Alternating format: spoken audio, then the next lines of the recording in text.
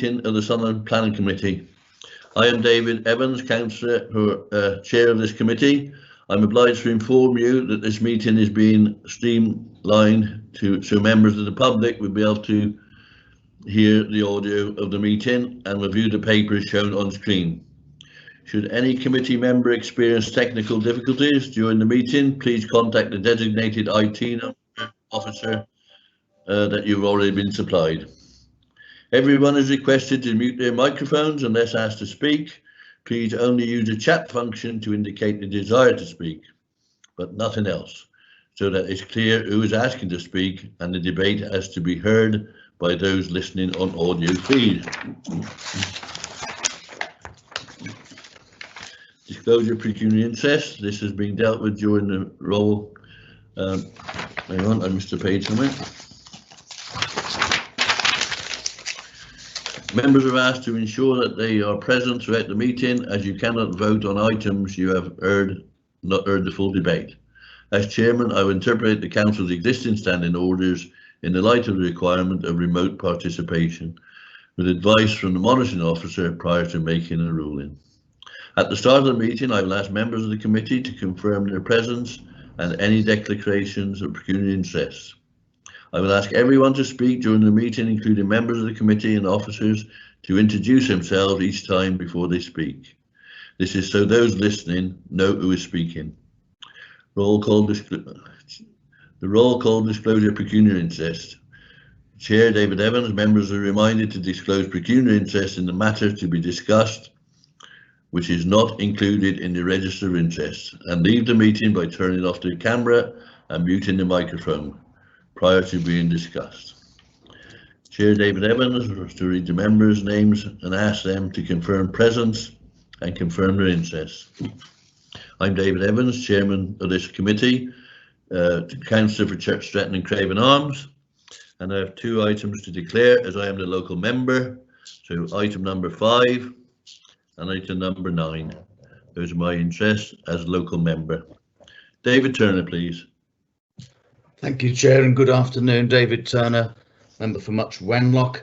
I have no pecuniary interests, but I will declare that on items 5, 7, 9 and 11, which all fall within or are very close to the Shropshire Hills area of outstanding natural beauty. I am a member of the partnership and also a member of the Strategy and Performance Committee, but have taken no part in any consideration of these applications whatsoever. Thank you. Councillor Andy Boddington, please. Andy Boddington, Ludlow North, and no interest. Thank you. Councillor Simon Harris. Councillor Simon Harris from the ward of Broseley, and I have no pecuniary interests at all. Thank you. Councillor Nick Iglett. Councillor Nick Hignett, Ray Valley Ward. No pecuniary interests. Councillor Richard Huffer. Good afternoon, Chair, Committee. Interest in item 11 as local member. Thank you. Councillor Cecilia Motley. Councillor Cecilia Motley, Corvedale Division. I have an interest in items 13, 19, Burley, Craven Arms, only insofar as I'm the local member. I have no pecuniary interest in anything else. In common with Councillor David Turner, I too am a member of the AONB Partnership and Management Boards, and I have taken absolutely no part in any of the applications today before us that fall within the AONB. Thank you. Councillor Tony Parsons. Tony Parsons, member for Basin Hill, Colham and Sutton. I have no pecuniary interests. Councillor Matt Shinton. Councillor Matt Shinton, Clitheroe Mortimer Division. I'm the local member for agenda item 7 and agenda item 12 and will take no part. Thank you. Thank you. Councillor Robert Tyndall. Thank you. I represent Brown Key Division. I have no pecuniary interests, but item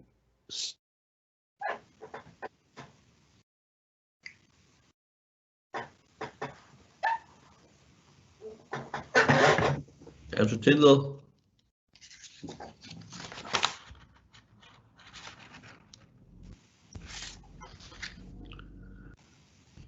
Councillor Tina Woodward, please.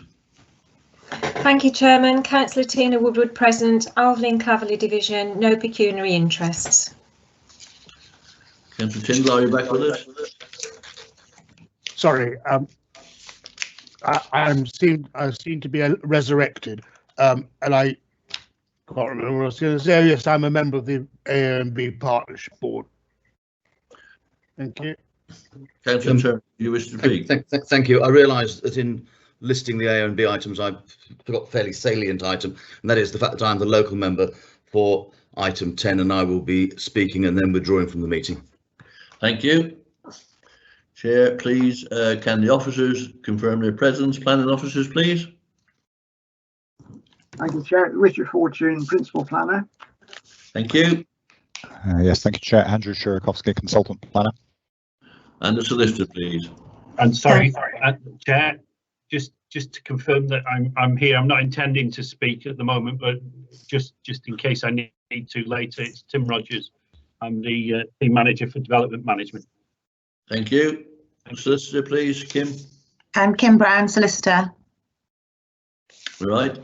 I shall now turn to the item agenda. Apologies for absence, please. We have no apologies for absence, Chair. Thank you. To confirm the meeting of the minutes of the meeting of the South Planning Committee on March the 16th, 2021. As Chair, David Evans, I move the minutes of the previous meeting of the Planning Committee of 16th of March 21 as circulated with the agenda papers be signed as a correct record. Can I have a seconder, please? David Turner. Thank you. Seconding in loads of places. I will now accept the minutes as a true record unless anyone indicates differently. Chair David Evans, are there any public questions, please? No public questions have been received, Chair. Thank you. We've done the pecuniary interest. I move on to item number 5, which is a substantive item on the agenda, and it's planning at south east of Springbank Farm, Church Stretton. I will now hand over the chair to David Turner, and I will leave the. Thank you and good afternoon, everyone. I had anticipated that David Evans was going to say something, but seems not. I hope that you have all read the late representations, including those that were emailed to you earlier today.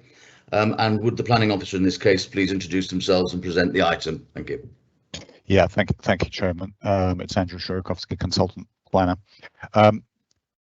Before I'll say this at the beginning in case I forget it, there are a number of additional late representations, which are, there's 4 included on the late representations sheet.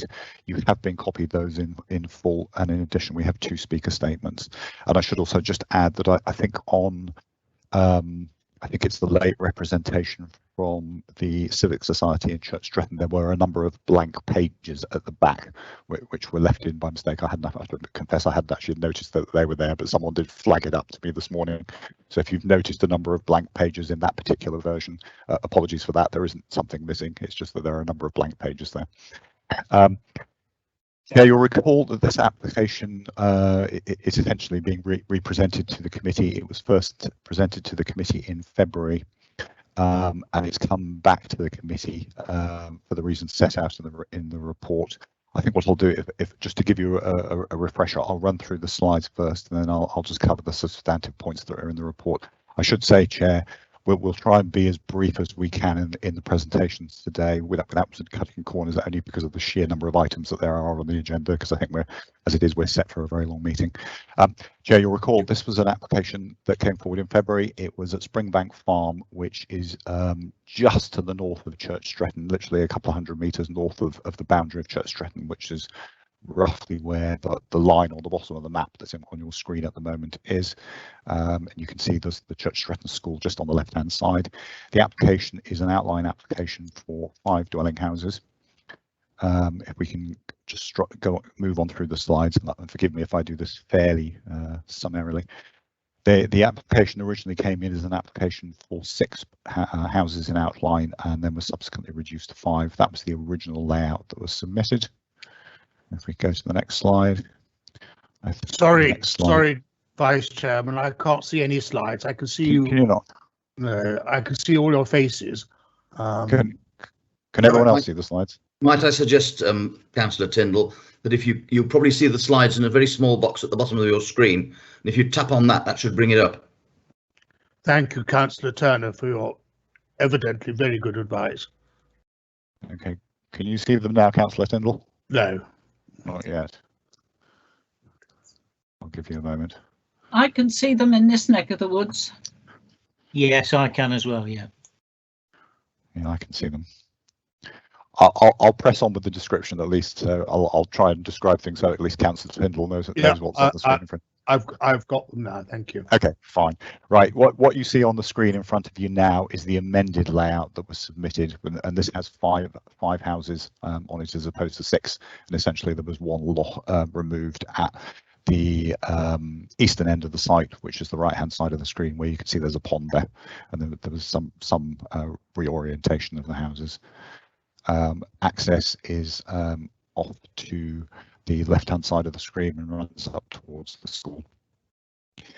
If we can just move on through the slides, I'm going to do this fairly briefly. Next slide, please, Tim. Yeah, so this is just an aerial photograph. So you can see the edge of Church Stretton there with the school on the left-hand side. There's essentially 1 field between the edge of Church Stretton and the site to the north. If we can just see there's that line of trees. I don't know if you can bring the cursor up to there. Yes, just there. And that area in there is the application site. You can see the railway line runs just to the right, and then the A49 to the right of that again.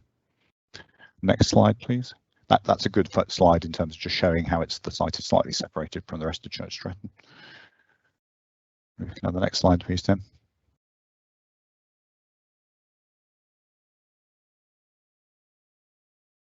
And we just go into the photographs. We'll just whiz through these fairly quickly. The site, it has quite a number of trees on it. These are the trees on the western side of the site.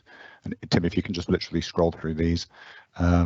This is part of the buildings that there are on the site. And I think that as you follow the photographs, they just pan round to the left. So if you can just run through them, Tim, very slowly.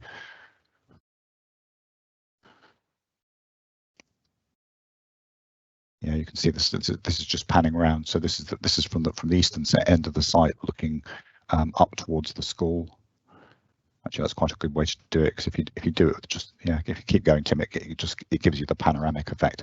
And there you can see the sites running along, the trees running along the south side of the boundary. So essentially, the area the houses are going to get built on is this green area in front of you. And that's the view the other way, looking to the east. You can see there's a number of trees running along the southern boundary there. Again, I'll just let Tim scroll through these gently. Just keep going, Tim. And there's a number of older agricultural buildings on the site which would be demolished to make way for the housing.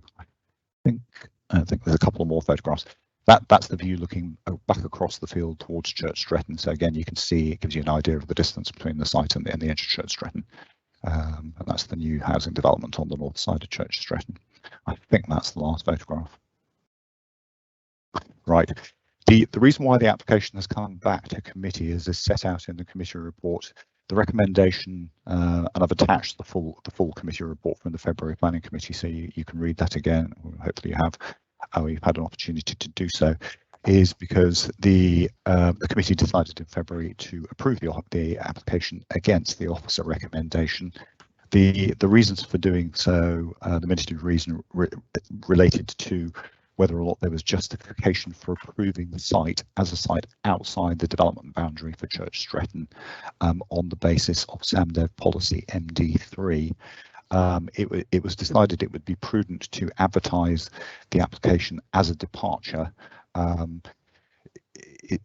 essentially because the case under MD3, just get my copy here of MD3. The way policy MD3 is worded, it says where a housing guideline appears unlikely to be met, additional sites outside the development boundaries that accord with settlement policy may be acceptable. And I think that was essentially the committee's reasons for considering there was justification for approving the application in this instance, given the position with the number of completions and planning permissions in Church Stretton, and also, as I set out in the original report, the position with the adjacent allocated housing site, which is now no longer to be developed.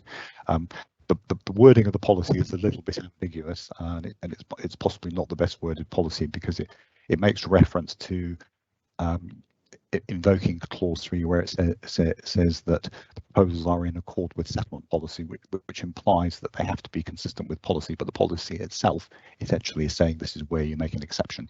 So as a matter of caution, it was decided it was prudent to re-advertise the application as a departure and invite further representations. As I've set out in the report, we have as a result had a number of additional representations.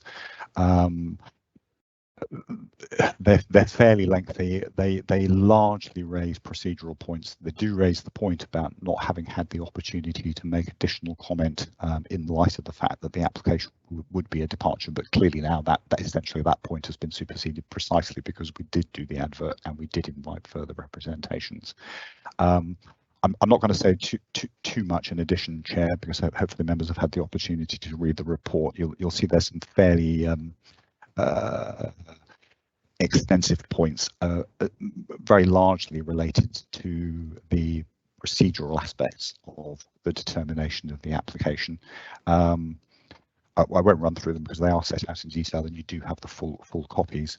But in essence, they seek to challenge the committee's basis for making the determination that it did in February. So the decision in front of you today, taking into account those representations, is whether or not you wish to ratify the decision that you made in February, or you wish to reconsider the decision that you made in February and potentially revert to the officer recommendation and refuse planning permission. And I'll leave it at that, Chair, because the representations are fairly lengthy. Thank you, Andrew, and appreciated that you moved through it fairly fast. Are there any public speakers on this matter who have submitted written statements to be read in accordance with the revised procedure for public speaking? Yes, thank you, Chair. We have a statement from Jim Bunce on behalf of the Save Snatchfield Group, All Stretton Village Society, Clive Avenue Residents Association and Stretton Civic Society, which says, we are disappointed that a Freedom of Information request, now well over 20 working days old, to obtain all the papers and attachments considered by the committee of the 16th of the 2nd has not been actioned. These papers and attachments should be publicly available, nor have substantive replies been received in respect of February letters from community groups to Shropshire Council's Chief Executive. It is difficult for community groups to play an appropriate part in local decision making in these circumstances. Notwithstanding the above, we would ask the Southern Planning Committee to consider the following points re 18/01258/out. The Springbank Farm proposal is for open market homes outside of the development boundary, in land confirmed as countryside for planning purposes and in the Shropshire Hills AONB. As recognised by planning officers, it runs counter to numerous current council policies and NPPF provisions. For example, CS3, CS5, S5, S5.1, CS6, CS17, MD2, MD3, MD12, MD13, NPPF 117, 170, 172. S5.1 brackets 2, the Church Stretton section of the currently adopted plan makes clear that new housing development will be delivered through the allocation of greenfield sites together with windfall development within the town's development boundary. Developers have well-known aspirations for numerous parcels of land outside of Church Stretton's development boundary. Multiple speculative open market applications would undoubtedly follow should open market housing be approved at Springbank Farm. The current housing guideline figure for Church Stretton of 370 up to 2026 is quoted in the Development Management Report. This reflects an allocation of 50 for the now withdrawn school site. The Planning Committee may wish to be aware that to reflect the withdrawal of this site, Shropshire Council reduced their initially suggested local plan review housing guidance figure for Church Stretton by 50. Our broader point is that targets may drive inappropriate decisions in an AONB context, where NPPF policies provide clear reasons for refusing or limiting development, and where PPG paragraph 041 outlines that targets may not need to be met in full in an AONB anyway. We note the advice to Planning Committee that little or no weight can as yet be attached to the Shropshire Local Plan Review. In his previous submission, Councillor Welsh referred to an increased windfall housing allocation, 121 houses over the new plan period, and this may have had some influence on committee members.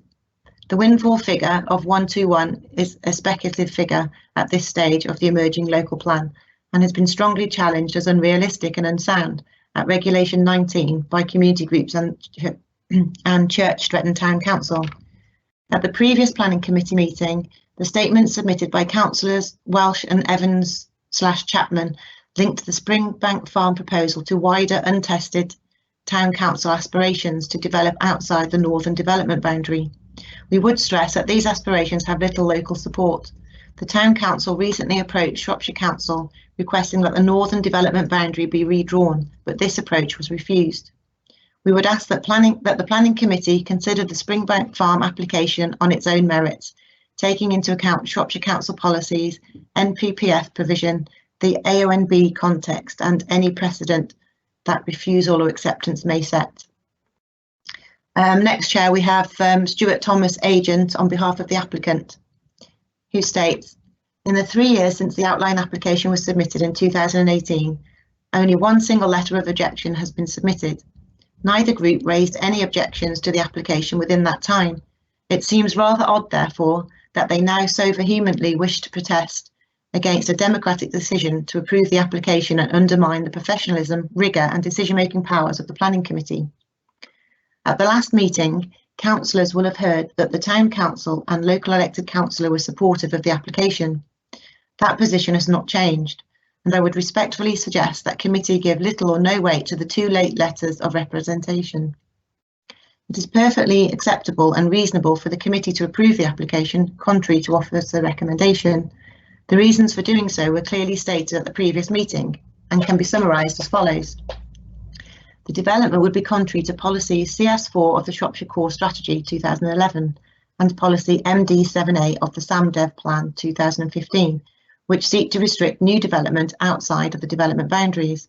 However, set against this, the proposal would be compliant with policy MD3 and would represent a small scheme that would not harm the rural character of the area and would conserve and enhance the AONB. It would have very good accessibility to services and facilities in the town and also provide 5 new dwellings, including an affordable housing contribution, generating economic benefits through the creation of employment and the construction of the dwellings.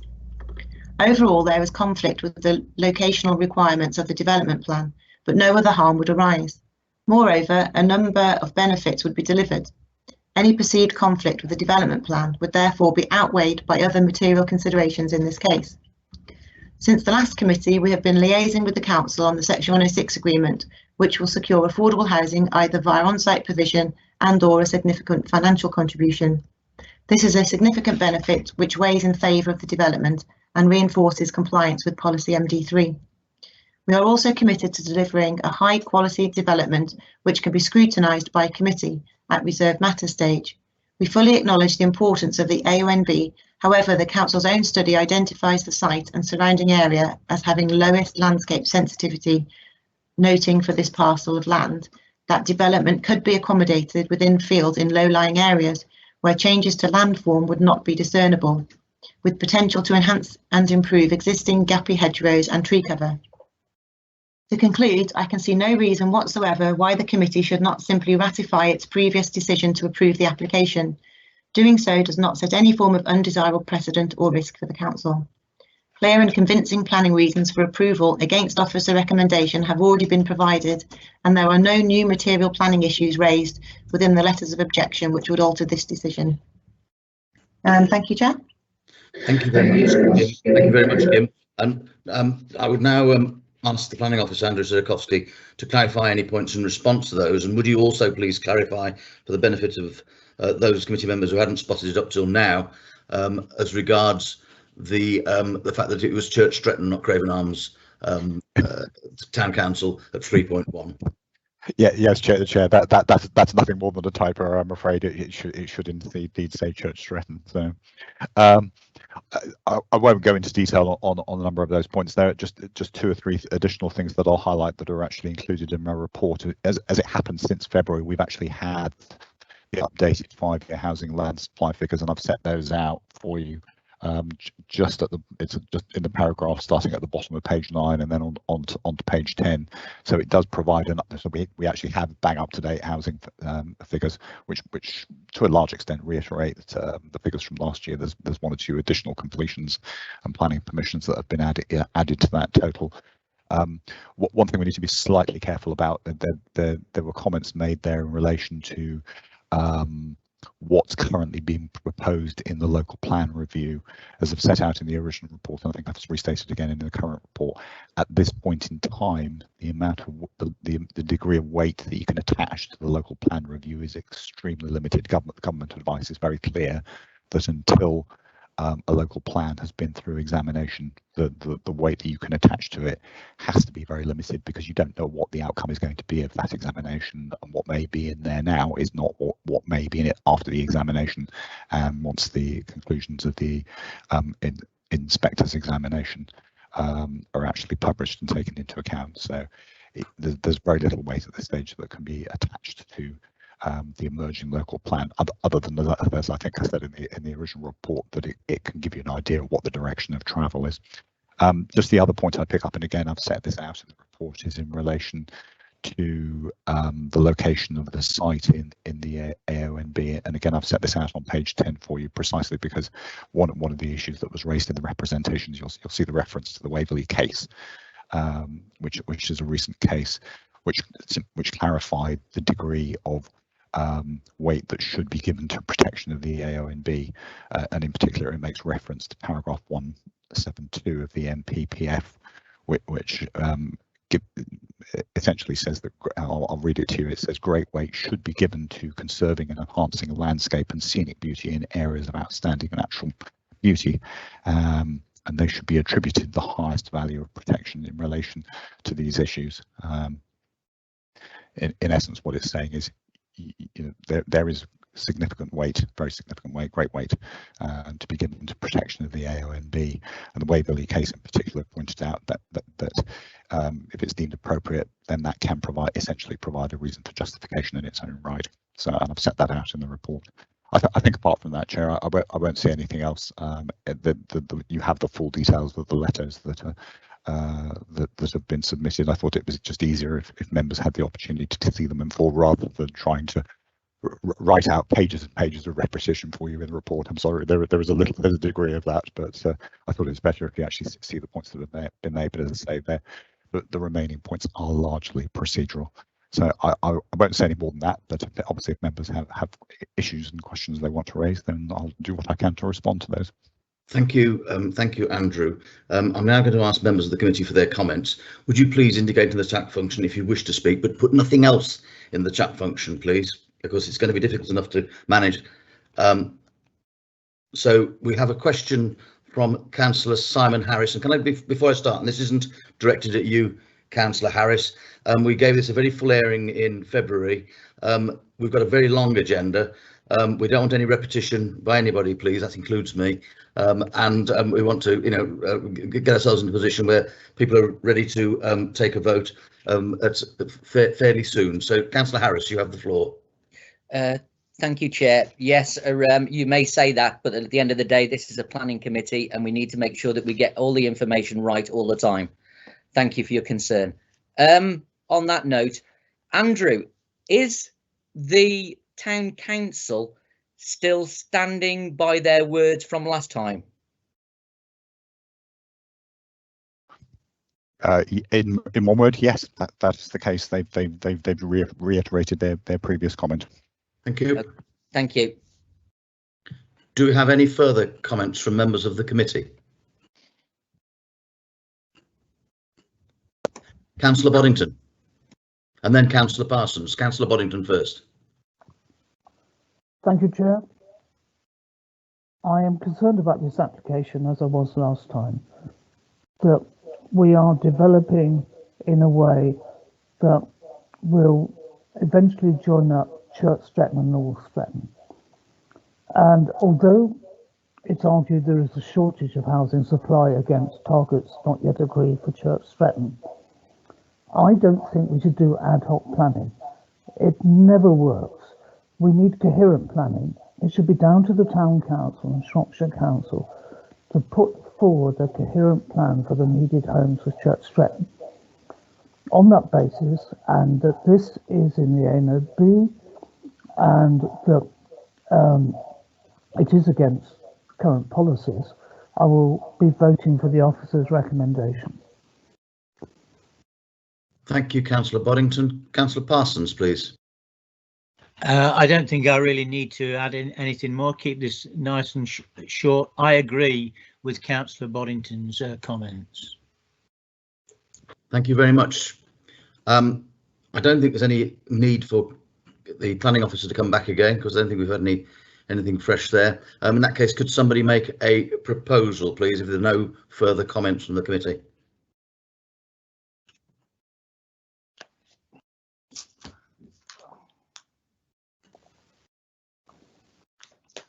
Chair, I'm having trouble typing at the moment, but can I make a proposal that we accept the officer's recommendation? Do you have a seconder? I'll second that. Thank you Councillor very much. Parsons, sorry. Thank you. I've got that. So we have a proposal by Councillor Boddington, seconded by Councillor Parsons, to accept the officer's recommendation to refuse the application for the reasons set out in the report. Could unless the solicitor or the planning officer got any further to say, could the solicitor please take the vote? She will read out your names and you will then confirm. Thank you. Okay, thank you, Chair. Nothing further to add from Andrew. Then we'll take the vote. So Nothing from me, Chair. Thank you, Andrew. So we've had a proposal and a seconder to refuse the application in accordance with the officer recommendation for the reasons set out in the report at Appendix 1. So if you could please indicate whether you're voting for or against the proposal. Councillor Turner? I'm voting for the proposal. Councillor Boddington? For. Councillor Harris? Against. Councillor Hignett? Against. Councillor Huffer? For. Councillor Motley? Abstain. Councillor Parsons? For. Councillor Shinton? Sorry, for. Councillor Tyndall? Abstain. And Councillor Woodward, please. For. That's 6 votes for, 2 against and 2 abstentions, Chair. That certainly accords with my maths. Thank you very much. Can we please get Councillor Evans back into the room, please? Thank you, Chair. Right, we now move on to item number 6, which is Acton Arms Hotel, Moorville, Bridgenorth. Councillor Tyndall is a local member, so I would ask the officer to read the application, please. Thank you, Chairman. Chairman, this is another one which you'll recall came to the February committee and has been represented to the committee to consider today. The reason this time round was that the members, you'll recall the committee voted to defer the application in order to give the applicant the opportunity to bring forward proposals in relation to potential use of the revenues from the development of the housing site here for works to reopen the Acton Arms public house. I will again just run through the presentation just as a refresher, but nothing more. I will try and constrain myself to just commenting on what's come forward in terms of the information since the last committee, rather than running through it all again because it's set out in the report. The application site, as you can see on this plan, the main road from Bridgnorth to Shrewsbury is at the bottom of the site there. You'll probably be well aware of the Acton Arms sits in the dip in the road in the centre of Moorville, and the access to the site would be through the car park. So you can see the pub there is to the left of the access, that's it, and then the car park is to the right, and then the housing site is the area at the back of the pub, as shown on that plan. If we can move on to the second slide. If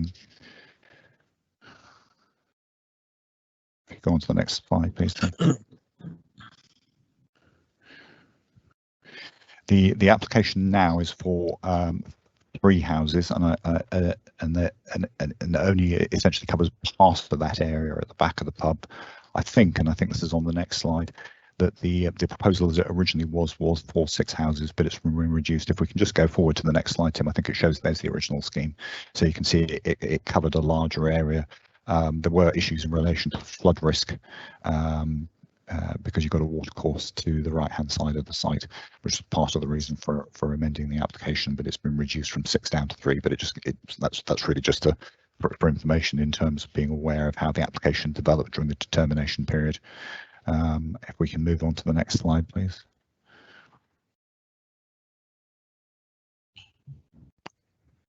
And then we've got a series of photographs. So that's the view from the main road looking across the pub car park. You can see the Acton Arms on the left-hand side of the photograph.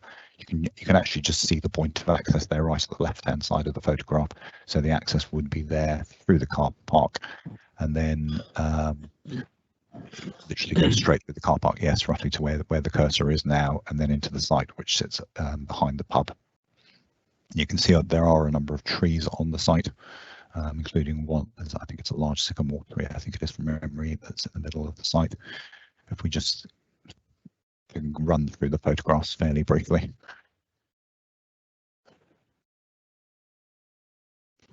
So that's just the view looking straight in from the point of access. So the access would go straight through the back. Obviously those concrete barriers are only temporary at the moment. And the next photograph.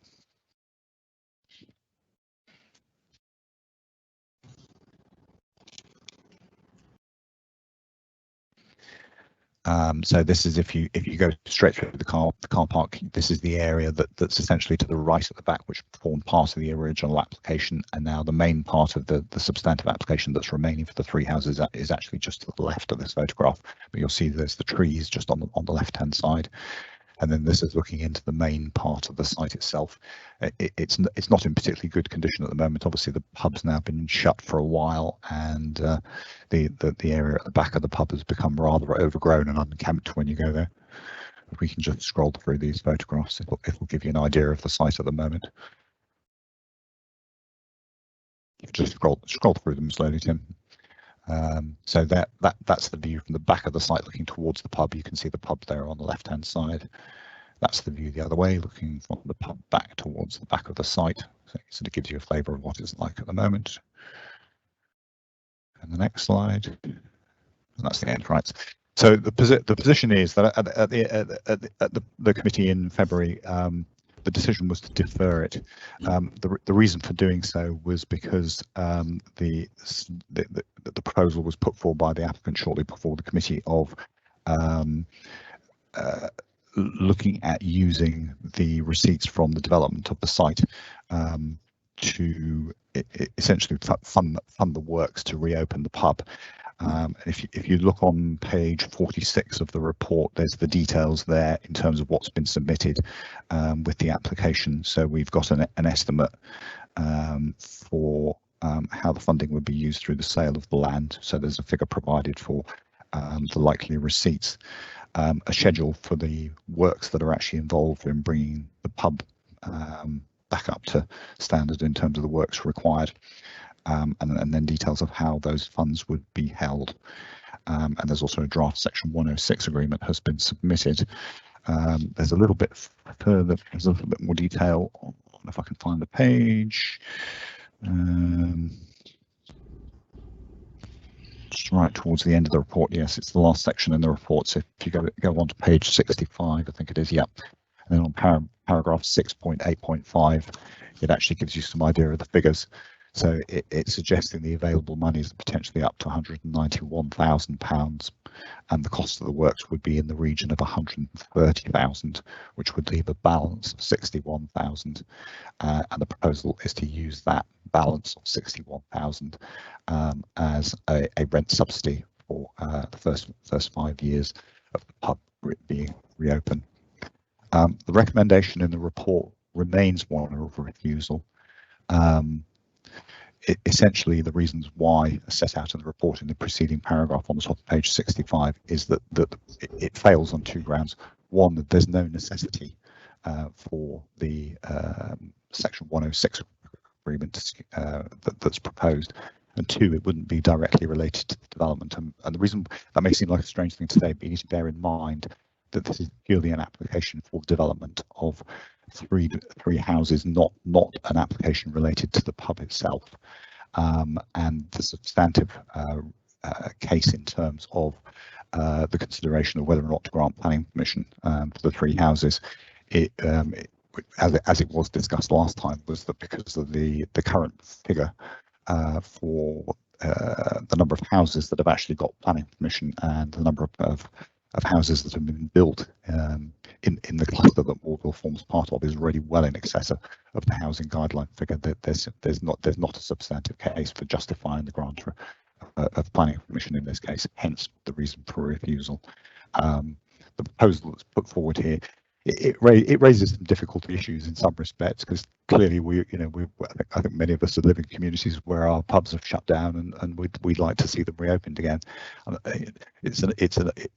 Unfortunately, in this case, the link really hasn't been made sufficiently between the housing application and what's proposed in terms of the works of the pub. I should also add that there isn't really there's no substantive business case that has actually been put forward with the application that looks at whether or not there's a reasonable prospect of this working and exactly how the mechanism will work. So it's an application that, understandably, I think raises difficulty issues, but in terms of what's been proposed and the way it's been proposed, the recommendation has to stand. And I say that with a degree of reluctance, because you never want to be arguing against the retention of community facilities, but those are the reasons that are set out in the report. They essentially stand, and I'll leave it at that, Chair. Thank you, Andrew. Chair David Evans, can the solicitor read out any public speaking statements, please? Yes, thank you, Chair. First is Robert Tyndall as local member, and he's indicated he'd like to read his own statement, please. Thank you. Thank you, Robert, if you want. No, I wouldn't like to, because I can't actually find it. So I wonder if the solicitor could find it and read it, please. Okay, happy to do so. Thank you. So this is on behalf of Robert Tyndall as local member. Essentially, I'm disappointed that it seems that a legally binding agreement to ensure that the profit from the sale of these 3 sites to finance the restoration of the public house could not be reached. Moreville Parish Council, although in principle against more housing development in the parishes that make up the parish council, were prepared to relax their stance if it meant that a way had been found to restore the public house. I think a golden opportunity will be lost if the planning application is refused. Next, Chair, we have the statement of James Collins, the agent. We really appreciated Councillor's decision in the last meeting to defer the application so a legal agreement could be reached whereby funds from the proposed development would be used to refurbish, reopen and secure the future of the Acton Arms. However, we were bitterly disappointed with the level of engagement from Planning Department since that decision. Within 2 weeks, we provided all the information requested. Since then, despite frequent emails, we've had no feedback. To confirm, though, it is absolutely possible for a legal agreement to be reached. To begin, we would like to highlight the positives within the report, namely, 1, this time last year, the site had planning permission for 6 houses. 2, the officer's report confirms there were no objections from a conservation, highways, environmental, ecological or flooding perspective. 3, Section 6.1.14 states, it has accepted the site as well confined within the existing curtilage of the public house and does not encroach into the wider countryside beyond. Furthermore, officers are unaware of any local infrastructure issues resulting from this modest level of development and consider that the development may facilitate enhancement of some local services and facilities in line with the objectives of Core Strategy Policy CS4. The sole reason to reject the application is that Moorville has chosen not to have more dwellings built, mainly because it does not have the facilities of a larger settlement. Reversely, though, if the application is not approved, it will not have a pub, which we would have thought is a vital part of a thriving village. We refute the planning department's statements that the Section 106 does not meet the council's objective of mitigating the impact of development.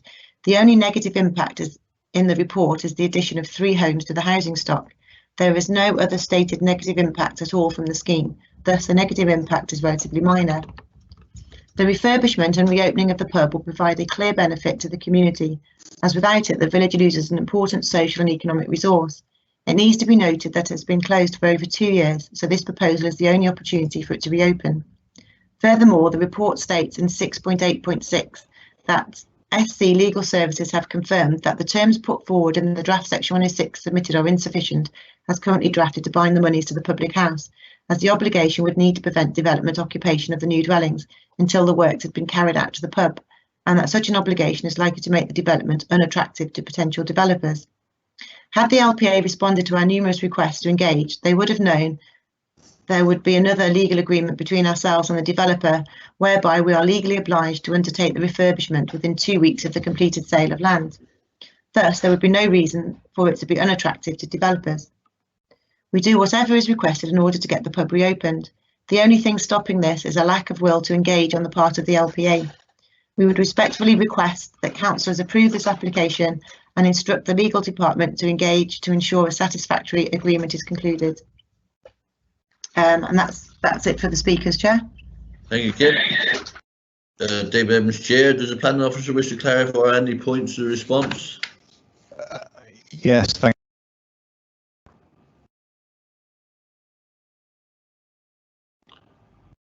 you. Muted.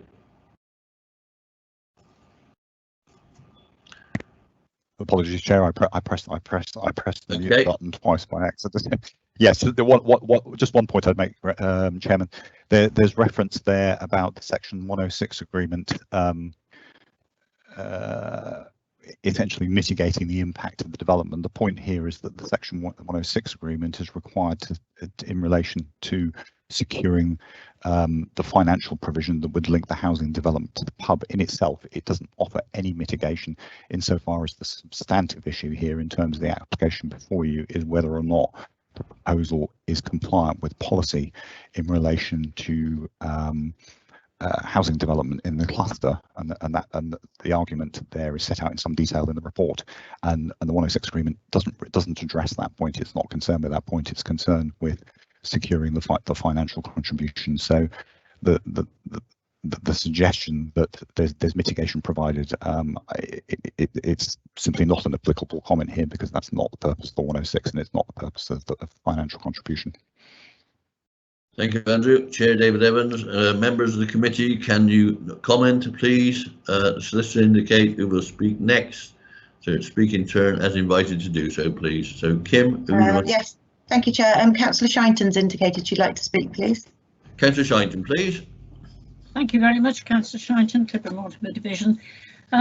It's with interest that I look on this planning application, because we have a number of these pubs that are closed down across the county, and with spare land there, which seems to me that we can't leave them sitting there forever as they disintegrate in front of our eyes. I refer to one in the Bridgnorth area at Erdington, which had just the planning application. Yes, the pub could be demolished on that occasion and houses built. I'm not sure what's gone wrong with that, but for the last, 2 years, if not longer, the whole site has ground to a halt. So there it is on a very bad bend on a main road from Highley to Bridgnorth, just sitting there disintegrating. If you look at a +1, we're looking at the Pheasant at Neenton. And I'm sure Councillor Tyndall knows more about this than I do, that's for sure. But whilst not quite the same, nevertheless, the similarities are there, which make you think that this has actually worked, because land and housing was sold off and the Pheasant was opened up again and has become a very successful pub. If we stand back and look at what's happened in the last 12 months or so to this country, may I say, if there's one thing that people welcome, is the opportunity to go out and have a meal in pleasant surroundings. And that's one of the pluses that this pub has, is it's accessible off a main road and not too obscure for people of my generation, for instance, that can actually find their way there to have a pleasant meal. And if they do that well, they can be extremely successful. When it comes to the houses themselves, to me, they're sustainable. We have a primary school within easy walking distance. We're on a main road which provides public transport. Transport indeed, if you want to go on to a secondary school, you can go to Bridgnorth, you can go to Much Wenlock. If you want to go on further post 16, then you also have transport to access other post 16 education. I cannot understand why we cannot allow this planning application to go forward. Legal agreements, well, I'm no solicitor. Section 106 seemed to me to be relevant to tie the pub to the development. And as we've had assurance from the proposed developer that there would be an agreement with the actual developer, in other words, the construction people, then I would be satisfied with this. So I'm afraid I shall vote against the recommendation, Chairman. Thank you, Councillor Shynton. Next speaker, please. David Turner has indicated he'd like to speak, Chair. Thank you, Councillor Turner, please. Thank you, Chair. David Turner, Much Wenlock. I think that I spoke on this when it came before the committee before, and let me preface my comments by saying that no one is a greater enthusiast for eating out and drinking out than I am, and I haven't done it for 12 months.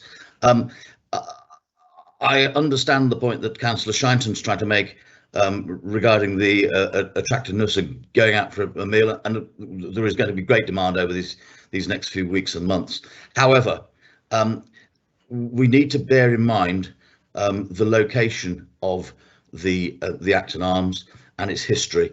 Before the coronavirus pandemic, there were serial occasions when the pub was closed, and I can only conclude that it's because the demand was not there.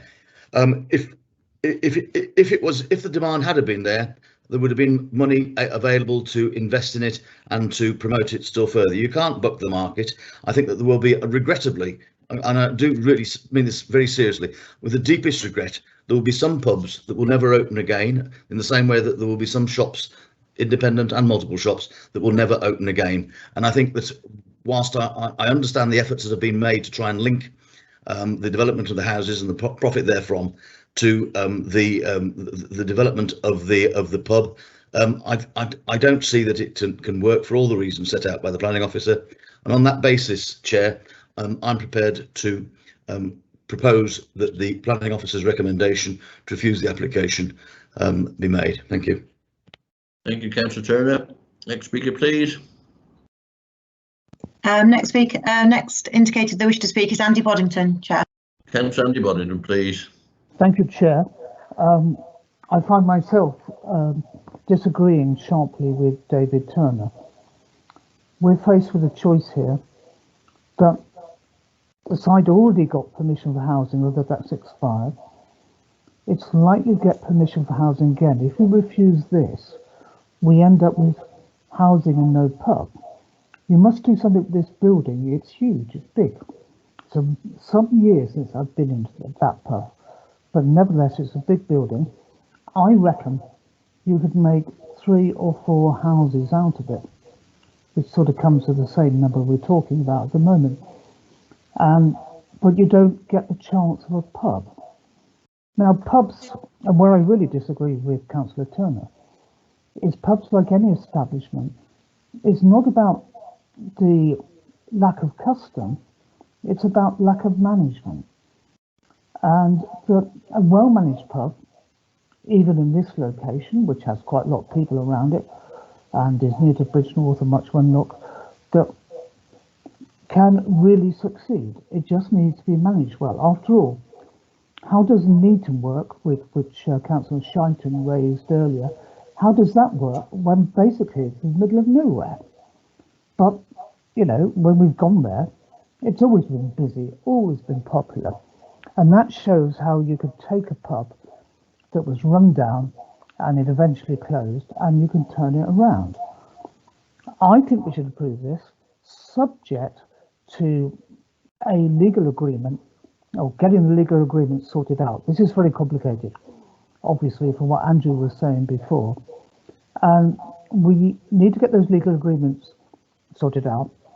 But I would now propose, and this is a formal proposal, that we approve this scheme, so we reject the officer's recommendation, subject to establishing a legal agreement that ensures the money goes to the pub for refurbishment. Thank you. Thank you. Next speaker, please. Councillor Motley, Chair. Thank you very much, Chairman.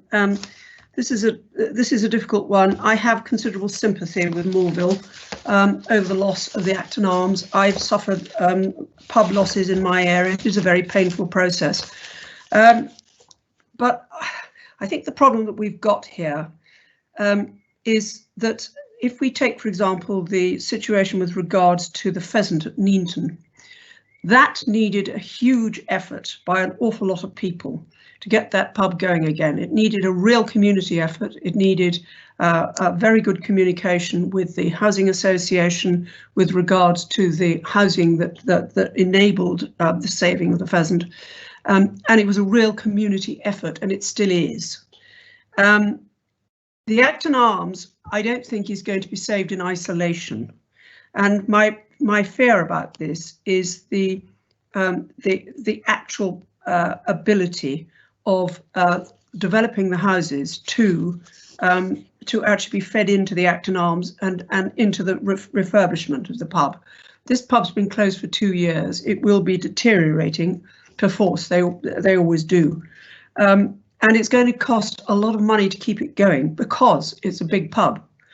I quite agree with Andy Boddington in one respect, in that perhaps this needs to be looked at in a different way to see whether the Acton Arms could perhaps be used, be developed itself, and together with houses, so that you actually can still make some use of it. And you could maybe put something else there, rather than a pub, have a small retail outlet or something like that there. But it seems to me that unless you're going to have real community buy-in in saving this pub, to a certain extent you're on a housing to nothing. And you've got another problem here, and that is this issue of the cluster. Now, clusters are really quite sensitive. And it does seem to me as though this cluster is well up to its numbers and going over them at a rate of knots. And it seems to me too that there is unwillingness again among the community to welcome more housing, which is going to swell the cluster even further. So with the very best will in the world, I don't believe this proposal, I don't believe this actual application is going to be the right one for the Acton Arms. I'm not saying that there isn't a solution out there, but I don't think this is it. So I won't. I will actually be supporting the officer's recommendation here. Thank you. Thank you, Councillor. Please. Next indicated speaker is Tony Parsons. Thank you, Tony. Okay, thank you, Chairman. Councillor Tony Parsons. This I think is a very, very difficult decision to make, because I don't believe either that the granting of the permission to build these 3 houses will necessarily save the pub into the longer term. We've seen where the 191,000 that's made by doing this is likely to go, and I think there's something like 61,000 to support the rental of the property over a period of time. Well, that's not going to last very long, I wouldn't think, before it is spent up. But having said that, this site right in the middle, in the dip in Moorville, if this permission isn't granted, and if the pub deteriorates further, becomes derelict, starts falling down, whatever else it might do, there will be a need at some stage to do something in the centre of this village, because otherwise it will look in a terrible state. Now, this might not be the right application, but I'm guessing it's the only application at this point in time. So I'm not sure how I'm going to vote on it, but I think it could be quite a significant problem for the village of Moreville, right in the middle there. Thank you, Tony. Do you want to come back in, Andrew, please? Yes, thank you, Chairman. It is a difficult application, this, and I'm sure there isn't a member on the committee, and I'm sure there isn't an officer on the committee that doesn't have a lot of sympathy with the issues that this application raises. There's 2 points I want to make, though. One is the application in front of you today is an application for 3 houses. That's all the application is actually for. It's not an application for a package which involves the pub and the housing and, you know, how the overall how that may work. I mean, I believe in the case of the Pheasant at Neaton, there was very much a strategy there, which was linked the houses to the pub and the reopening of the pub. So that's one point I would make there.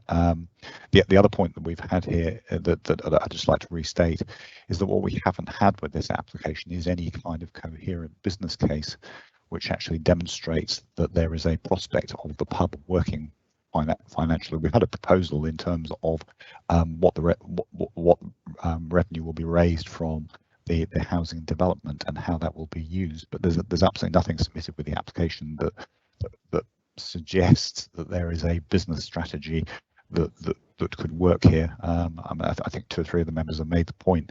You know, is this as an application, if you like, a package for something that would provide a future for the pub? And the reality is, at the moment, it isn't, because it's only an application for housing development. So I just make those points because it is an application that raises a difficult issue. Potentially, it may not be the right application, but the application has the recommendation that it has, because as it stands, it's an application for 3 houses. If you only had an application in front of you today for 3 houses without the pub in the equation, the recommendation would be exactly what it is for the reasons that it is, and in essence, that's what you do have in front of you.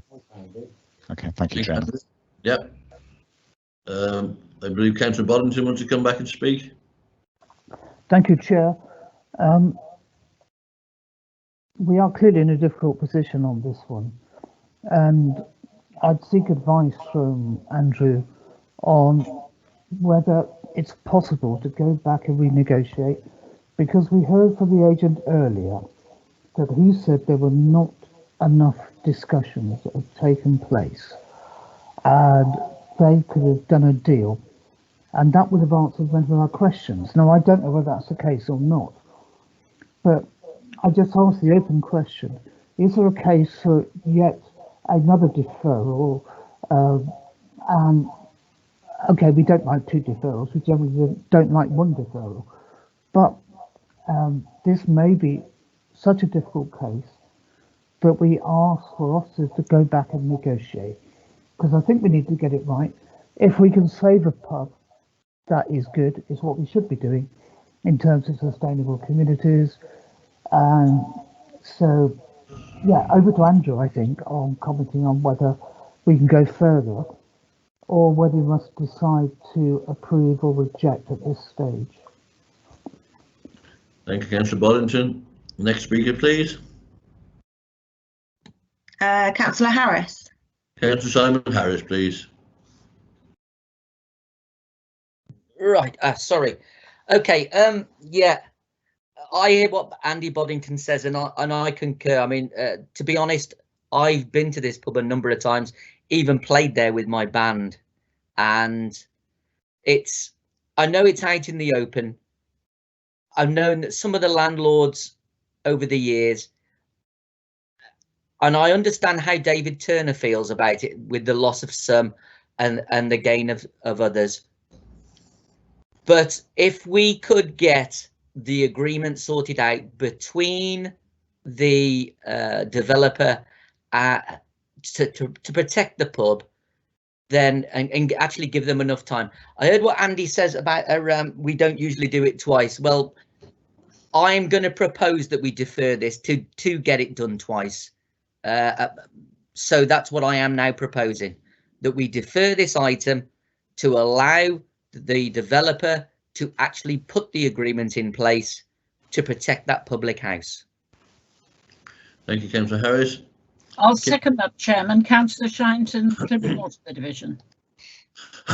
Okay. Can I just say something, Chair, Yeah, please? Kim Brown, solicitor. Yeah. I just wanted to point out, I think Andrew said it before, what we're actually considering here is the proposal for the development of 3 dwellings. Yeah. And as an aside of that, what's been offered by the applicant is the potential Section 106 agreement, which would tie some of the sale monies into redeveloping the pub. As it's clearly set out in the officer report at 6.8,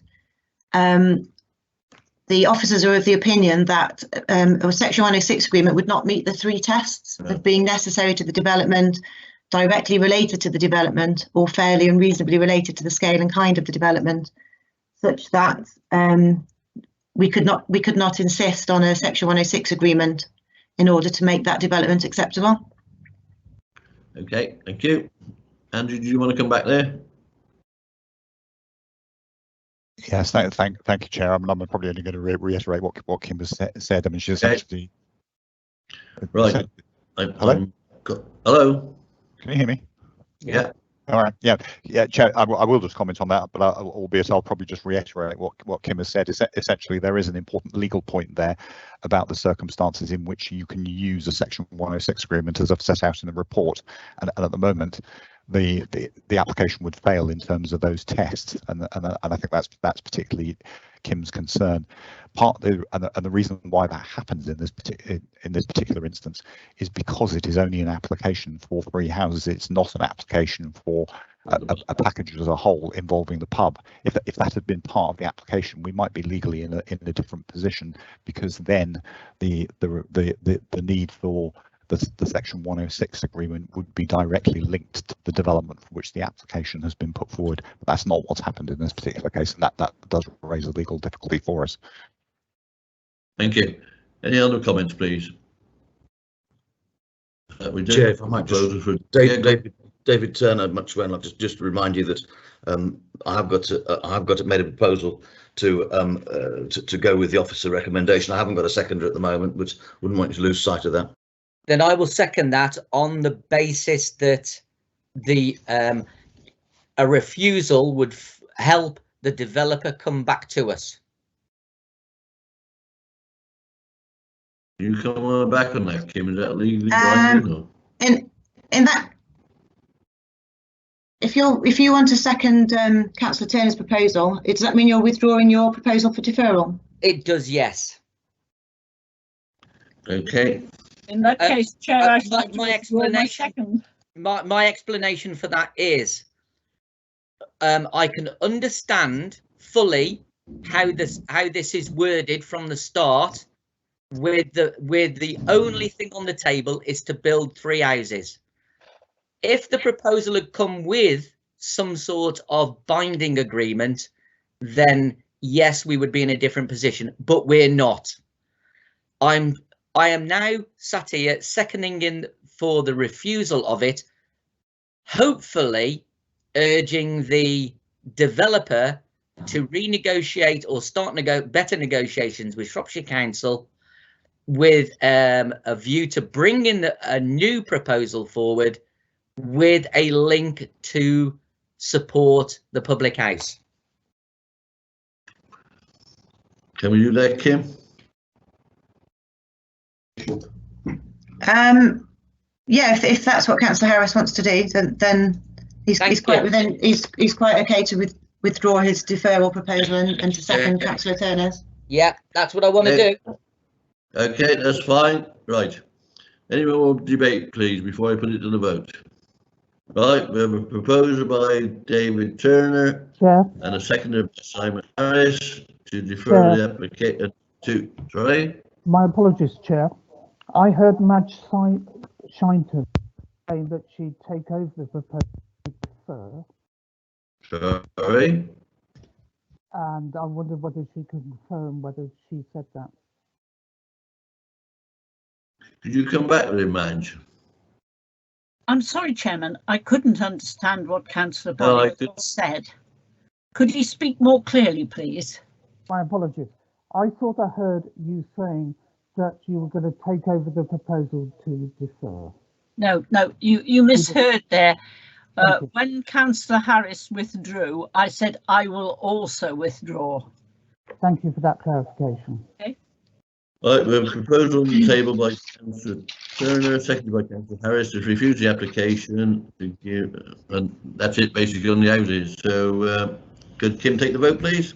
Okay, thank you, Chair. So we've got a proposal and a seconder to refuse the application in accordance with the officer's recommendation as set out in the report.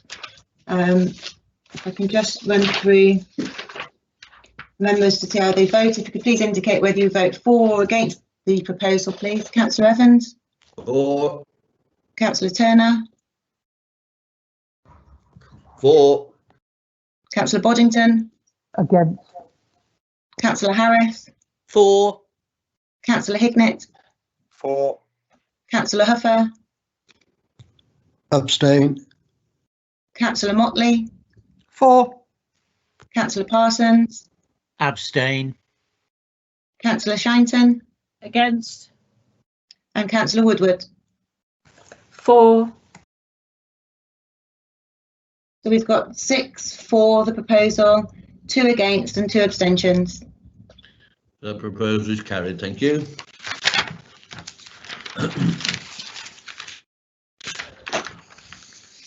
Right, we're now going to land at south of Doddington. Item number 7, proposed residential development. Councillor Shinton is a local member for this item and will not participate except on her statement. Thank you. So the planning officer, please. Yes, thank you, Chair. It's Richard Fortune, Principal Planner.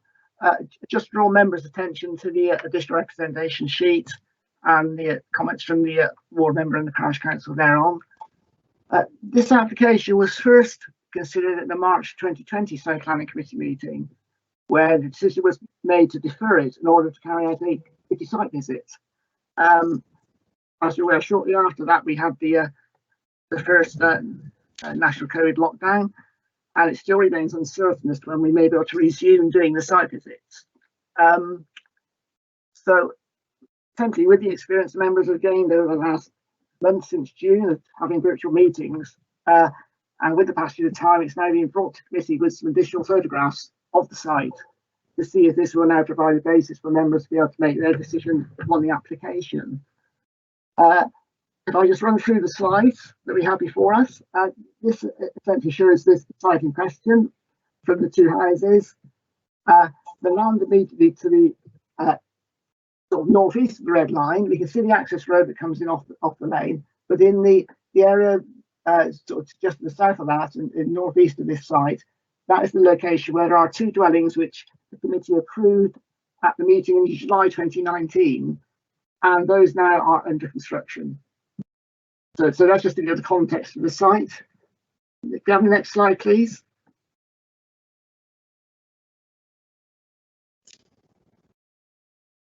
This shows the siting of the 2 properties on these quite generous plots, and the shared access route into the site, which is linked with the 2 dwellings under construction on that northeast side. Next one, please.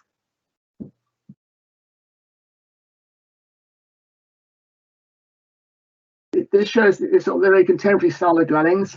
Again, you'll see later in the sequence, having similarities to the approved dwellings on the adjacent plot. But again, essentially, they're sort of the upside down dwellings in terms of living accommodation, with the bedrooms at the ground floor to take advantage of the slope of the land. And you have a combination of cedar roofs, stone lower wall areas, and timber cladding to the upper wall areas. Next slide, please. Again, this is showing the layout with the the sort of 3 bedrooms on the ground floor area, and then the other living accommodation at first floor level. And as I say, with the slope of the land, it means there is ground level access off the kitchen area onto the garden areas of the property. Next slide, please. This is some sort of views of the site that we added to the original photographs. I'd say beyond the green fencing we can see to the right there, that is the site where the 2 dwellings are currently under construction. And this is the view looking from the what's called plot 2, looking northwest from that corner up to the lines where the access road would be, which essentially is where we can see the white van. Next slide, please.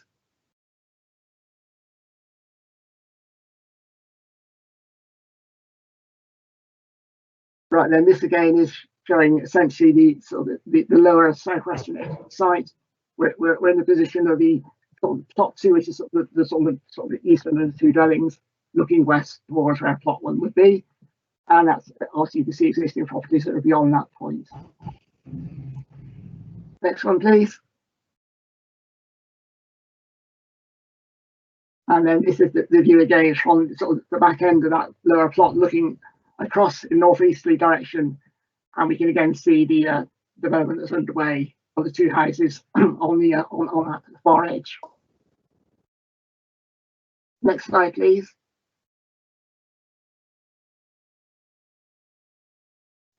Yeah, again, another view looking up towards the shared access into the site, essentially diagonally across the plot. Next one, please.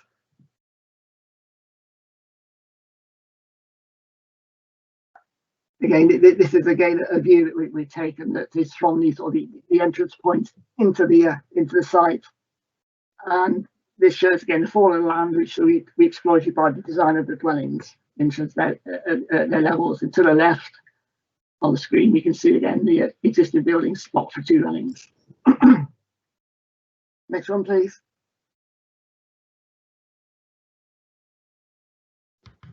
Again, as I say, another view looking towards the plot 1, towards the shared entrance into the site.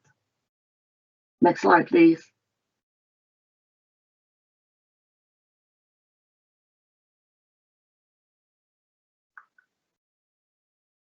Right, as described, that's sort of the internal entrance area into the site from the existing areas under development. The gates on the line of the shared access road. And that would be the point into the 2 plots we're now looking at. This view again is again looking sort of north towards the site in terms of looking at this particular plot. It is essentially the views you get from the common, which is on sort of the southern and western side of the site. And it's essentially is in the gap area that you see there. Next one, please. This is the entrance onto the sort of the public highway, the lane. Again, we can see the works underway in terms of the existing provisions for the 2 dwellings. Next one, please.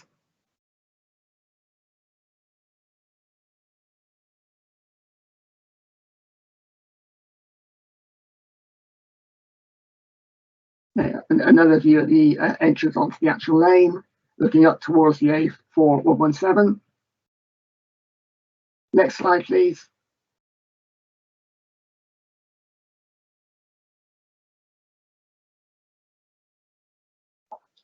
And this is the sort of the junction of the Earlston Lane with the A4117, and the site being down the lane on the right hand side. Next slide, please.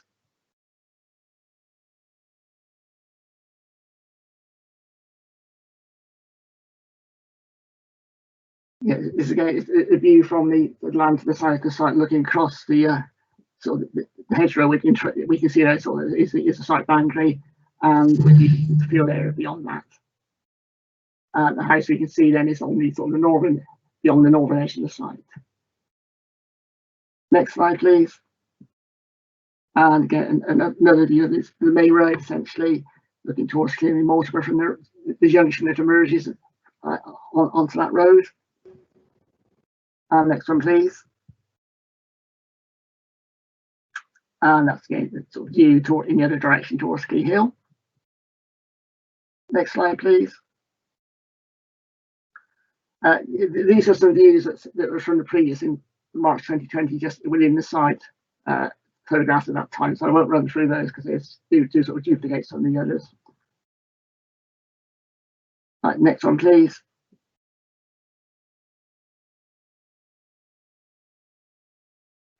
This slide just gives members an idea. In red, we can see the current application site, and then in purple, we can see the sort of permissions that have been granted for dwellings in this cluster already. So we have the 2 dwellings immediately next door to the site, 2 other plots to the east, and then to the north, there's an affordable dwelling site. So in terms of, you see in the report, there's quite a discussion of the housing numbers and the cluster and the number of completions, etc. So this gives you the context. It's also useful planning showing that there is the dispersed nature of this part of Doddington, and there's a scatter of dwellings on all sides of this particular application plot. Next slide, please.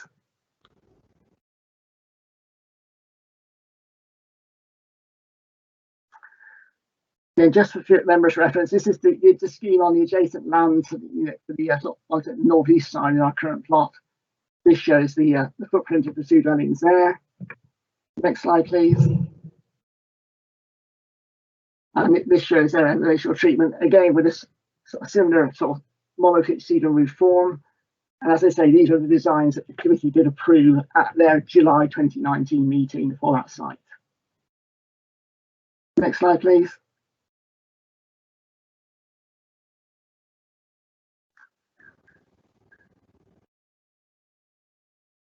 Again, the other house, again, as I say, current proposals are smaller than these 2 particular units, but they do show the similar size. If we could go back, Tim, to the plan that just showed where the permission application site is and the other permissions that we had on the ground. That'd be good. Yes, back a bit more. That's it. Thank you. So just this, in summary, the situation we have here is that the site is within a community cluster, which Doddington forms with Hopton Acres, and the principal open market dwellings is therefore acceptable in this case. It's judged to be an infill plot in this loose-knit cluster, and 2/3 dwellings are not considered to cause, as proposed, demonstrable harm to the settlement character in terms of housing numbers within this part of Doddington. Again, contemporary design, as noted, but materials are very much of the local vernacular in what's proposed, and it's not judged as being an overdevelopment or one that would detract from the setting of the A1B in this location. Highways have no concerns over the use of the access by 2 additional dwellings in terms of the local road network, and there's been no issues with residential amenity impacts here. So on that basis, and as I say, referring members to the discussion on settlement, numbers of dwellings in the settlement that have been approved in completions, is a situation here where member officers feel that this site is acceptable for the 2 dwellings now proposed. Thank you, Chair. Thank you, Richard. David, Mr. Chair, can the solicitor read out any public speaking statements, please? Yes, thank you, Chair. The first one is from Councillor Mad Shinton, who's local member and has asked me to read her statement. Councillor Shinton says, I object to this application on the following grounds. Number 1, creeping intrusion into the Clee Hill AONB. Number 2, questionable right of access to backland development. 3, overdevelopment of sloping site, which will require considerable engineering site preparation. 4, overdevelopment of the site of a small site does not contribute to the current spacious site density. 5, does not contribute to the urgent need for local affordable housing. 6, adds to the creeping incremental impact onto the A4117 at the notorious Earls Ditton Junction. Next is a statement by Lisa Henning on behalf of the applicant, who says, I'm asking you to consider the above application to enable me to return to the area following a change in circumstances. I co-own the land with my brother, Wade Davis, and due to COVID, need to relocate from the south coast.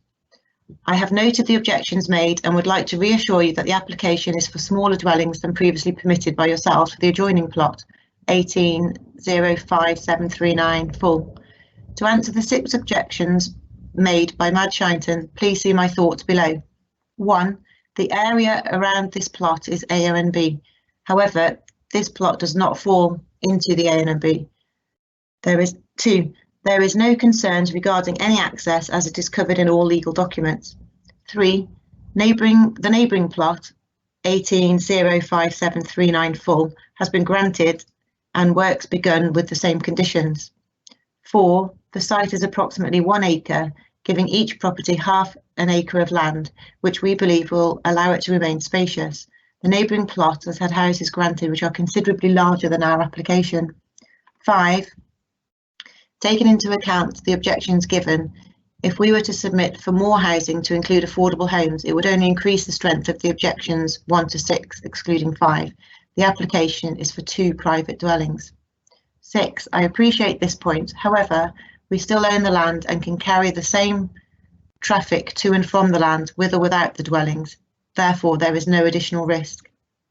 Over 12 months ago, we believe the outstanding issues was with highways, and I note that they have confirmed they have no objections. To note, we applied for this application over 2 years ago and feel that we have been extremely patient and understanding with the restrictions the council have been under. It is disappointing that in this time planning has not been granted and then amended and granted again for the neighbouring plot. When we applied 2 years ago, our personal needs were very different to now and timing was not as important. Timing is now crucial for us to relocate our family and receive the support of our extended family who all live locally.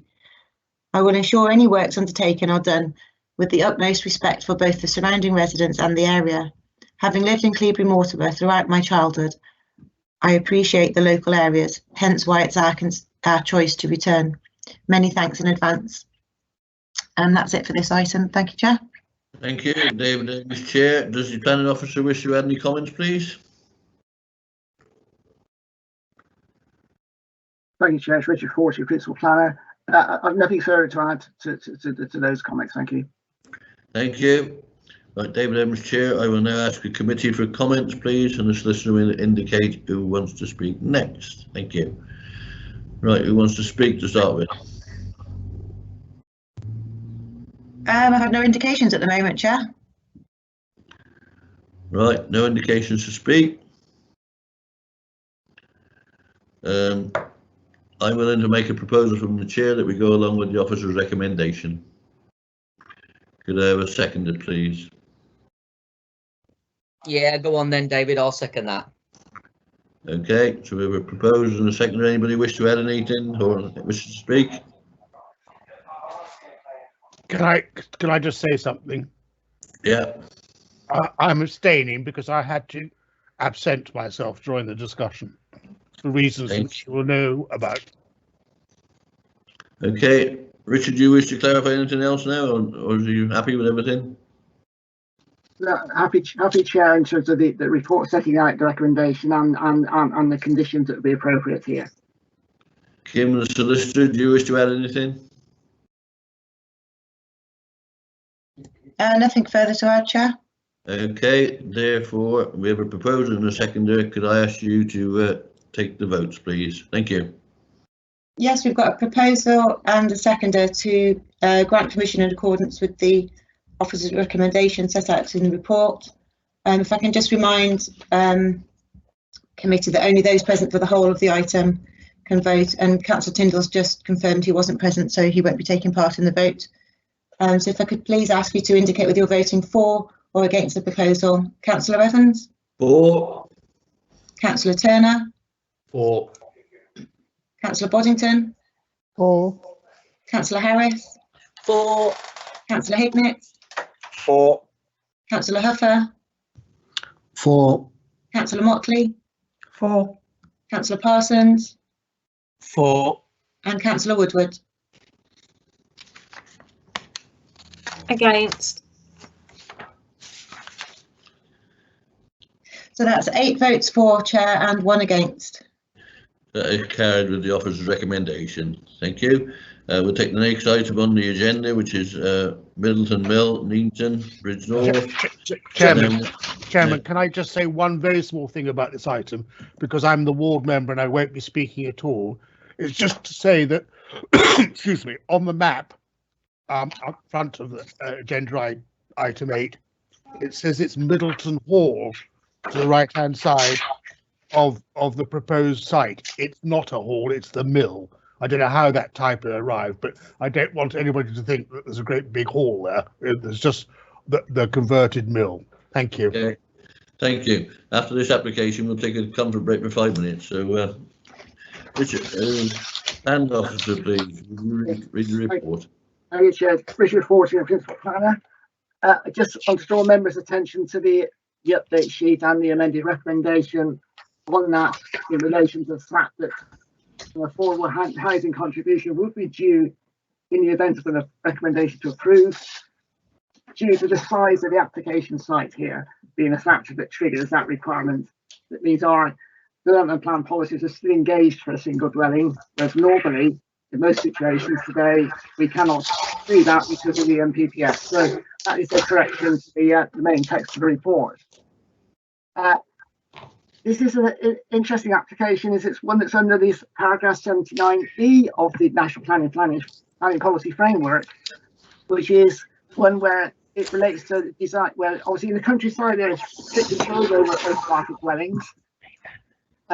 We're aware of the usual situation is a proven need for an agricultural dwelling or the like, but there's this final category that says that if a design is judged to be of exceptional quality in that, and I'll read it, quote, is truly outstanding or innovative, reflecting the high standards of architecture and would help to raise the standards of design more generally in rural areas, and, which is also a critical word, would significantly enhance its immediate setting and be sensitive to defining characteristics of the local area.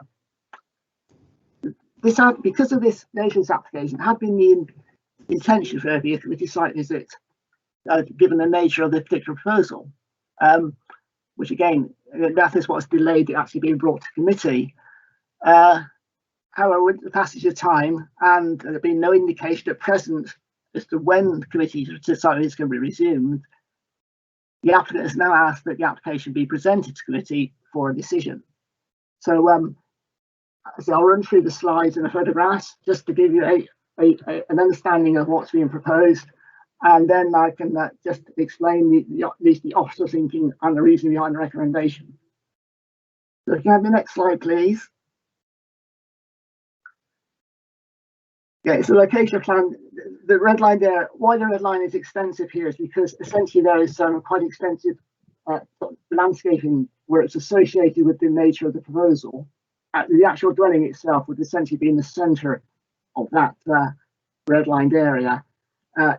As you can see, the Raybrook actually does define the southern boundary of the site, and we can see also to the sort of the southwest of that, the public highway, the lane that goes from Middleton Friars through to Meanton that passes that point.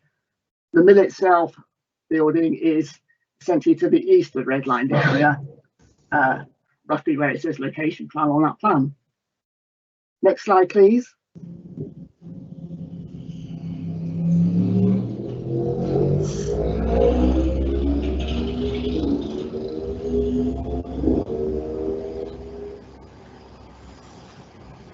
Next one possible, please, Tim.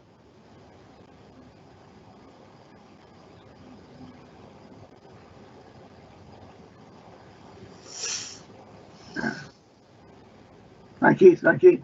Yeah, an indication of the site plan just gives you a feel for the nature of the layout of the building, which we could see more of later. Along the sort of to the north of the black square you can see is the intended garage building. The access to the property and the existing mill is the lane to the north of that, which you can see bisecting the screen from the top left to the middle right. In terms of the site area, the actual the cursor is sort of roughly done on the line of where the Middleton, where the Raybrook runs at the moment. which swings to the south and then comes up north to the point just to the south of the building group where you can see the sort of the cluster of 4 structures. And just to the right of where the cursor is there's the confluence of a stream that comes in from the north and wraps around the sort of northern and eastern side of the main part of the building. And then the extreme sort of right-hand side, the east, is a summer house type pavilion building, which we linked by a bridge structure across that smaller watercourse as part of this overall sort of dwelling concept. To the sort of left-hand side of where we can see the black solid sort of garage building, in that location there, that essentially there is going to be sort of a reed bed type drainage system, and the link between that black building and the main house, the boardwalk, would go across a newly created wildlife pond feature. Have the next slide, please.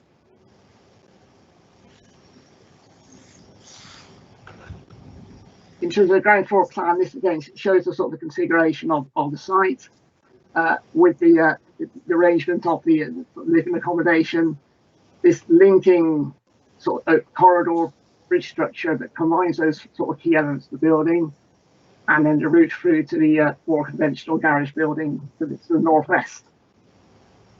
The indications to the south of this various sort of decking elements, that is elements that should actually go down to the actual sort of brook base to the south of the site. Next slide, please. In terms of sort of first floor accommodation, again, it's some elements in the buildings, sort of bedrooms and sort of mezzanine area, and the extreme western element would also have like a covered raised balcony feature on the site elevation. Next slide, please. This is a view essentially what you'd see from the approach lane to the side without the intervening vegetation. On the extreme right-hand side there, with the sort of the red line under it, is the detached garage building. We then have the element which is sort of the main sort of entrance into the structure there, and then we can also then see this sort of bridge detail across the stream to the what they're calling the summer house pavilion element on that side of the other side of the actual stream. Next slide, please. Again, from the south, this again essentially is showing that linking structure, which is going to be with a sort of a cedar roof to join these sort of elements of the structure together. Next slide, please. Again, the east view, again, we can see on to the right there is the garage building with some of the sort of the photovoltaic cells on, and this then gives you an impression of the actual what you would see in terms of the sort of the approach to the house from that point. Next view, please. And again, in terms of the western view, in terms of what you would see through that direction, again, you can see sort of the bridge structure that's partly sort of disappears into sort of the vegetation almost on the right hand side of that screen, but that's just to give an indication of the actual views you would get from that area. Next slide, please.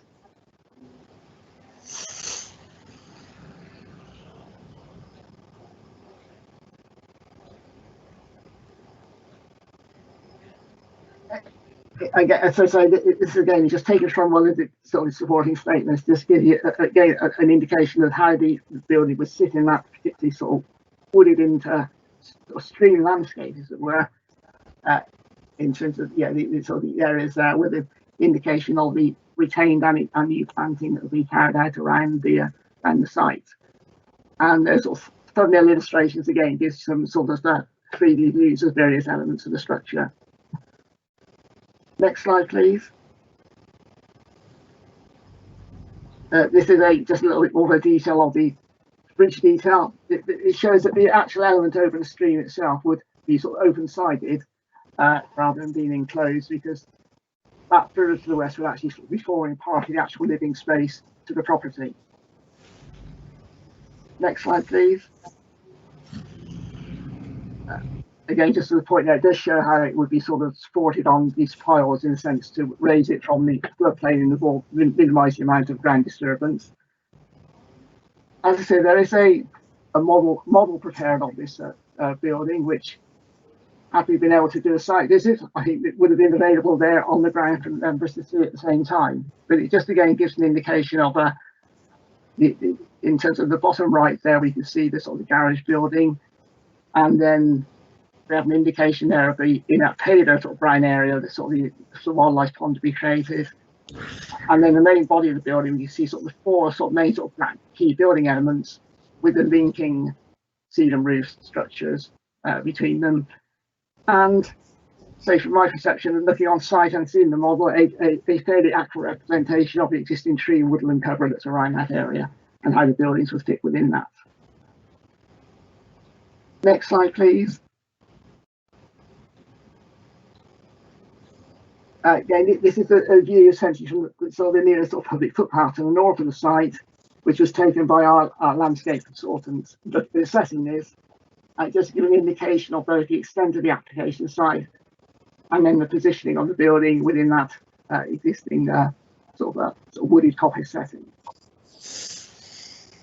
Next slide, please.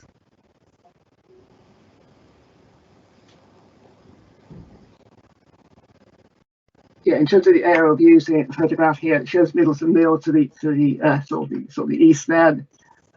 Rayside has been the next nearest neighbour, and then the red line shows the site boundary, and then in this turquoise colour is the sort of indication of the footprint of the proposed dwelling. In the larger blue is the watercourses. Next slide, please.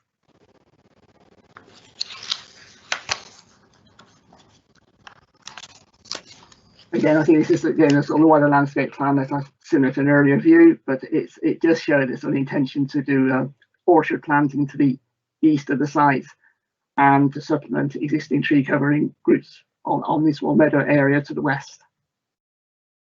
Next slide, please.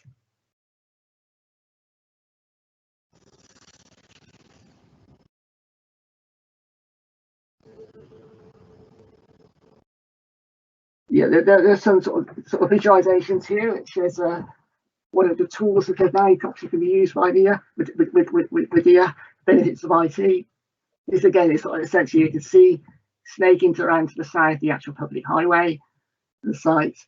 The track leading down to the mill is again what you can see coming from the sort of cluster of trees to the first area. Then we can see in terms of these sort of the black areas, these are the key elements of the structure that would be within that landscape. Next slide, please.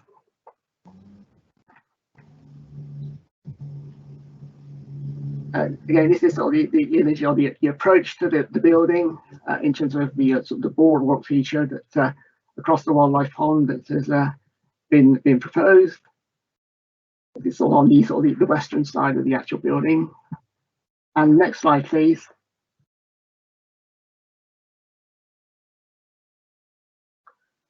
And this sort of gives a view essentially from the Raybrook area, close to where it joins with the stream, with that bridging structure, which is actually going off to the right, across to the sort of Summer House Pavilion area.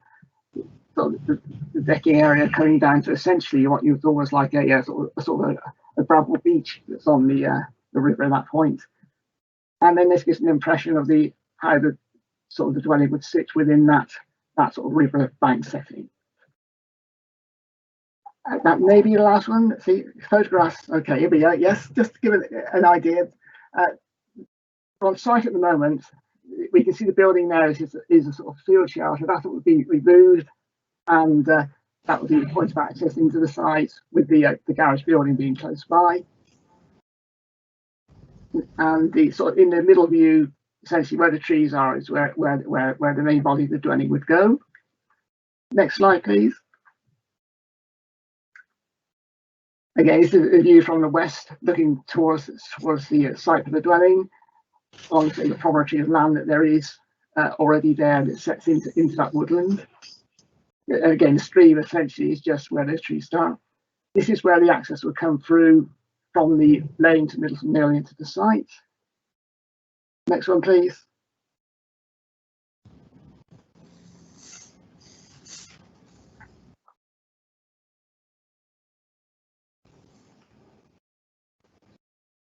again, there are elements of the dwelling have been pegged out on the ground. That's obviously very useful to communicate that in a sort of photograph. But it's to show that this is essentially a existing clearing where the main body of the house would go. This is the view essentially looking east. Next slide, please. And again, this is looking up towards where the house would be from the from the southwest looking northeast. Next slide, please.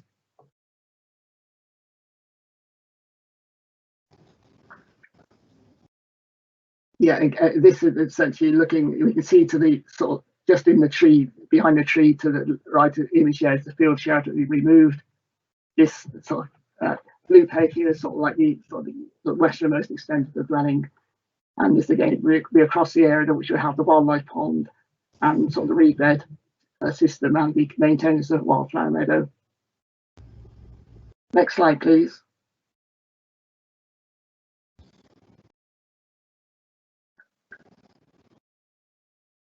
Yeah, again, this is another view just looking back from that western end of the site where the reed bed area would be to the sort of the stream which is marked by the trees marked towards the line of the watercourse. Next slide, please.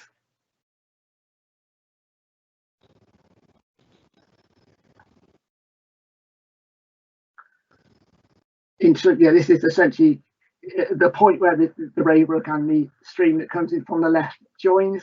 So this essentially would be the area which on the aerial images we've seen is the sort of one of the outlooks from the property, and where sort of the decking area would come down to this sort of small sort of beach area that's there. Next slide, please.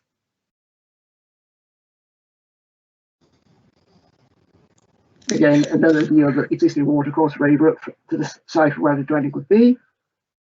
Next slide, please.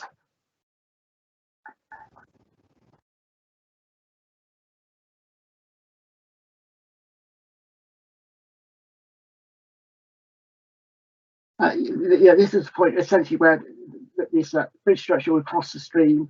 It involves the removal of a one ash tree, which is said by the arboricultural consultant has some health issues, and that will be looking east into the sort of paddock area where the sort of summer house element of the building would be. Next slide, please.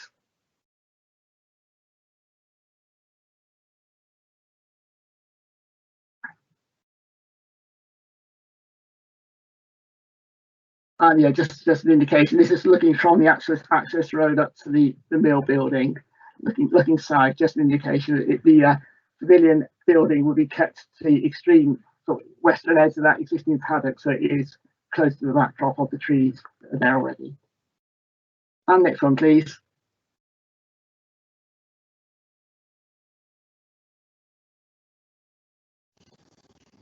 This is the just looking again from the sort of east looking westwards. The sort of Summer House Pavilion building we've always directly in your line of sight there, and this is where the sort of the elements of the bridging would be into the across the main body of the house. Next one, please.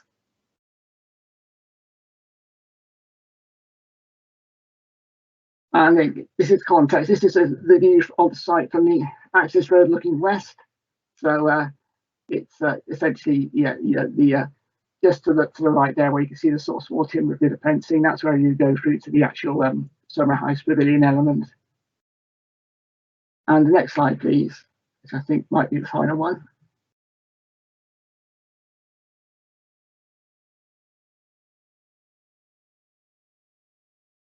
All right, now this is just again shot from the northern side of the access road into Middleton Mill, just looking through.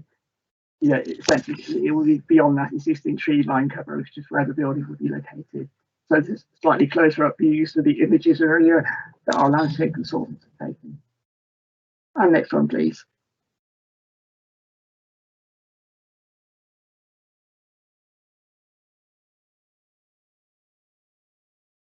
Yes, again, another view again, just showing the dwelling site from that sort of slightly elevated local context. So as I say, in terms of this one, it is an interesting case.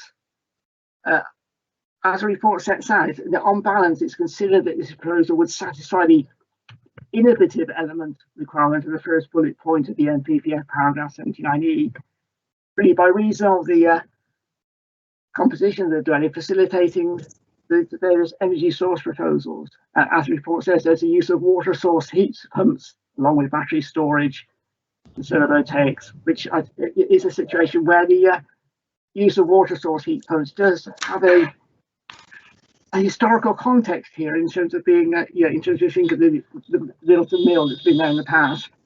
And so apart from being sort of relatively new technology, it does have sort of place it in some sort of evolving historical context as well. And so the built form is really done to sort of utilise the natural assets of characteristics of the site.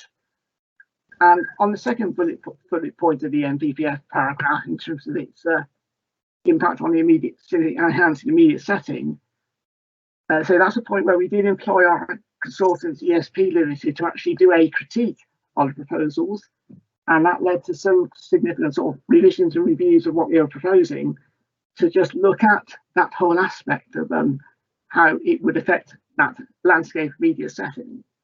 And there's quite an extensive analysis of that in the provided, which is viewed by our consultants to be robust. And in this particular situation, it is just on balance to be sufficient to satisfy that criterion.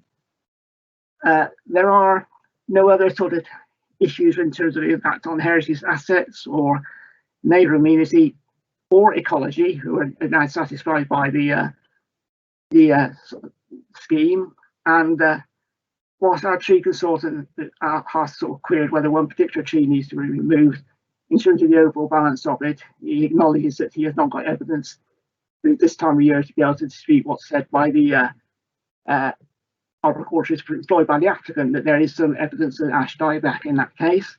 But with the extent of the new plan proposed, that's just to more than compensate for that particular loss. So it is one which officers consider is one that on balance does meet the exceptional criteria. It's been advertised as a departure from the development plan, and a recommendation for approval is set out on the update sheet, with there being a requirement for a section 106 agreement to deliver an affordable housing contribution. Thank you, Chair. I'll leave it at that point. Thank you. David Evans, Chair, the solicitor, to read out any public speaking statements, please. Okay, thank you, Chair. Just before I do that, Councillor Motley's indicated she'd like to ask Richard a question. Okay. Councillor Motley, please. Thank you, Chair. I'm quite confused about this, Richard. I'm not quite sure what this is. Is this actually a dwelling house with 2 bedrooms? Is it an office? Is it? I note that there are breakout areas proposed. Can you just explain what it's for? Yes, thank you. Yeah, it is essentially this is a single dwelling proposal. It would contain 2 bedrooms in terms of that context. If the applicants wish to downsize from his existing property at Middleton Mill into this building, so we have essentially a house, but in terms of its concept, it is split into separate living elements, be it the bedroom areas, the kitchen, the sort of living dining area spaces. That are linked by this sort of corridor arrangement with the sort of the cedar roof to the other sort of key curves. So it is a single dwelling, albeit of more unconventional form in the way it is laid out. The detached garage building would have a storeroom at first floor level, but again, it is essentially that a single house with a unconventional layout. Thank you. That was manfully done, Richard. Thank you. Thank you. Kim, if you'd like to read the statements, please. Okay, thank you, Chair. There's no public speaking statements for this item. Right. Okay, thank you. Okay, there's nothing more from the right. David Evans, Chair. I will now ask members invited to speak on the behalf of the application. Chairman, can I know I'm the ward member, but Richard Fortune didn't mention that I had actually put in quite a long piece about what I thought of it, and it is in his report, although not specifically referred to him just now. Thank you. Is there anything going to late Reps, Richard, on that? Thank you, Chair. No, in terms of that, there is obviously the points that were raised by Councillor Tyndall. Yes, are in the report. I understand he's making them in his personal capacity, and therefore that's why I treat it in that manner. And the agent did respond to them in the body, which I put under the other matters section of the report. So the information is there.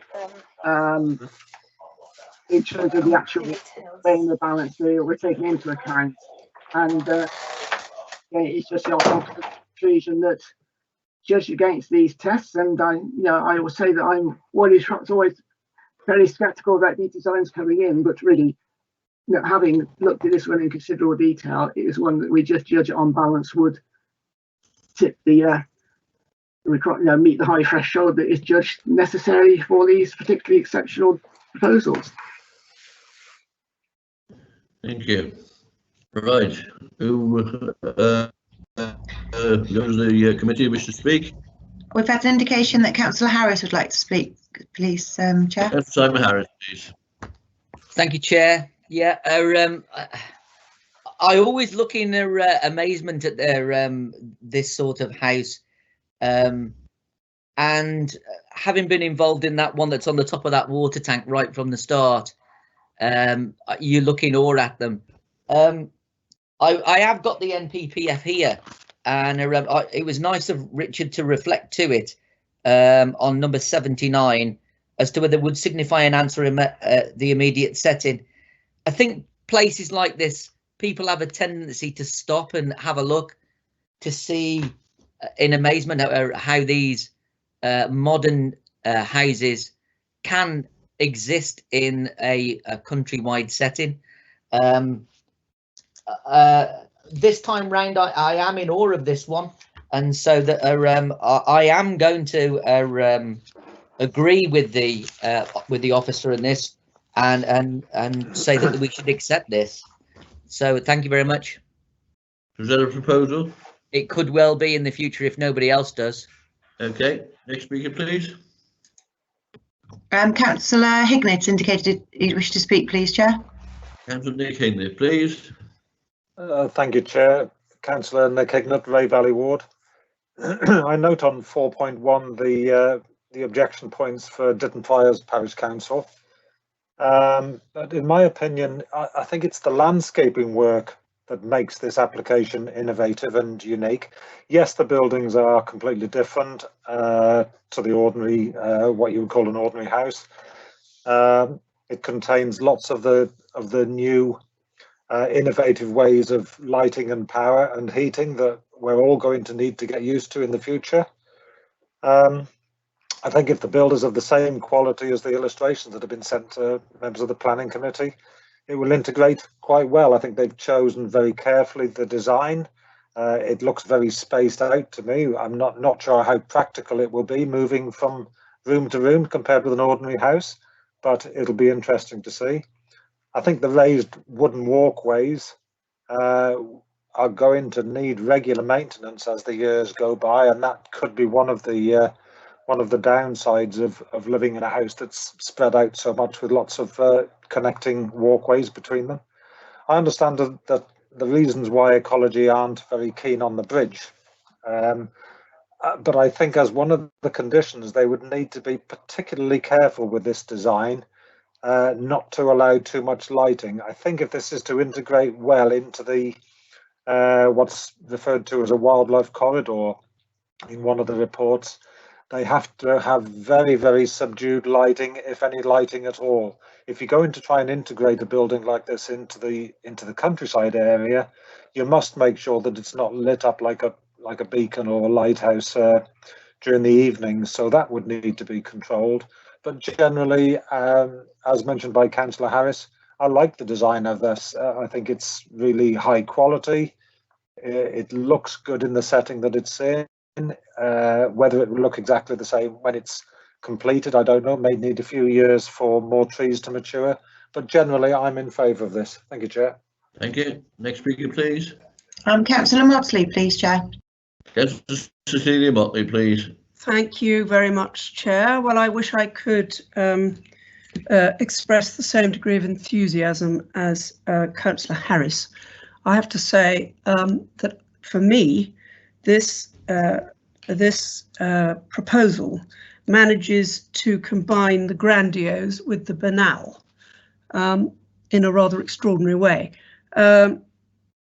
And actually, it seems to me that it's completely over-engineered as well. The problem is when you're trying to achieve paragraph 79 in the NPPF, it really is very tempting to go way over the top. And I fear that the applicant here has rather succumbed probably to the blandishments of the architect in going rather over the top on this one. I think there are various things that I'd just like to sort of point out. First of all, this extraordinary sort of array of buildings, which at the end of the day produce precisely 2 bedrooms. The fact that one is going to be, I'm sure it will keep one very fit walking all the way from one end of this dwelling to the other. But there's sort of rather disappointingly shed-like appearance of the elements that make up this dwelling, because you can hardly call it a house. I find rather off-putting. The other question that I would have is, has anybody done any research into the speed at which the Ray Brook rises and runs when it's in spate? Because I think that this could actually be quite an uncomfortable place to live. If we have the same kind of heavy rain and a high-speed water runoff that we've been experiencing over recent years, and I do hope that has been calculated in this application. I'm afraid I also have considerable concerns about the degree to which the area is going to be affected by light pollution from this building dwelling. Because everything seems to be extremely well lit in the architect's plans. And altogether, I'm not convinced by it, I'm afraid, so I fear I won't be supporting it. Thank you. Thank you, Celia. Any other speakers, please? No other indications at present, Chair. Does Richard wish to come back and clarify any points? Yes, thank you, Chair. It's Richard Forty, Fiscal Planner. Just on the point of the Ray Brook and the flooding, etc. As I say, there has been a sort of very comprehensive flood risk assessment put in with the application. The actual building itself falls within flood zone 1, so it's in the least risk sort of category. And as I say, that is in sort of one of the sort of fundamental elements in the design. So whilst it is, yes, next to a stream, I think in terms of the sort of the considerations given to it and the allowance it's made for climate change is such that it should be not a source of that being a risk. And obviously the applicant has lived in that area for a considerable time, having been into having his own property there at the mill, to be familiar with the immediate surroundings. Thank you. Kim, Solicitor, do you wish to add any points? No, nothing further to add, Chair. Right, if there's no other speakers, could I have a proposer for the application, please? Then I will propose it then, sir. And we got a seconder for the application? Yes, Chair. Nick Hignett, happy to propose. So, and this is to go along with the officer's right, and this is going with the officer's recommendation. It is. For approval. Right, could I ask the solicitor to take the vote, please? Okay, thank you, Chair. So we've got a proposal and a seconder to accept the officer's recommendation to grant permission subject to the completion of a Section 106 agreement to secure affordable housing and to the conditions set out in Appendix 1. I can just remind members that only those present for the whole of the item can vote, and if you could indicate please whether you're voting for or against the proposal. Councillor Evans? For. Councillor Turner? Against. Councillor Boddington, Against. Councillor Harris, For. Councillor Hignett, For. Councillor Huffer, Against. Councillor Motley, Against. Councillor Parsons, For. Councillor Shanton, For. and Councillor Woodward. Against.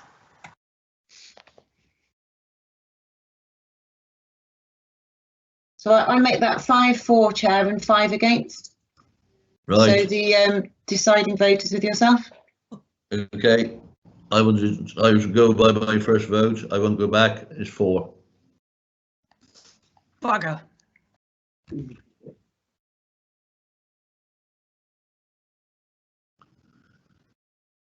All right. Okay, thank you, Chair. So that's voted in favour of the officer's recommendation. Right, we'll now take a 5-minute comfort break for those who want it. And then we'll come back for the next application.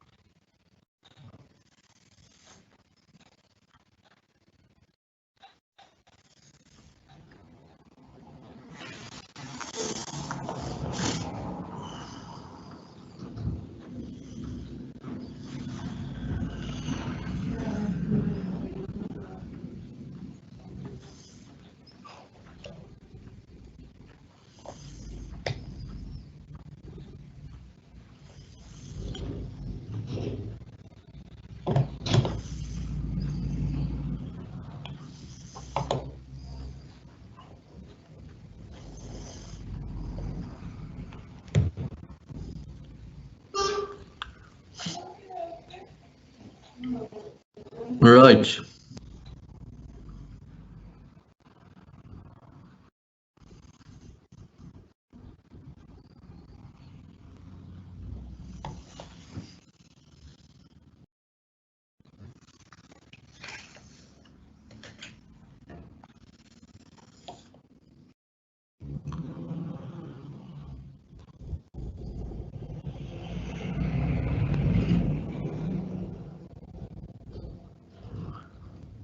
Are we all back?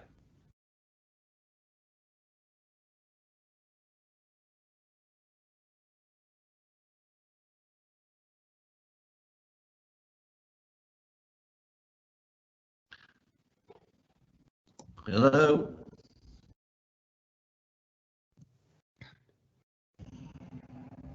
I'm back, Chair. That's Okay, great. Lovely, thank Hi, you. Chair. Is it worth doing a quick roll call of the names to check we're all back? Yes, please. Do you want me to run through them? Please. Okay, so if you just indicate that you're back, please. Well, Councillor Evans, obviously. Councillor Turner? I'm here. Councillor Boddington? Here. Councillor Harris? Yeah, I'm here. Councillor Hicknett? Yes, I'm here. Councillor Huffer? Here. Councillor Motley? Yeah. Councillor Parsons? Here. Councillor Shinton? Here. Councillor Tyndall? Yes. And Councillor Woodward? Here. Okay, it's all present then, Chair. Do we have Councillor Boddington? Councillor Boddington, you said indicated you were there, did you? I'm here. Right, lovely. Right, the next item, number 9, is land west of Blacksmith Cottage, Broome, Aston Clan. I am the local member, David Evans, and I will hand the chair to the vice chair. I will not participate in any of the item, and I will not be reading the statement. So I will leave the chamber and hand over to the vice chair. Thank you. Thank you. David Chair. Turner, Vice Chair speaking. Could the planning officer please introduce themselves and present the item? Thank you. Yes, thank you, Chair. Richard Fortune, Principal Planner. Just draw members' attention to the additional representation sheet and the revised recommendation following confirmation from Ecology that they have no objections to the application. And there's some additional conditions there in relation to the foul drainage and Battenberg boxes. Just a background, this application relates to a site which was granted outline permission for a single dwelling in 2016, and the reserve matters application following the grant outline was approved in March 2018 by the South Planning Committee following the site inspection. That permission was for a dwelling with 4 double bedrooms contained within its roof space.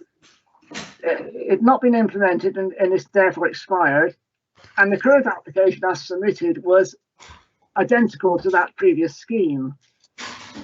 During the consideration of this application, the applicant has decided to select revisions in response to comments that have been made by the parish council and other objectives. So if I just run through the slides, and apologise for this one being upside down, but in terms of the location, but we do have a later one that's going to help us with this. Again, this is showing the sort of the red-lined area of the site, and the green blob essentially is the TPO'd that tree. Move to the next slide, please.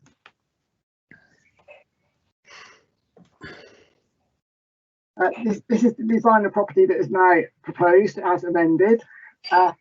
In terms of the external finishes, with sort of timber board into the walls and the roof materials, that is exactly the same as previously approved. But it is a slightly smaller, lower design. It's been changed to have essentially, as permitted, not including any sort of accommodation in the roof space, with 2 bedrooms contained at the ground floor. If you can just go back a slide, please, Tim. Just in terms of giving the context, this is the there we go, thank you. This shows the context of the site in terms of the red line area. You can see it at the extreme right hand side of the entrance into the site, or as previously, the planning permissions that have been granted on the land. The location of the building and garage again is close to what was previously approved. The poplar tree is in the extreme west corner, as you can see on that image there. and this shows the ground floor plan of the building. Richard, can I just interrupt you for a second? Members, will you please mute your microphones, please? A lot of background noise. Thank you, Richard. Thank you. If we move to the next slide, please, Tim.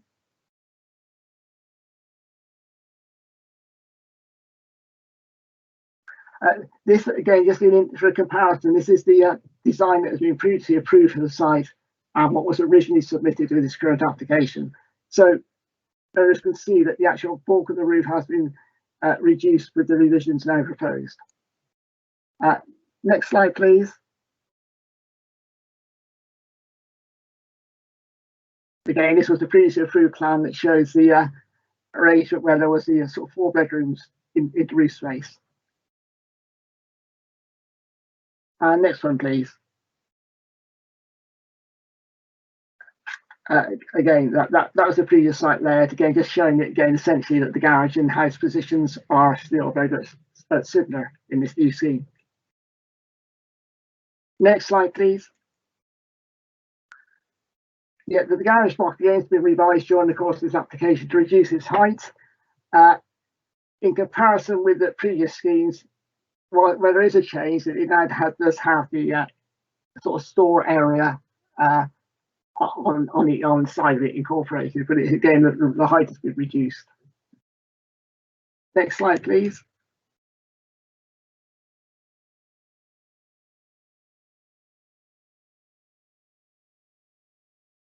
Again, there is, as in on all previous applications on this site, the thorough drainage is done by a sealed cesspool. Essentially, it's due to the ecology issues in this area in terms of water quality and the Clun Special Area Conservation. But this essentially is just repeating the previously approved arrangements. Next, please.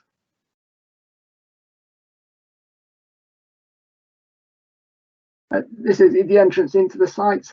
The same members may recall this, you were on committee in 2018 and looked at the site, but this is the entrance up into the plot. Next slide, please.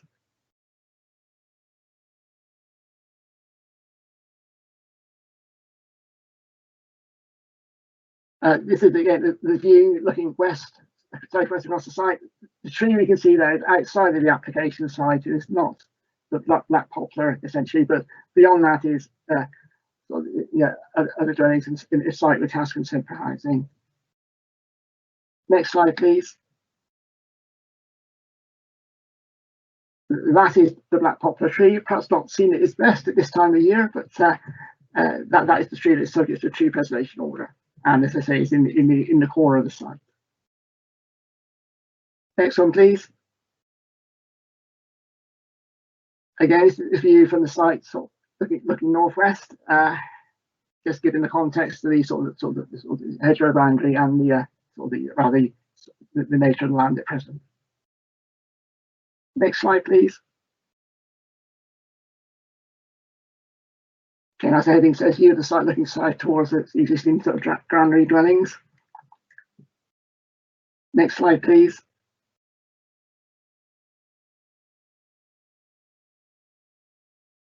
Again, another view in the sort of southeasterly direction with the access being on the extreme left-hand side coming into the plot. Next slide, please.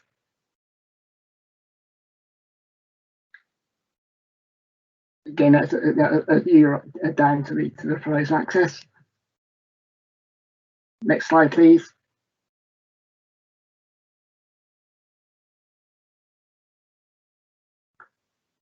And yes, as I said, the view again, looking just panning around it slightly from the access to see the other property known as Blacksmith's Cottage to the sort of east southeast.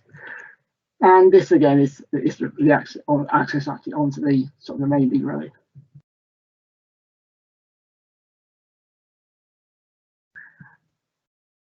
So as I say, in terms of the issues we got before us on this site, is that the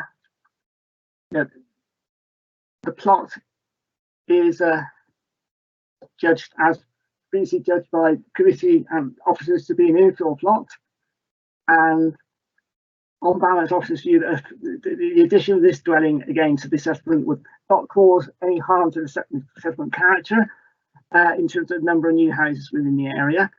it needs to be borne in mind that this sort of plot has previously been included in the 5-year supply calculations, and essentially this is sort of reinstating that if it were to be approved. The design and scale is considered to be appropriate to the site and character assessment, and not cause any harm to the setting of adjacent listed buildings. The development can be carried out without compromising the black poplar tree, TPO poplar tree, which has been confirmed by our trees team, and it would not cause any detriment to indefinite highway safety, and the impact on neighbour amenities would not be unduly harmed in this case. There's been a lot of mention and discussions about the fact that what size dwellings are needed in the village in terms of the number of bedrooms, and yes, the applicant has responded to those in the terms of adjusting this to a 2-bedroom accommodation. The fact that in the future the roof space might be suitable for adaptation to additional bedrooms, it's essentially as a matter for a future owner, basically. The planning policy context doesn't allow us to dictate how many bedrooms a property should or should not have in this location. Essentially that policy context has not changed since the approval by committee in 2018 of the 4-bedroom scheme. And as I say, whilst that I can understand the parish council's desire for smaller properties, is not at one that we would have any legs to stand on come in the field situation to say that the design is inappropriate because of the number of bedrooms it has or potentially it could have. In all other respects, in terms of the external finishes, it essentially is a slightly simplified building of slightly smaller mass compared to what was previously approved on the land. So on that basis, officers see no material reason why a recommendation why this proposal should not be recommended for approval. Thank you, Chair.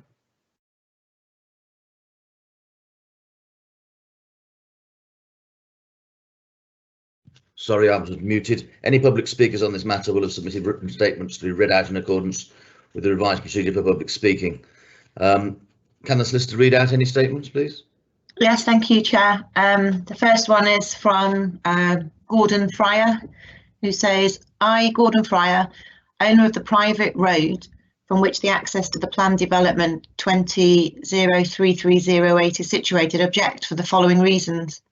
1. The siting of the cesspool unit and attenuation pond, both very close to an old pond site, is in an area which has been covered with topsoil dug out from the proposed house site and dumped there. This has raised the level of the ground, and as a consequence, the garden of the Blacksmith's cottage now floods after heavy rain, also causing problems for their sewage system. This is likely to affect surface water dispersal of the area in general, possibly into Broom Close, which has had recent flooding problems. 2. The new plans drawn up by Andrew Last show a slight reduction in the ridge height of the proposed dwelling, but there is still potential to convert the roof space into 2 more bedrooms. The total size of the footprint of the dwelling and garage shows a similar size of footprint to the previous plans drawn up by Berries.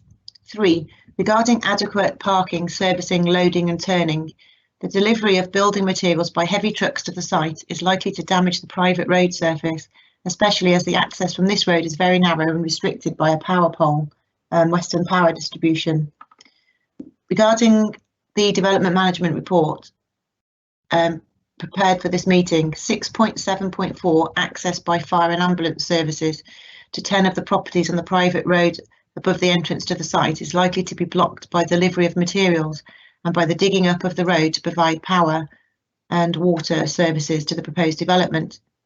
Re the above problems, Mr. Longthorpe has approached me and intends to talk with Mr. Sam Griffiths, owner of the tract behind Blacksmith's cottage, to see if he can have access to his site from there. This would solve some of the problems that have been mentioned above. Mr. Longthorpe also mentioned that he does not intend to start work on his site for 6 months, and I could therefore go ahead with resurfacing the private road. Regarding the Highways Advice Note WSP, I note that no development shall take place until a construction method statement has been submitted to and approved in writing by the local planning authority. Has this been done? Next is Hopesay Parish Council, who say Hopesay Parish Council objects for the following reasons. The application has apparently the same or very similar footprint and only slightly reduced ridge height as the previous application, which was for 4 bedrooms. Indeed, the officer report for committee says that space remains in the roof, which could result in an expansion of the dwelling in the future without the need for planning permission. Councillors had previously noted this and were of the opinion that this would be likely to occur.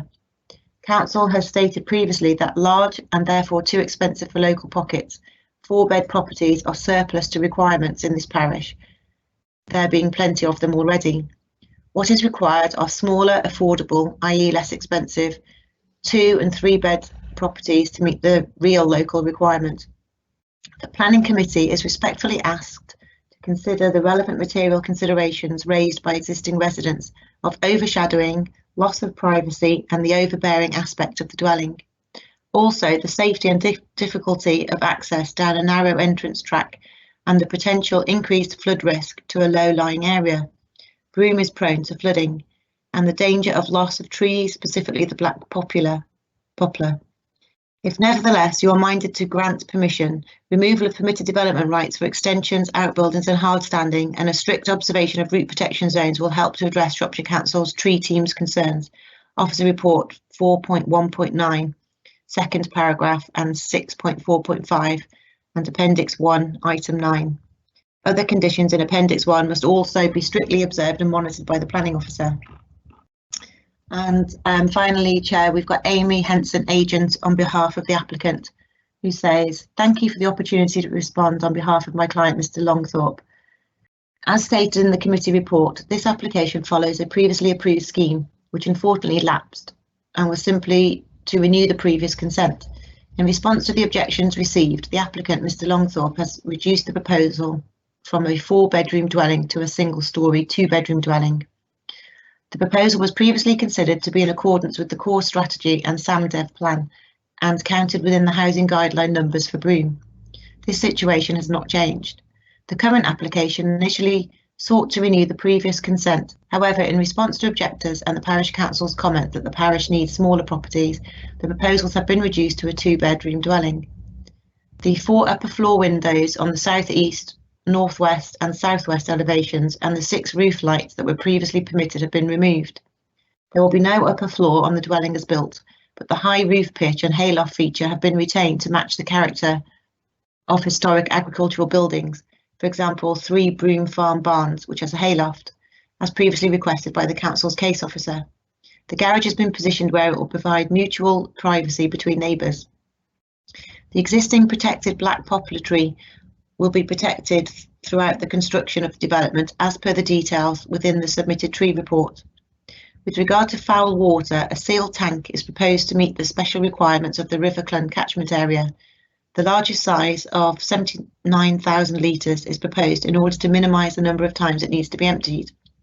The house is for Mr. Longthorpe's personal use, so will only have 1 occupant.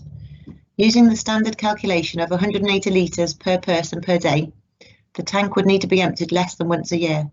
The council's drainage engineers raised no objection to the scheme proposed. Access to the site is gained via the private drive to Blacksmith's Cottage.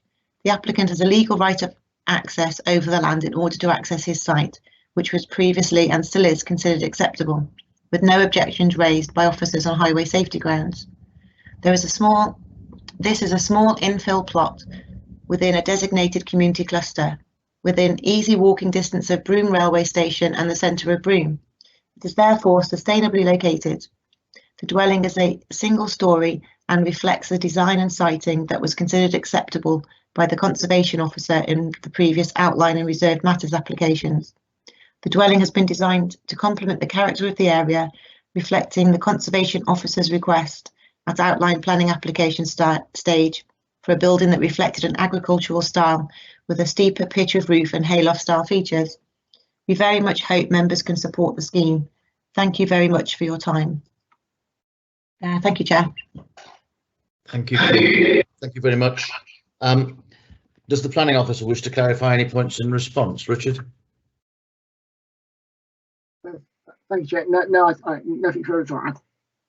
Okay, thank you very much. Would members of the committee please make their comments, and if you could use the chat function only for the purpose of indicating that you wish to speak. Thank you.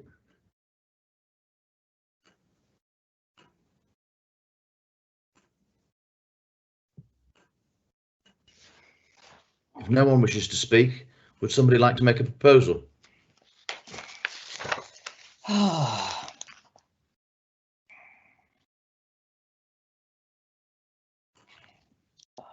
going to be me again, David, do you think? Is that Councillor Harris? Yeah. Come on then.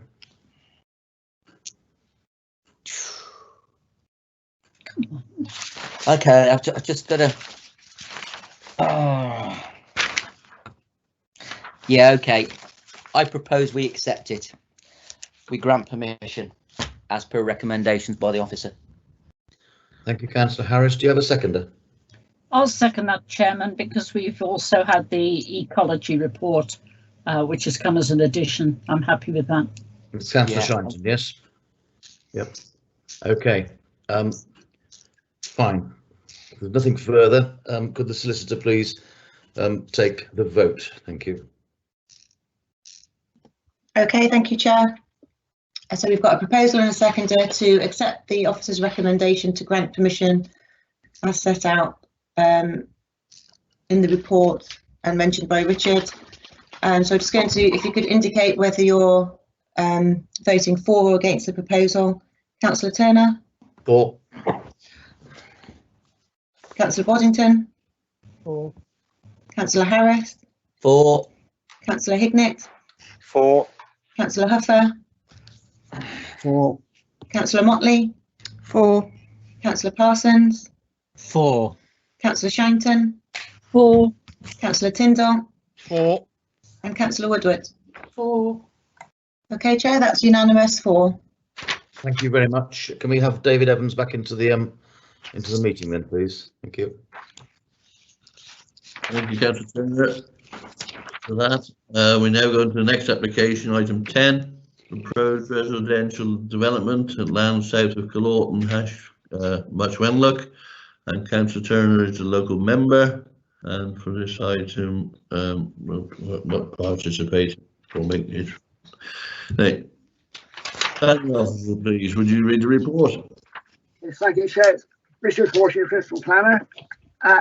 Again, on the additional representation sheet, there is an additional neighbour comment that I hope members have noted. This proposal is the second phase of the existing affordable housing development which is on the northern side of the site, and it currently comprises 12 dwellings. This scheme is for a further 14. As you can see, in blue is the existing affordable housing, and the red outline on the plan is the extent of the site for this current application. Next slide, please. This is an indication on the layout of the site into the road currently through the existing phase 1 development, and then sort of spurring off, as you can see there. There has been some revisions during the course of the application whereby the planting buffer, open space buffer along the eastern side of the site of the lane has been enhanced and broadened compared to previously, and the area on the extreme northern side of the green area we can see next to the lane, that is part of the attenuation and drainage in areas that potentially has a dual use of open space in this development. And along the sort of western, southwestern, and southern edge of the site is the sort of drainage swell, which is referred to in the officer report.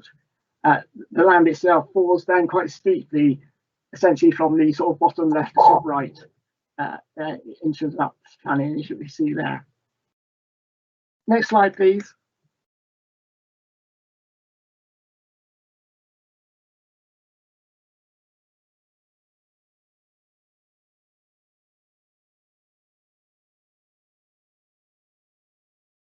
Thank you, Tim.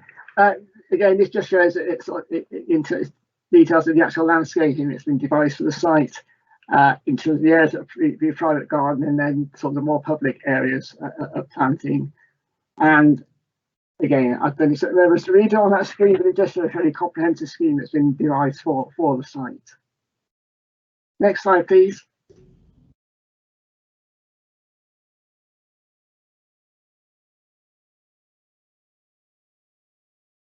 Again, just the further detail showing the sort of the retained trees as part of developments along the sort of the eastern flank and new planting that's intended proposed. And it said hard landscaping again is essentially confined to the roadways and sort of private drives. Next slide, please. These are the house designs. Essentially, there's a 1 and 2 and 3 bedroom units proposed. Similarities to the designs in phase 1, although in this case, the phase 1 designs were all totally clad in timber. Phase 2 is having the lower ground floor elements with a brick finish. But they are all designed to passive house standards and will be incorporating air source heat pumps as part of the scheme to minimise energy consumption.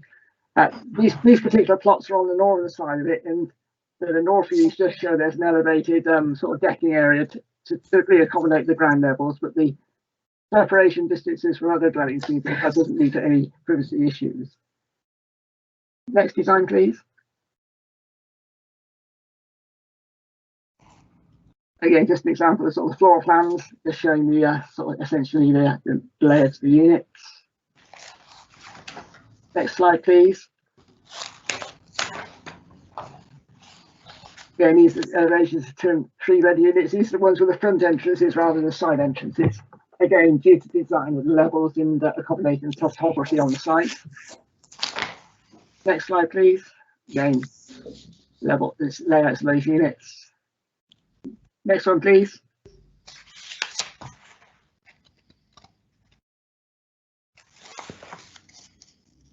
And yeah, again, indication of the materials palette that's intended for the properties. Next slide, please. This is the current entrance into the phase 1 of development, and the route through to the proposed device site here is where you can see the car with its tailgate open. That's the point into where the phase 2 would be accessed. The area in front of us here is part of the sort of open space within that development, under which there is various sort of drainage issues, attenuation systems. This is looking from the site looking north onto the backs of the existing affordable housing. And so you can see the sloping nature of the land, and the Carlton Lane is on the extreme top right hand side. This is a view of the existing drainage swell that goes across the back of the existing phase 1 houses, separated from the field. And we can see the Oakfield Park housing beyond that, which goes further up the hillside. Next slide, please. Again, another view of that drainage swell. Okay, this is again showing that view across the site to the northwest with the Oakfield Park housing and the existing phase 1 housing. Next slide, please. Yeah, again, this is the view. Again, you can see the swale area just on the extreme right hand side. This is looking across really to the high point to the west. Next slide. That's it again. That's looking south from the site. So behind us is the Carlton Lane and the existing phase 1 housing. Next slide, please.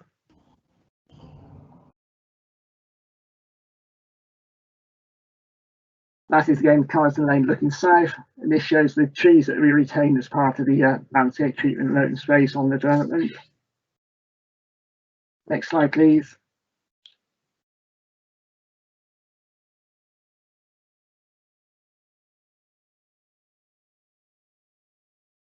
And that is the view essentially down towards the Rich Wenlock itself, and you know, you can see the phase 1 housing and the nature of the slope of the land. And the proposed phase 2 would be beyond the trees. We can just see beyond the bank of the daffodils there. That existing field access would be again an element that's sort of closed as part of this scheme. So, as I say, in terms of the report sets out, there's sort of no in-principle planning policy objection to affordable housing immediately adjacent to sites going to the much Wenlock town development boundary. And the proposal existing affordable development, which is immediately adjacent to that boundary.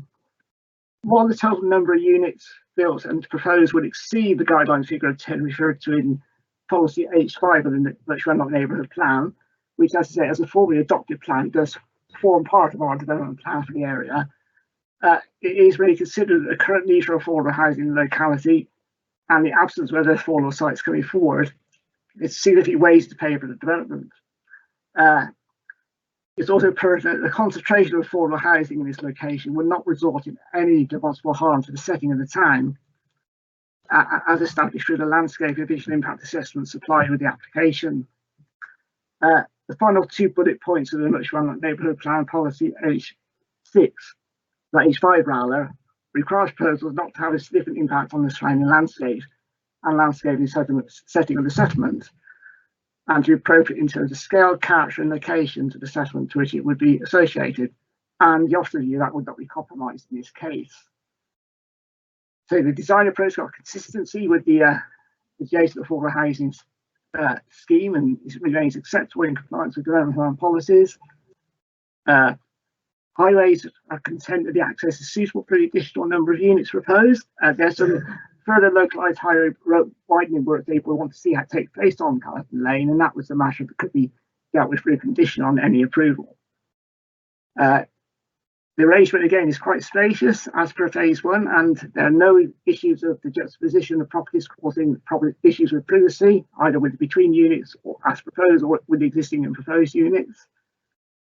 And ecology is again addressed by the recommended conditions, and in terms of tree protection measures, they've been checked by the county recorders as just acceptable, and he considers that there would be an enhancement achieved with the planting arrangements here. The one unfortunate stumbling block with this development relates to surface water drainage, and as is set out in the report, and it is the issue that there is 2 factors here. In terms of the current, it's always a sensitive issue with Much Wenlock in terms of the topography.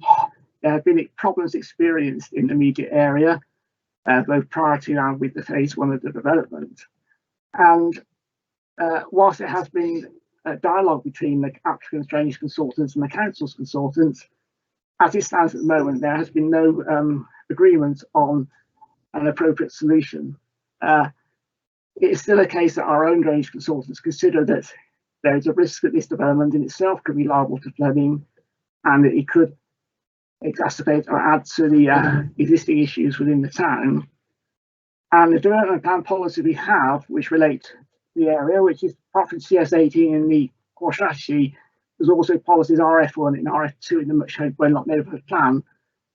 They do seek to achieve a reduction in flood risk for developments to address long-running issues in respect of Much Wenlock. So it's come to the point this application has been in now for almost 6 months, and the dialogue on drainage has been going on for all that time, and particularly since Christmas, but with no actual resolution at this stage.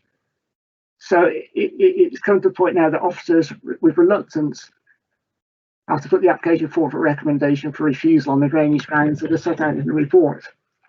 As I say, the scheme has a number of significant attributes, and there's certainly in itself is still only going to address part of a identified housing need in Much Wenlock, but it is one where, because at this stage our technical drainage consultants would want a little bit more comfort before they be recommended to us that we could tackle drainage by a pre-commencement condition, saying that no development should commence until drainage has been agreed.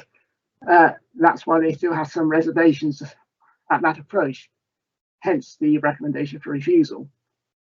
But that is really a matter for members to consider in assessing the scheme over how that is dealt with.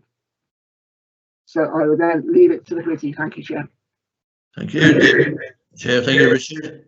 We now go to the solicitor for any public speaking statements indicated by a local member as elected to read their own. So, Kim, could you read the... Okay, thank you, Chair. First one is from Leslie Durbin, local resident, who says, I'm a long time supporter of affordable homes in Much Wenlock for residents with a strong local connection, which is the same local lettings policy in place for the first phase of Cullerton Ash.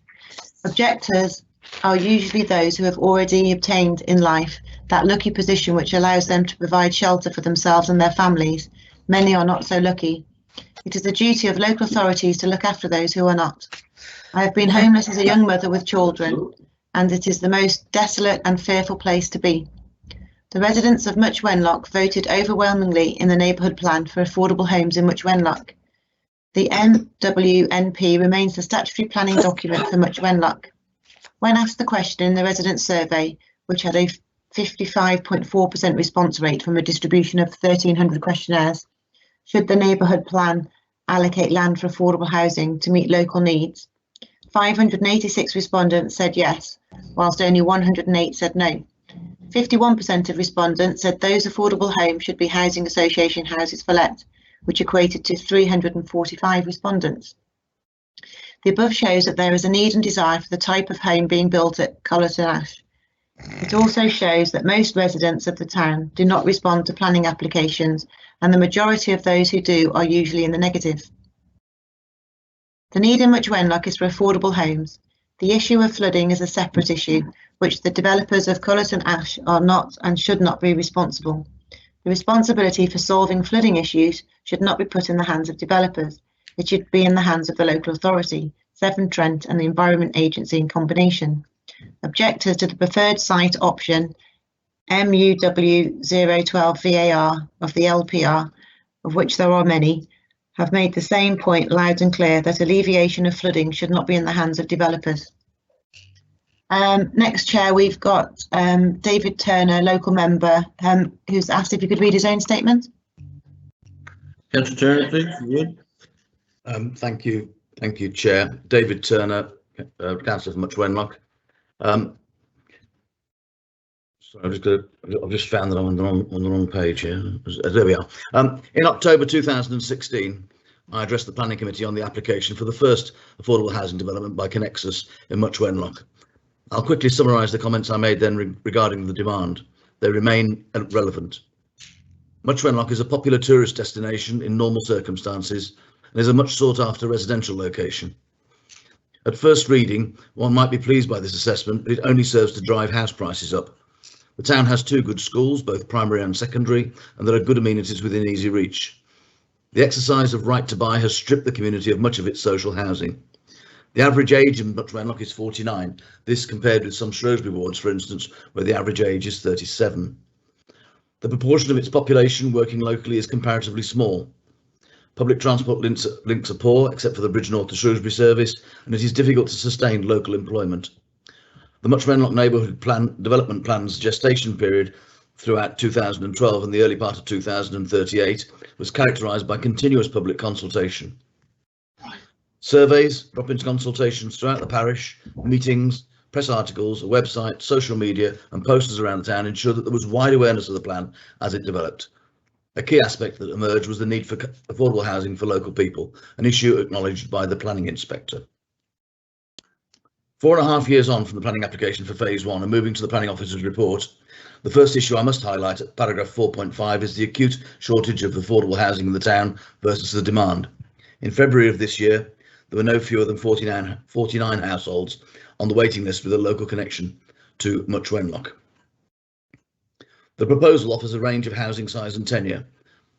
This will satisfy multiple local needs and has attracted the support of the councils, that's Shropshire Council's Housing Enabling and Development Team. The officer's report spells out the passive house credentials of the proposals. I find it remarkable that residents in the phase 1 development, which has won awards, were delighted with the energy efficiency of their new houses, and some reported fuel bills of below £100 per annum with no requirement for heating from the grid. The location of the proposed development is convenient for shopping, the primary school and the allotments, a matter of 200 yards away, and is sustainable. Whilst a car might be useful, it is not essential, and therefore potential occupants' carbon footprints could be small. I recognise that there are concerns about surface water flooding, as set out in the planning officer's presentation. The town sits in a bowl with a brook that feeds into the River Severn. It has done for thousands of years. There have been many occasions when the roads have turned into rivers and there have been properties flooded. Nonetheless, freehold residential properties in Much Wenlock are much sought after. In 2019, the town was described by the Sunday Times as one of the best places to live in the UK. The field upon which this application sits has drained freely into the lane and on occasions onto the A458 for many years. The lane itself carries substantial flows of water when fields up to half a mile higher up the lane shed water and mud onto the highway. In recent years, as a result of budget constraints, there have been occasions when the gullies have been blocked, and this has caused problems. In listening to the Place Overview Committee meeting on Thursday last week, it was acknowledged that gully cleansing has not been as frequent as was previously the case. And the result, of course, is plain to see. In this instance, in January 2020, WSP, on behalf of the council, identified what needs to be done in reprofiling the Callerton Lane so that water flows off it, and have been in discussions with the landowner to provide an off-highway sump. Of course, this hasn't reached fruition. Elsewhere in the town, we have a site promoted in the local plan review, which is being advocated by the council, by Shropshire Council, to provide a response to surface water flooding. Without going into detail, there is much controversy locally about building new houses to alleviate flooding, as described by Mrs. Durbin, on an estate of houses built less than 20 years ago. Many residents feel that the council should be using other means, such as SIL money, on solutions that benefit the whole town. Elsewhere around the town, windfall sites for new, and in some cases large and expensive, market houses receive planning consent. Meanwhile, this site, which meets a clearly identified local need for affordable homes, as opposed to private housing that fulfil lifestyle ambitions, is recommended for refusal. In reaching a decision on this application, I would ask that the committee is mindful that the Much Wenlock Flood Action Group is largely composed of advocates for the site of 120 houses promoted in the local plan review. Also be aware that the Town Council's Planning Committee chooses to listen only to this group and not to the people of Much Wenlock. It has steadfastly refused, Town Council has steadfastly refused to consult and has publicly refused to listen to an organised and well-supported group of residents with an alternative viewpoint. Nonetheless, as you can see, they haven't exercised the opportunity to address this committee. Finally, as with all applications, a decision is reached following a careful balance of the planning issues. Please ensure that you carefully consider the needs of 49 households with a strong local connection to Much Wenlock. The community needs to keep these families local, it needs to maintain a balanced population, and it needs you to approve this application. Thank you, Chair. Thank you. Okay, Chair, then there's just one more statement from Paul Neep, the agent on behalf of the applicant. Okay. The adjacent first phase that delivered 12 much needed affordable homes was developed in close collaboration with the community and in response to delivering an exemplar of the NDP. And part of that was the delivery of some of the most sustainable homes in the country. In fact, Cullerton's Ash will feature in this weekend's Sunday Times as a case study in an article on the greenest streets in Britain. While the last 12 months hasn't quite allowed the same level of community consultation, the second phase of this development follows the same principles established as part of the first phase in terms of design, use of materials and quality. This development aims to go a step further and contribute to the decarbonisation agenda by utilising electricity for heating and hot water supported by air source heat pumps, as well as integrating electric car charging for new homes. As you will see in the committee notes and various representations, there are, however, concerns around drainage, and in particular surface water flooding issues in the locality of the site. As with the technical standards required to support the drainage design on any application, our approach has always been to ensure the design of the drainage on site does not increase the risk of flooding elsewhere, and that we protect properties from flooding from the large steep field behind the site. This has been in combination with targeting betterment to the flooding issues on Cullerton's Lane, firstly by removing the area of runoff from the site itself, but also slowing water down in the perimeter swale and soakaway. We are aware that there were reports of water ingress to some gardens, but the applicant is aware why this happened and has amended their maintenance regimes accordingly. So we are confident that this won't happen again in either the earlier or in this phase.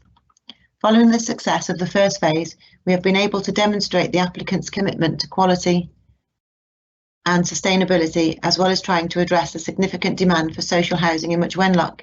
As you will likely see from the planning officer, the town council, the ward member and from various members of the public, there are many positive comments in support of the principle of development and the approach being taken as part of this application. The applicant remains committed to the delivery of much needed, high quality, sustainable social housing for Much Wenlock residents. And that's it for the public statements, Chair. Thank you. Thank you very much. David Evans, Chair. Does the planning officer wish to come back?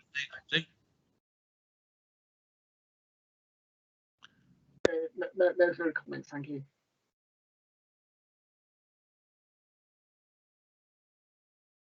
Nothing, right? Okay, now open up to the committee, please. Speakers, who would like to go first? Okay, we've had an indication, Chair, that Tony Parsons would like to speak, please.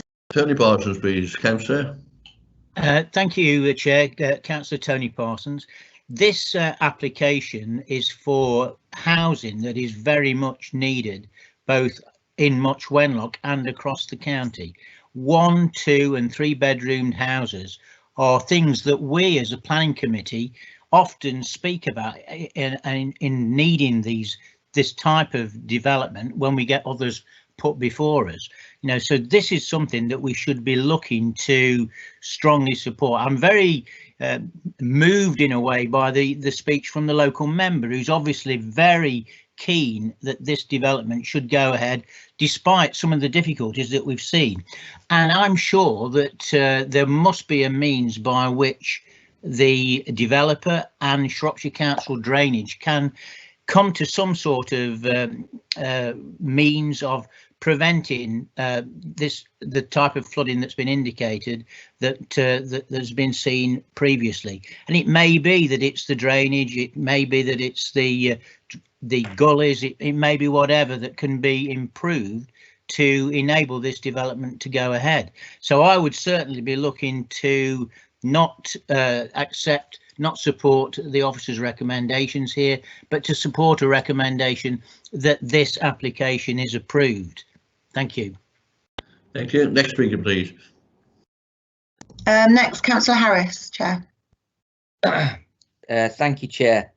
In agreement with Tony Parsons wholeheartedly, and yes, I understand exactly where David Turner's coming from.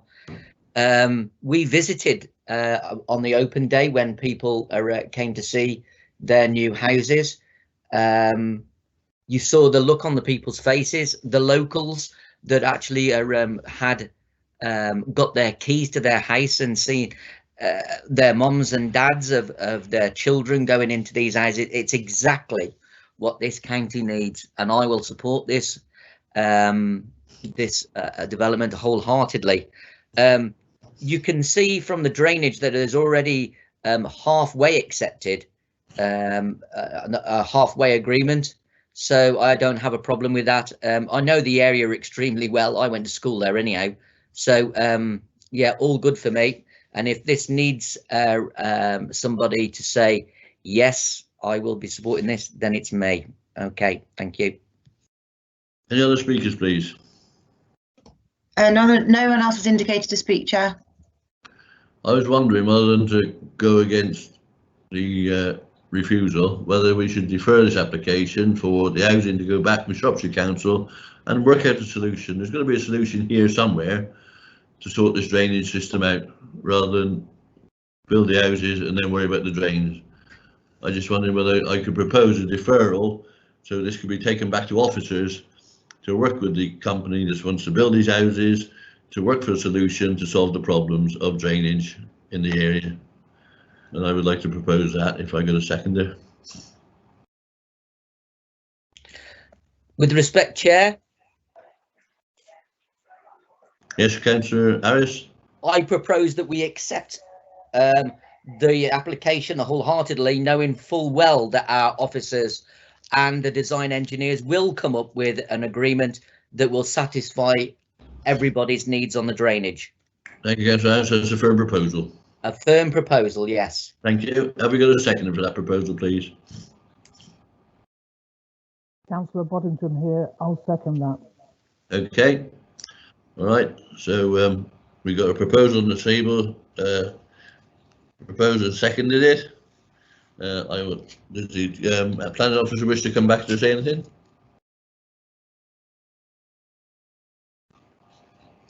Do you wish to come back, Richard? Sorry, David. Yes, I was in the middle of typing, so you're going to get an odd half-written comment coming through on our chat. But yes, obviously, in terms of that, I just would suggest that if you do that, the recommendation should be subject to delegated authority for officers to impose appropriate conditions.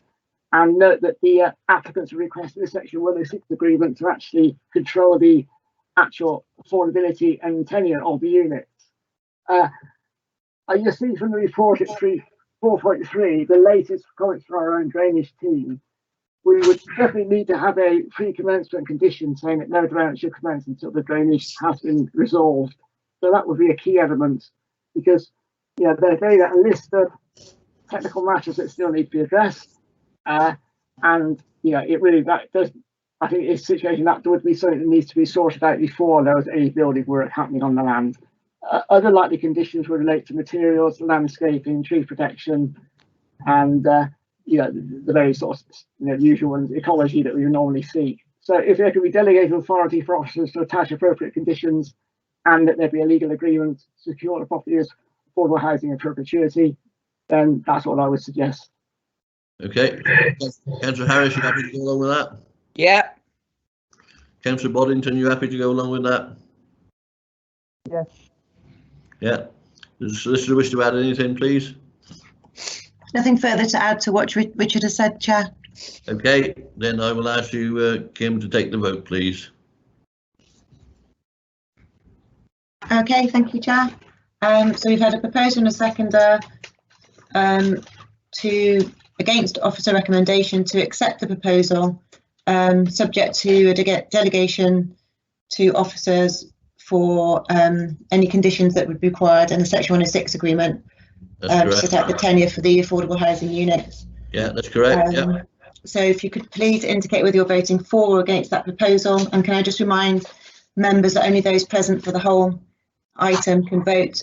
Councillor Tyndall's indicated that he's had to leave the meeting during this item, so won't be voting in this matter.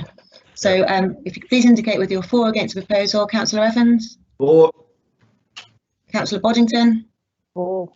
Councillor Harris? For. Councillor Hignett? For. Councillor Huffer? For. Councillor Motley? Abstain. Councillor Parsons? For. Councillor Shinton?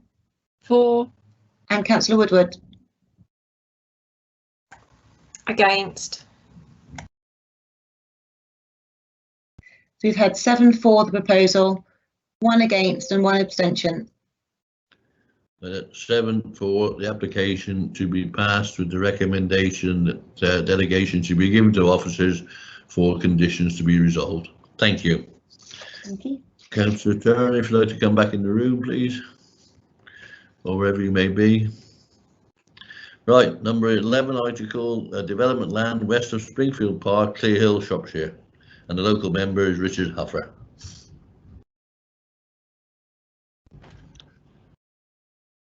Okay, thank you, Chair. Andrew Sherikowski, consultant planner. Chair, you'll see from the report that this site has a somewhat tortuous history and a slightly unusual one, extending back to 1989. I think it'll also be apparent from the report that there are some fairly strongly held views from the neighbours to this site in relation to the issues that quite a large degree have been raised over the history of this site and the way it's been developed. The application in front of you today, however, is a variation application, and it seeks to do 2 things. It seeks to make an amendment to the drainage scheme for part of the site, and it seeks to amend the levels for 3 of the properties in particular on the site, although there's also some minor amendments to the levels of some of the other properties on the site. Basically, the history, as I say, as I've set out in the report, and I apologise slightly for the length of detail, but it's quite important to understand this application. That does go back to 1989. It's an old South Shropshire District Council planning permission, and you'll see from the history that there's been a number of renewals and variations of permission on this site, which got to a point where the most recent variation was granted in January last year. And then since January last year, we've had a couple of variation applications, sorry, a couple of discharge of condition applications. One to amend the substantive drainage scheme on the site, which was approved, and there was actually a further application for the landscaping, which in fact has never been discharged, but is now included in this application as a result. The in some ways, the more substantive element of it is the raising of the levels on the three houses. And I think probably the best thing to do is just run you through the slides because it's the easiest way to actually explain this. So if we could go into the first slide, please, Tim. I should just add, by the way, there are 2 late representations which you'll have only received this morning. They only came in this morning, or we only got them this morning. So there's two additional late reps.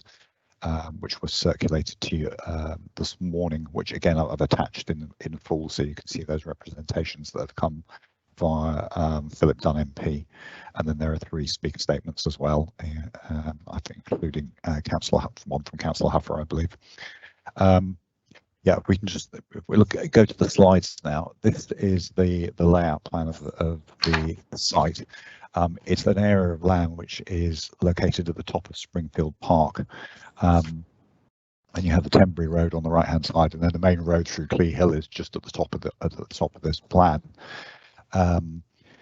Essentially, the development you see in front of you was granted for 13 houses initially, and then there's been a 14th house added, which is the house at the bottom of the plan. I don't know whether, Tim, you can use the cursor to identify that plan. That house, that's the one. Yeah, that house at the bottom there is the 14th house that has been added. So you've got, in essence, 2 permissions, one for 13 houses, one for 14 houses. So you've got a 14 house development in total. The discharge of condition application for the drainage scheme, which was also approved last year, installs a drainage scheme for the whole of the development, which then drains into the drain on Springfield Park. The one part of the site that drainage scheme does not cover is the western boundary, and I don't know if you can just run the cursor down the western boundary. Yes, that's right there. As part of the approved drainage scheme, there was in fact no element of drainage for the 3 sites that run along that boundary, and what the applicant has done is come back to put in drainage there. The reason for the amendment to the levels of the 3 houses which are on the west side of the site, which are plots numbers 1, 2 and 3. So Tim, I don't know if you can just run your cursor to the bottom of the house that's at the bottom left hand corner of the site. I can just see the cursor there. Can you find that, Tim? Yeah, that house there. Yeah, that's number 1, and then it's 2 and 3 in a row. And then the house at the top right hand corner is number 4, and I'll show you photographs of these in a minute. The reason for the amendments to the levels of those houses, as I've set out in the report, is because with the drainage scheme that's been approved, in order for it to work effectively, the levels of the houses have been had to be raised so that the system works effectively. The increase in the levels on those 3 properties varies from 0.8 of a metre on plot 1 up to 0.9 of a metre on plot 3. There are then some very minor amendments to the levels of some of the other properties, but they're comparatively small by comparison. Plot 4, which is the one at the right top left hand corner, there's no change in the level over the approved plan, but some of the other houses have been through all the levels, and there's some very slight amendments to the levels on the others. But say it's all related to the drainage scheme. So that's the variation of the levels. Just to go back to the drain along the western boundary, when the application originally came in, it was proposed to install a new land drain which ran the entire length of that western boundary all the way up to plot 4, and then the intention was to connect it into an existing pipe that links through to the Tenbury Road, but for various reasons that's turned out not to be possible. So we did there was an initial round of consultation on that proposal, and you'll see in the report I've set out there were 2 rounds of consultation, with the bulk of the comments coming in response to that first round of consultation. Because that element of the drainage couldn't be implemented, the applicant went away and came back with a different solution, which is now to construct essentially a soakaway trench along the backs of plots 1 to 3, but not extending up into plot 4, essentially as a soakaway. And the intention is to construct that using gabion baskets, and then you end up with a soakaway that's essentially a trench, which is 600 millimeters wide and a meter deep. There is an existing drain along the boundary of plot 4 in the top left-hand corner, which is to be retained. you'll see there's fairly strong objections from the local residents here. I think there's a lot of discontent about this development as a whole, and I think you'll see from the photographs that it does raise a number of issues about the proximity of the new houses that have been built in relation to the surrounding houses. They are quite close, but the fact is we have a long granted planning permission effectively on this site, so we're not, this is not a development from which we're starting with a blank canvas. Effectively our baseline on this for this application is the existing consented scheme, so that's where we have to start from.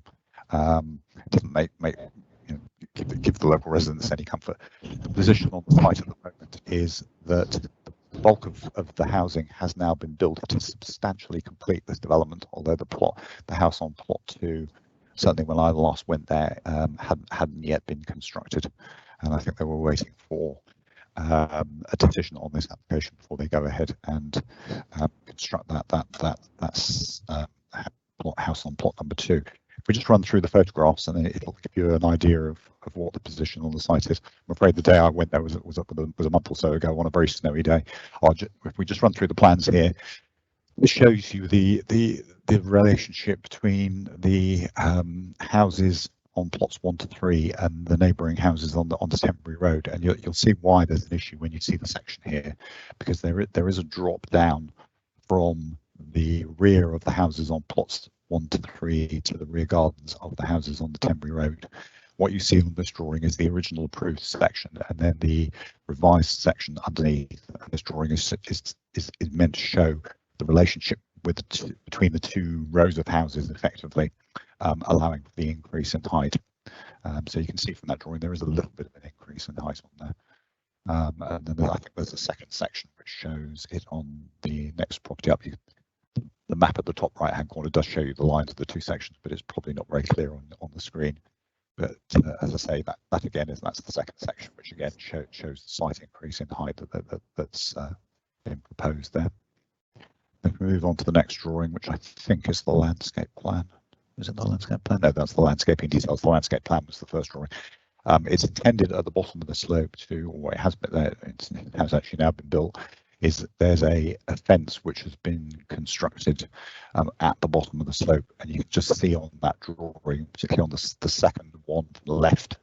Yeah, if you go take the cursor up just from where, yes, that one there, you can see that there's you can see the blue marker there, which is the soakaway, which will be constructed inside the fence, and there's a retaining wall. It's partly constructed out of gravel board because it's actually it's very low level wall, though there's a more substantive retaining wall to be built on plot 4, which I'll show you a photograph of in a moment. Obviously the concern you'll see from the representations that have been made from the residents of Temporary Road, because of the difference in the site, not only are the houses at a lower level in relation to the houses that have been built, but they'll also be at a lower level in relation to the runoff, the surface water runoff from the back gardens, plots 1 to 3 and also plot 4. Hence the issue here. But you need to bear in mind with this application, the currently approved plan has no drainage provision along that boundary at all. So the purpose of this application is on the part of the developer is to put in some kind of drainage provision on that boundary where none currently exists, except up at plot 4, compared with the approved plan. So we have to say the baseline here is the currently approved plan. If we just go on to I think there's photographs after this just to give you an idea of the site. Move on to the next slide, please, Tim.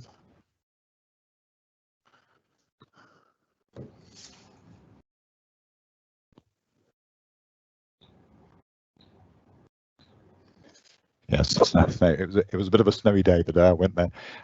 So this shows that the houses on plot 1 and plot 3, and you can see there's a gap between the 2 where the house on plot 2 will be built. This is the fence on the right hand side is the fence running down the boundary at the bottom, so it gives you an idea of the slope down. What you can't see here are the houses on the Temporary Road on this particular photograph, although I have got others. But you can see there is a bit of a slope there. If we can go to the next photograph. That's actually from a very similar position. It's just come out slightly, but again, it gives you that a slightly better view looking down the fence, and you can see on this photograph the backs of the houses on the Tembury Road. So I've deliberately made those photographs as large as I can on this one, so you can just hopefully get a reasonably good view. And that's the view from plot 2, where the house hasn't been built, looking down the slope towards the houses on the Tembury Road. So again, it's the idea of that photograph is just to give you an impression of the relationship between the new houses and the existing houses on the Tembury Road and what the difference in levels is. The next photograph, please, Tim. And that's the view, again, looking from the gap on plot 2 up towards plot 4, and that house that you see in front of you, in the new house, that's the plot 4 house, and you can see the relationship there between plot 4 and the back of the adjoining house on the Tembury Road. And the next photograph, please, Tim.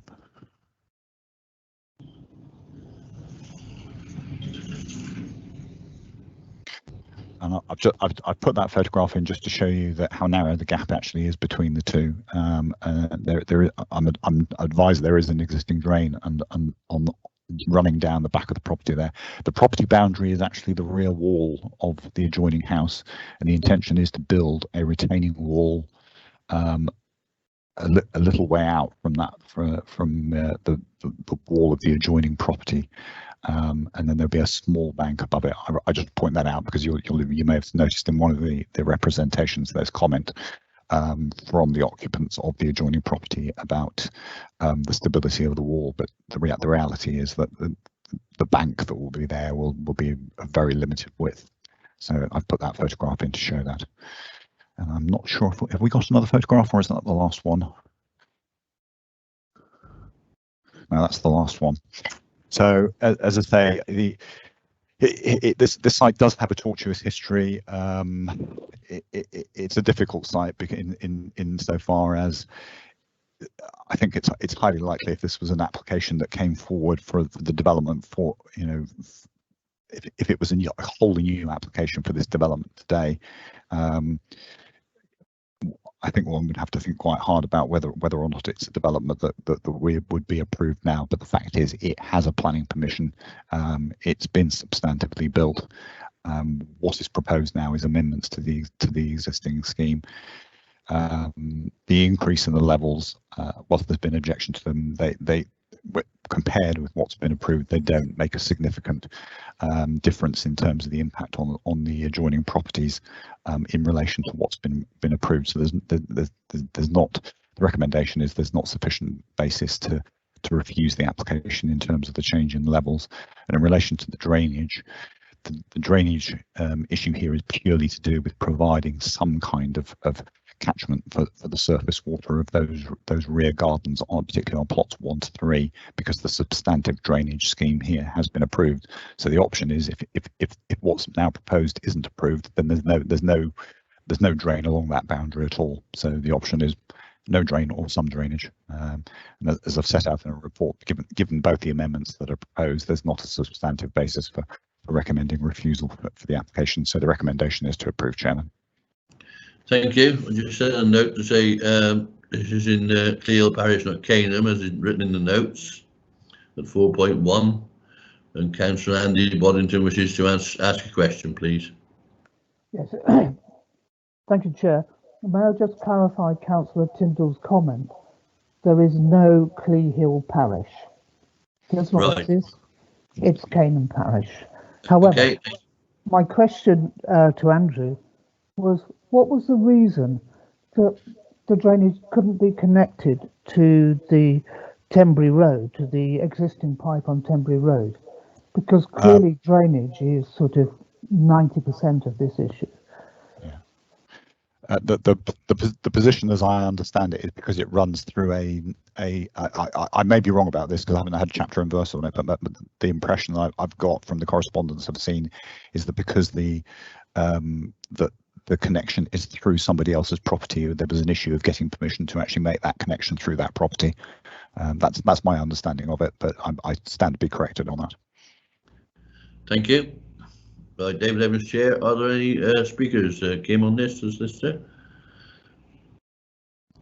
Yes, thank you, Chair. The first one's from Anita Rose, local resident, who says, I have grave concerns about the proposed application. The site has a long and complicated history, and it does seem that local residents are bearing the brunt of a series of changes in applications and false starts. The variation to the planning application in 2019 caused some neighbours to express concerns about drainage on the site, and also about the proximity of the development to existing properties. There was a request from one resident of Tenbury Road that the 2019 application be taken to Planning Committee, but Planning Officer's recommendation shows that the local councillor did not pursue that. Local people are now living with the consequences of that planning consent. Residents of the neighbouring properties now are reiterating their concerns about drainage, about the height of some of the buildings, the stability of the retaining wall, the accuracy of the drawings, and the developer's adherence to the approved planning permission. Meanwhile, they are expected to tolerate the disturbance and worry that this development brings. Would councillors on the Southern Planning Committee please given the closest attention to the proposals and the consequences of any decision that they reach on the concerned local residents? Next is Richard Huffer, who's the local member and will be reading his own statement, Chair. Okay, thank you. Richard. Read that, please.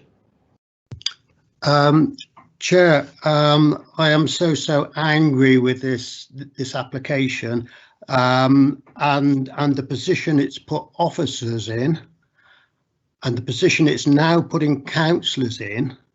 I would be more than happy for Kim to read my statement out, because it's all there. It's all there, you know, for you to make a fair deliberation. Thank you, Kim. If you could read it out. Okay. Yes, I'm happy to read that, Councillor Huffer. Thank you. It is unusual for a variation in planning consent to come before this committee. If members were to visit this development, they would discover that this is an exceptional case where the planning system has failed the community of Clee Hill. I have always said that Clee has capacity for more housing, and I am not against the Springfield Park development. What I am against is the way it has been built. There are many concerns that the build is poor quality and may not be meeting building regulations. These are not matters for this committee, but they demonstrate the way this site has been built out. I oppose the siting of the plots and the elevation of the plots. The many issues with this development are difficult to visualise from the plans. I am submitting this before seeing the officer presentation, and I did not know how well any photographs presented to the committee will convey the situation. I think that could only be understood by visiting the site. The main issues that the residents of Clee are raising, and I fully support them, is the proximity of the houses to existing properties. The houses loom over North House, Trafford House, Fern House and Ivanhoe, blocking light. The gap between North House and Plot 4 is just 3 metres wall to wall.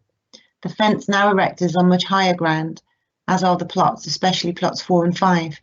They dominate the view and almost look threatening. If members of the committee doubt this, they can see for themselves, because the houses have already been built and the application before the committee is a retrospective consent. I have long supported extra housing in Clee Village. I don't object to this development. What I do object to is the way that plans have been changed to the detriment of existing residents. I object to housing being built and permission being gained retrospectively. This development sets a bad precedent for Shropshire. Development in villages should be harmonious with existing housing. This is not. Privacy and light are being lost for a build out that is not yet permitted. The development, which is approaching completion, is a design and planning failure. Problems with planning control, properties built before they have permission, shows this development is out of control. Members will be able to guess why this site is called Springfield. Yet the drainage has been made up as the development has gone along. That means that the levels for the site and the elevation of the houses have been changed upwards to the detriment. If this application is approved today, it will give the green light for any developer to hold the council hostage. Build what you want, where you want, then get planning permission. I urge the committee to reject this application. If it feels unable to do so, then I urge members to defer the application until a site visit can be made, either as a group or individually. And then next, Chair, we've got Connor Flanagan, agent on behalf of the applicant. Thank you. He says, Dear Chair and committee members, my name is Connor Flanagan of Black Box Planning. I'm a chartered town planner with over 16 years of professional practice, principally in residential development matters. I'm aware of various objections to this application, but with respect to those objecting parties, the majority of objections misunderstand the scope of this planning application. This application only seeks permission for changes to the levels of plot 1, 2 and 3 in order to bring them in line with the levels already approved by the council by virtue of the drainage scheme condition discharge. The only other item this application relates to is revising landscaping and boundary details. In respect of the revised levels, officers have conducted a site visit and, as evidenced by their report and recommendation, are satisfied that the modest increase to the overall height of these plots does not result in unacceptable harm to the amenity or light of neighbouring properties. The officer recommendation is also clear in respect of the revised landscape details. Turning to submissions from other parties, there is much objection in relation to plot 4 in respect of levels and its proximity to the neighbouring property, North House, and also drainage matters. However, such matters simply do not fall to be considered under this application. The layout of the development, including the positioning and levels of plot 4, was approved by the council under planning permission 19/03/888 VAR on the 28th of January 2020, and the construction of plot 4 accords with that consent. This has been verified by a surveyor who acted on behalf of the neighbours. Respectfully, there is no relevant discussion to be had concerning plot 4 within the scope of this application. The drainage scheme has also been approved by the council. There have also been submissions made which question the quality of the development, to the extent it is claimed that it may not meet building standards. Such aspersions are misplaced and made without any evidence. On the contrary, given the level of interest in the development site from neighbours, building control officers have conducted regular inspections of the development throughout the construction process to ensure the development is compliant with all relevant standards. Furthermore, in certain aspects of construction, such as insulation for example, the properties exceed building regulation requirements. They are good quality family homes and the applicant development company has a proven track record of delivering quality residential developments. In addition, the development never commenced without planning permission as claimed by submissions. There were delays with some condition discharges being confirmed as a result of complications associated with the pandemic over the last 14 months. But committee members will be aware that the government acknowledged a degree of pragmatism was related for local planning authorities during the peaks of the pandemic. At all times, however, the applicant submitted the necessary information within the appropriate timescales. We are disappointed that submissions have resorted to a defamatory tone without any evidence in an effort to influence the council's decision on this application. However, a clearly presented by your officer's report, the scope of this application is limited and it cannot revisit past decisions of the council in respect of the layout of the development. Respectfully, we hope you can support the officer's recommendation. And that's it for the public speaking statements, Chair. Thank you, Kim. David Evans, Chair. Does the committee officer wish to add anything, please? No, nothing else to add, Chair. Thank you. Right, we will now put it open to the members who wish to speak. We've got several want to speak on this, so Kim. Okay, first up is Councillor Shinton, Chair. Councillor Shinton, please. Thank you, Councillor Shinton, Clipper Mortimer Division.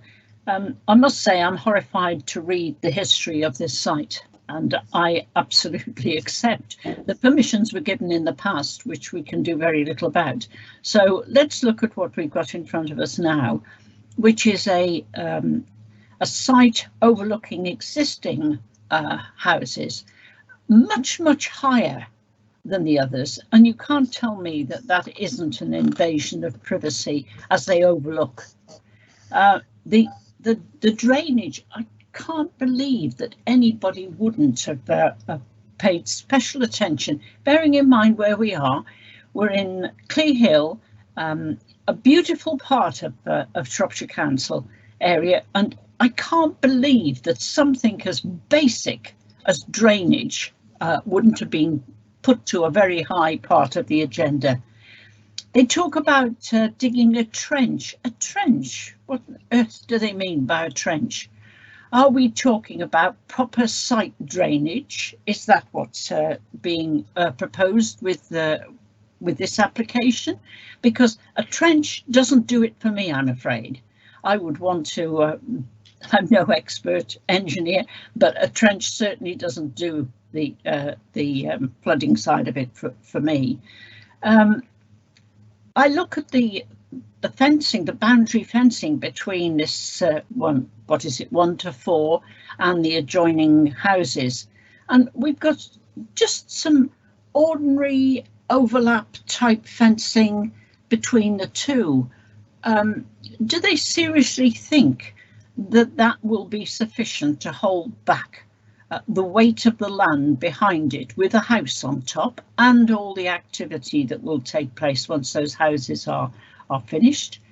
I'm sorry, we must have something more substantial than that. If we've got to have a fence, and it looks as though we'd have to. And who's going to be responsible for the future maintenance of a bit of a wooden fence? I'm sorry, it's not tight enough and it's not good enough. Surely building regulations should have picked up some of this before. I've never, ever, in all the years I've been on planning, seen a site which has been such a dog's breakfast. So I absolutely agree with what Councillor Huff has said, but I don't see how I can refuse this application if it is going to do something to alleviate the drainage problem. That's my problem. I can't come up with anything better. Thank you. Thank you, Councillor Shynton. Next speaker, please. Councillor Boddington, Chair. Councillor Andy Boddington, please. Thank you, Chair. Councillor Shynton picked up many of the points I was going to make. So I like her phrase, dog's breakfast. It's probably not that good, really. This is making up planning as you go along. If you read the long history of applications, I mean, there's nothing wrong with the scheme in principle, but it goes from being a sort of average housing application to being one that is disturbing to the neighbours. It feels like it's almost threatening to the neighbours. If you go and visit the site, which we haven't had the opportunity to do, I mean, the houses actually loom over existing houses, and it is an issue. Our major issue is drainage, and it has to be a failure of the planning system. If you can build houses on a site called Springfield, you know, which gives a clue, doesn't it? If you can build houses on a site with a spring and not solve the drainage problems on day one. And I know we can't revisit it. I mean, we've just talked about drainage issues in Much Wenlock. But it is critical and it is a failure. I think that what we're seeing here is simply a developer that decides, okay, we'll do that, and then we'll fix the problems. And the thought that these gabions and trenchant gabions are going to solve the drainage problems, I tend not to believe. That Cleehill, as many people will know, is rather wet at times. It has a lot of water, let alone a lot of groundwater. This just seems to be, you know, just a sort of last desperate attempt to make the scheme work. And I don't think I can support it. We need something that's better, that really does solve the drainage schemes. Otherwise, we're going to have to live with it for the next 50 years. So I'm going to oppose this application. Thank you. Next speaker, please. Councillor Turner. Councillor David Turner, please. Yes, thank you, Chairman. After 3.5 hours, you'll be pleased to know I'm not going to go on for very long. Just to say that most of the points I was going to make have been covered. The local member has expressed himself very clearly about what's gone wrong in the past. It's a very long-standing application, and the local resident also made some very good points. Mrs. Rose made some very good points about the way residents must feel. If I was in their circumstances, I do not know what I would do. I have to say that my heart is with Councillor Boddington in terms of an approach to this application, but my head may well be with Councillor Shynton, and it's going to be a very difficult decision. Thank you, Chair. Thank you. Next, Councillor Motley. Councillor Motley. Yeah, thank you very much, Chairman. Well, I share everybody's horror at this site, actually. I don't think I've ever seen houses crammed in quite so tightly on such a very steep terrain, and overlooking so, as somebody said, so threateningly almost, the neighbouring houses below. And the trouble is that that that's been done, and I'm afraid to say that with the best will in the world, despite what the agent said, these houses look as though they've been jerry built. I'm really sorry to have to say that. But they are basically red brick boxes that have been piled on top of each other almost, with hardly room to breathe, and everything's been done in the wrong order. As others have pointed out, that basically you're supposed to get your drainage scheme sorted out before you start building the houses, and obviously somewhere down the line somebody forgot about that, and I have no idea at what stage that happened. But we've got a real problem here, and I'm not sure that the proposal that's come forward for sorting it out, the business of Gabion baskets or whatever, I'm not sure that there's going to even be enough space to sort it out because of the steepness of the terrain.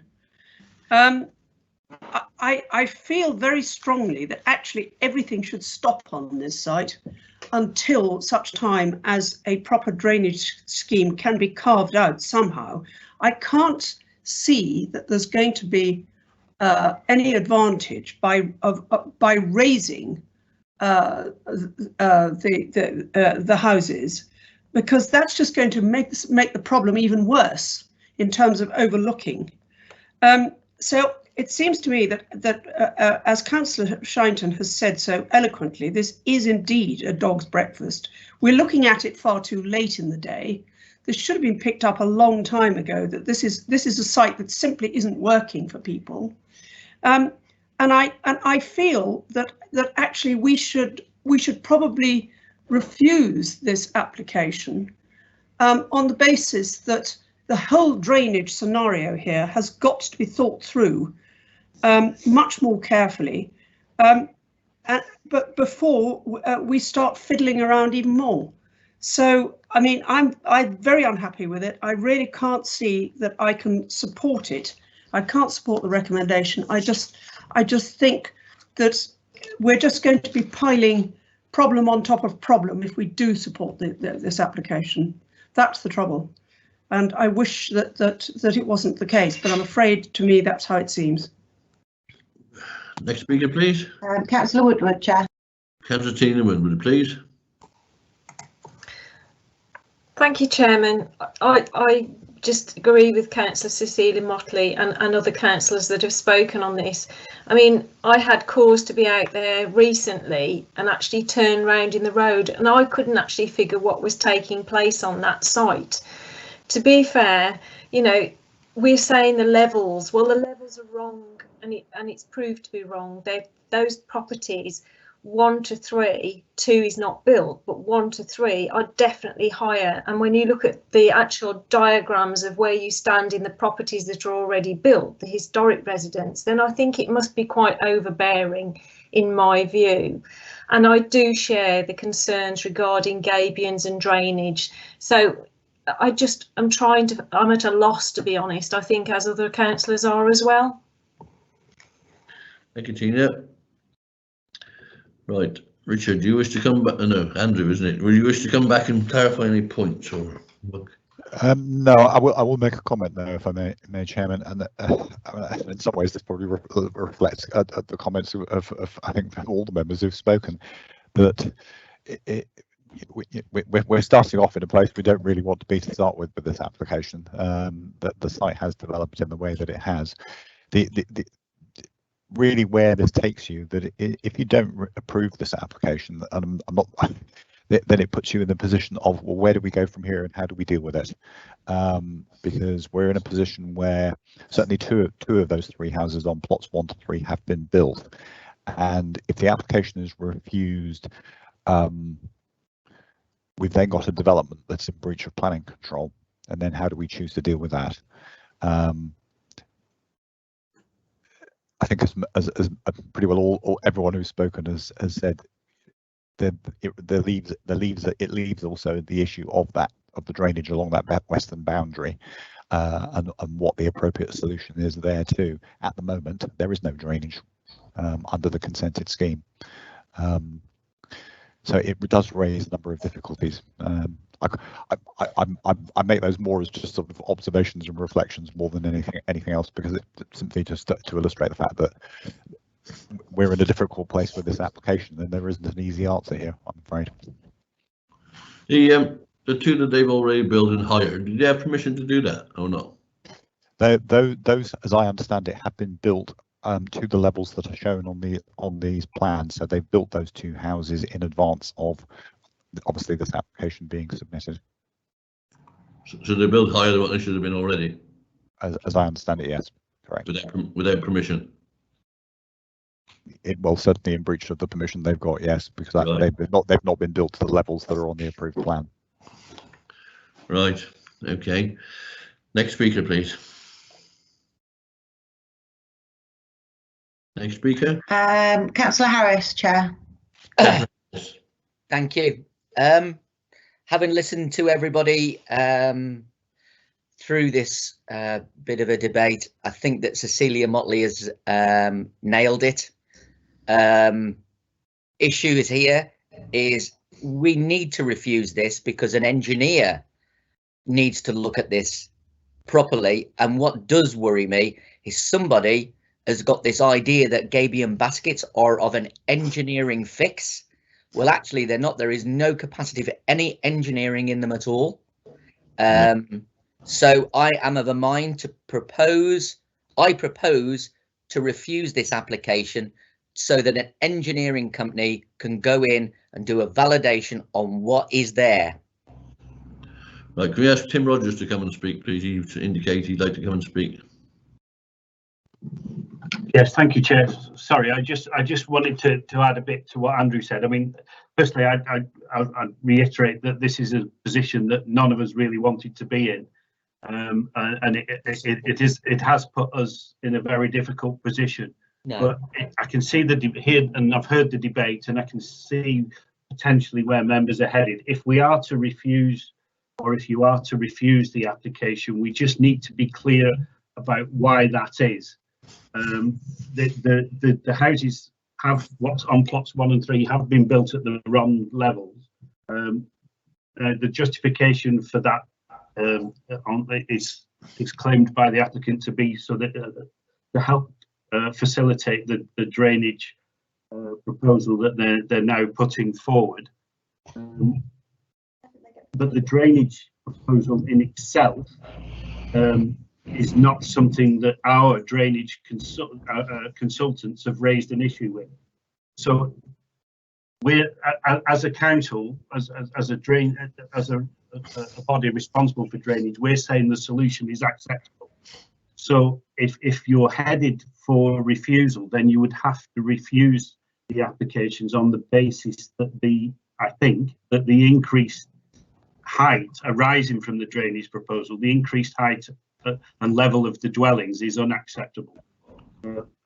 As officers, we're saying that isn't the case. You as members can come to that conclusion, but a different conclusion to the recommendation from officers. But it needs to be clear exactly why you're refusing, because it's inevitable that the developer, the applicant, is going to, given where he's at with the development, is going to appeal any decision to refuse. And as Andrew says, if we do refuse, we've got to look at enforcement action potentially. And if enforcement action were taken, the applicant again would appeal any enforcement notice to demolish and remove those dwellings and put them back to the correct level, previously approved levels. So we need to be clear exactly if members do come to the decision to refuse the current proposal, it needs to be clear why, on what basis they are refusing. That's all I wanted to say. Thank you, Chair. Tina Woodward wants to ask a question, please. Thank you, Chairman. Do we have anybody here from Shropshire Council Drainage that could answer some questions, please, to give us some sort of, background as to why it is satisfactory? Yeah, Chair. Unfortunately, we don't have a drainage officer attending the committee today. Right. Thank you. We've still got some more speakers now. I don't Simon Harris wanted to speak. Yes, sir. I heard what our officer Tim said. I am in a mind to agree with him. My issue with is, yes, their houses may have been built too high, but it's the engineering of the land that I am concerned with.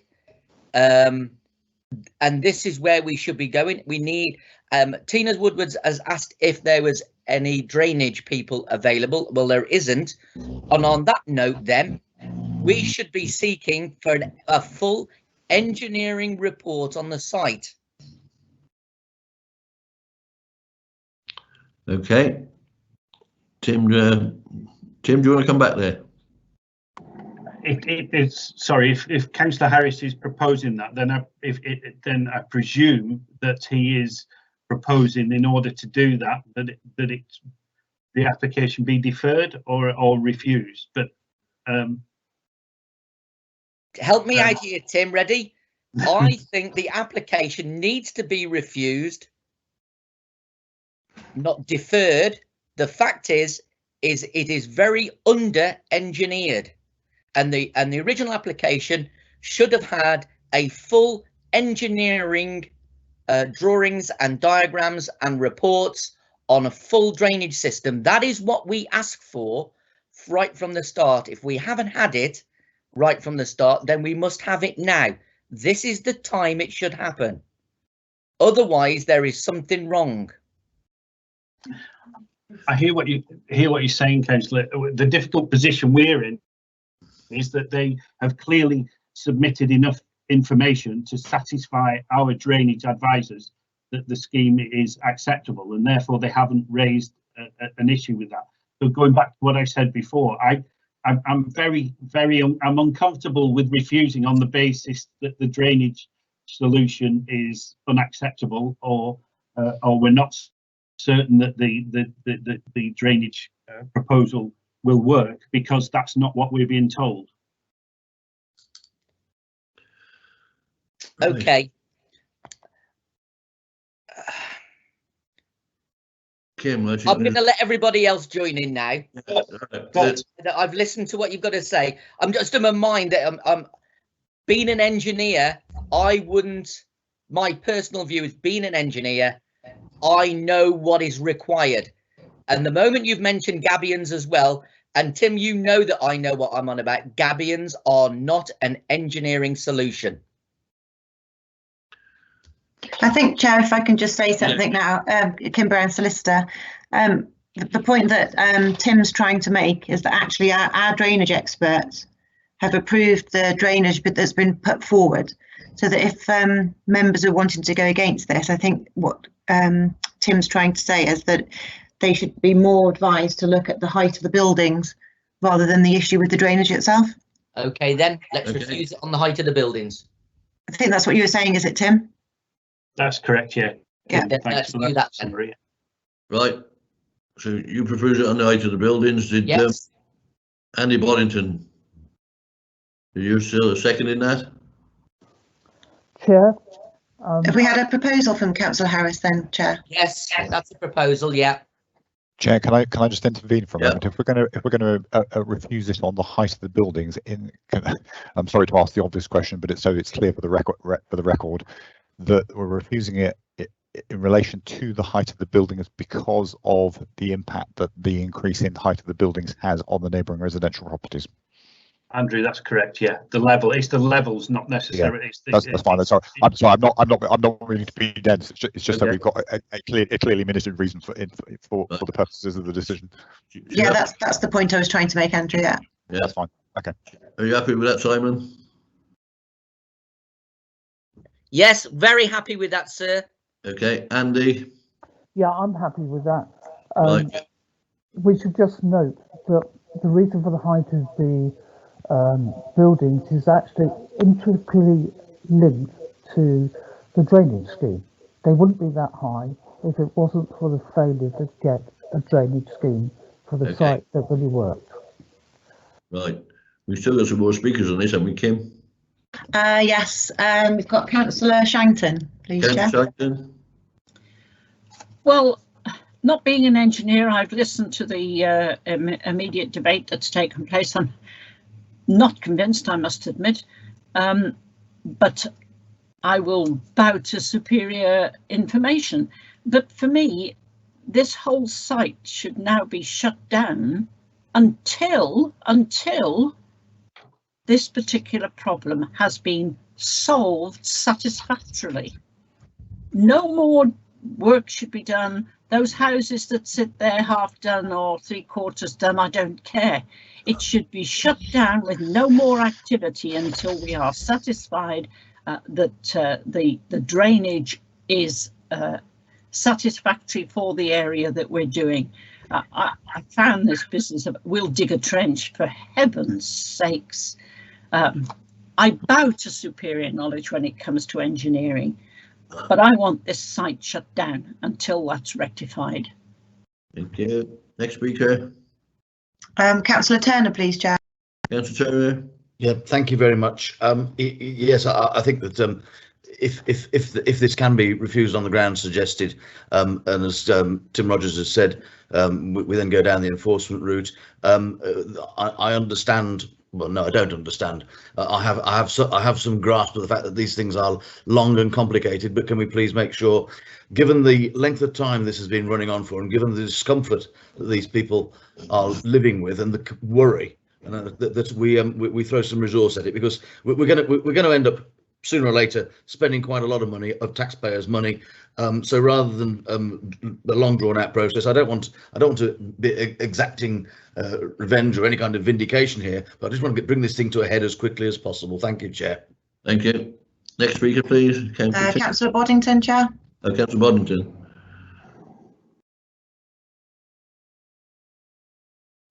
Right. Next speaker, Councillor Tyndall. It may be that there's Councillor Tyndall.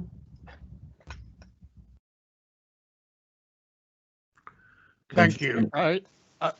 Is there any merit in asking for a deferral and possibly even a site visit when COVID-19 regulations allow? I agree with Councillor Shankton and also Councillor Cecilia Motley, is that we've been asked to deal with something that we should never have been asked to deal with, and so I'm proposing deferral. Right, next speaker, Councillor Motley. Thank you, Chair. I must say that I said to Councillor Tyndall that I would second his deferral. Actually, I think it would be better to refuse this application. Thank you. I really do. So I think that's the way I'm going on this. Okay. The last speaker is Councillor Woodward, please. Yeah, Chairman, would it be possible next time that the committee, when we have something like this before us, have somebody from the drainage team present? Because I think it would help us all. It would, yeah, I totally agree. Right, we have a proposer and a seconder for refusal owing to the height of the houses. Chair, can I just before can I just make one additional comment? If you're going to go for a refusal, then what I would suggest you do is relate that to policy. Policy CS6 in the core strategy has a section in it which is concerned with the impact, the amenity impacts of development. So what I would suggest is that we reference the height of the buildings in relation to the amenity impact and relate that to the criteria in policy CS6. Okay, we'll tie that into Simon, shall we? Is Simon still there? Yeah, listening. Right, CS6, we're tying into the refusal, all right? Yes, thank you. Right, so you've got a proposer and a seconder for refusal with regard to CS6. I'll now ask him to take the vote, please. Okay, thank you, Chair. Again, just remind members that only those present for the whole item can vote, and we've got a proposal and a seconder for refusal of the matter against officer recommendation for the reasons set out by Andrew and Councillor Councillor Harris in relation to the height of the dwellings in accordance with CS6 and the impact on amenity. If you could please indicate whether you're voting for or against the proposal. Councillor Evans? For. Councillor Turner? I beg your pardon, for. Councillor Boddington? For.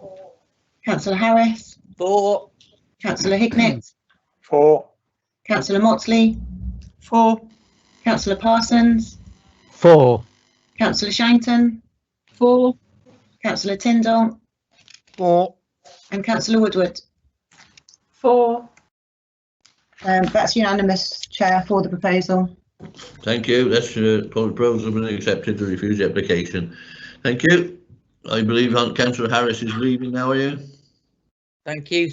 Thank you, Thank Chair, you. for all of your help, and I thank the committee for all of their support today.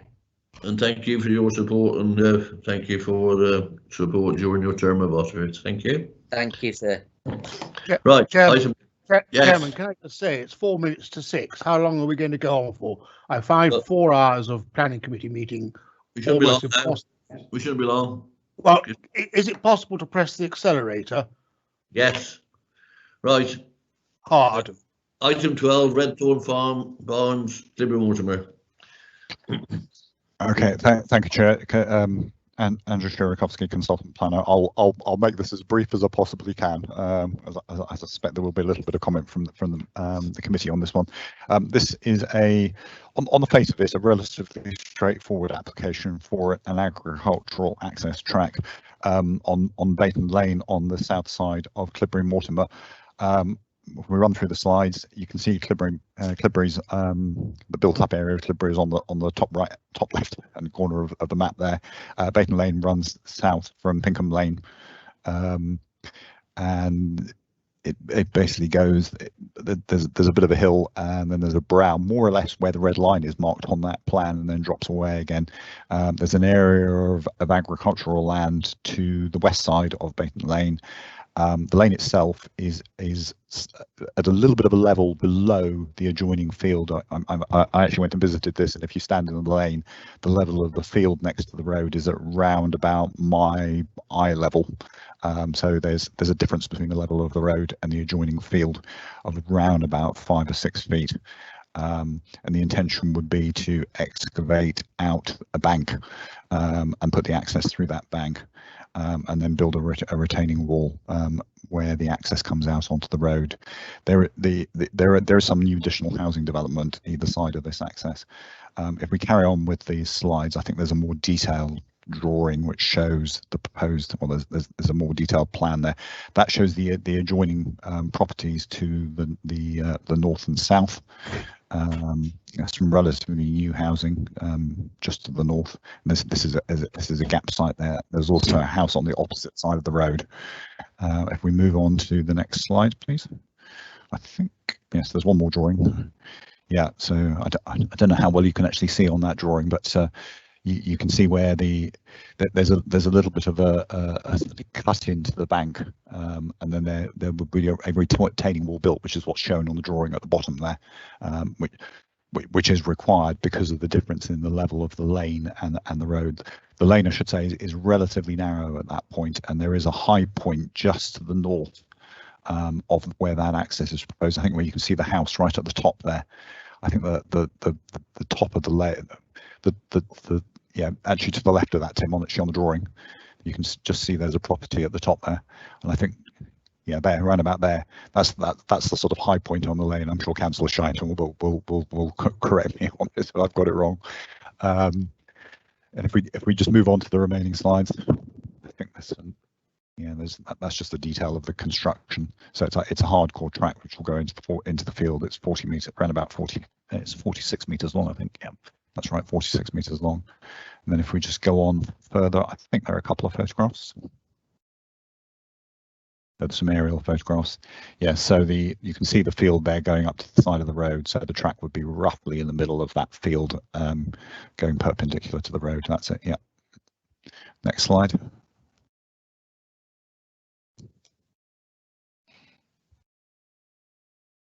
The next slide, please, Tim.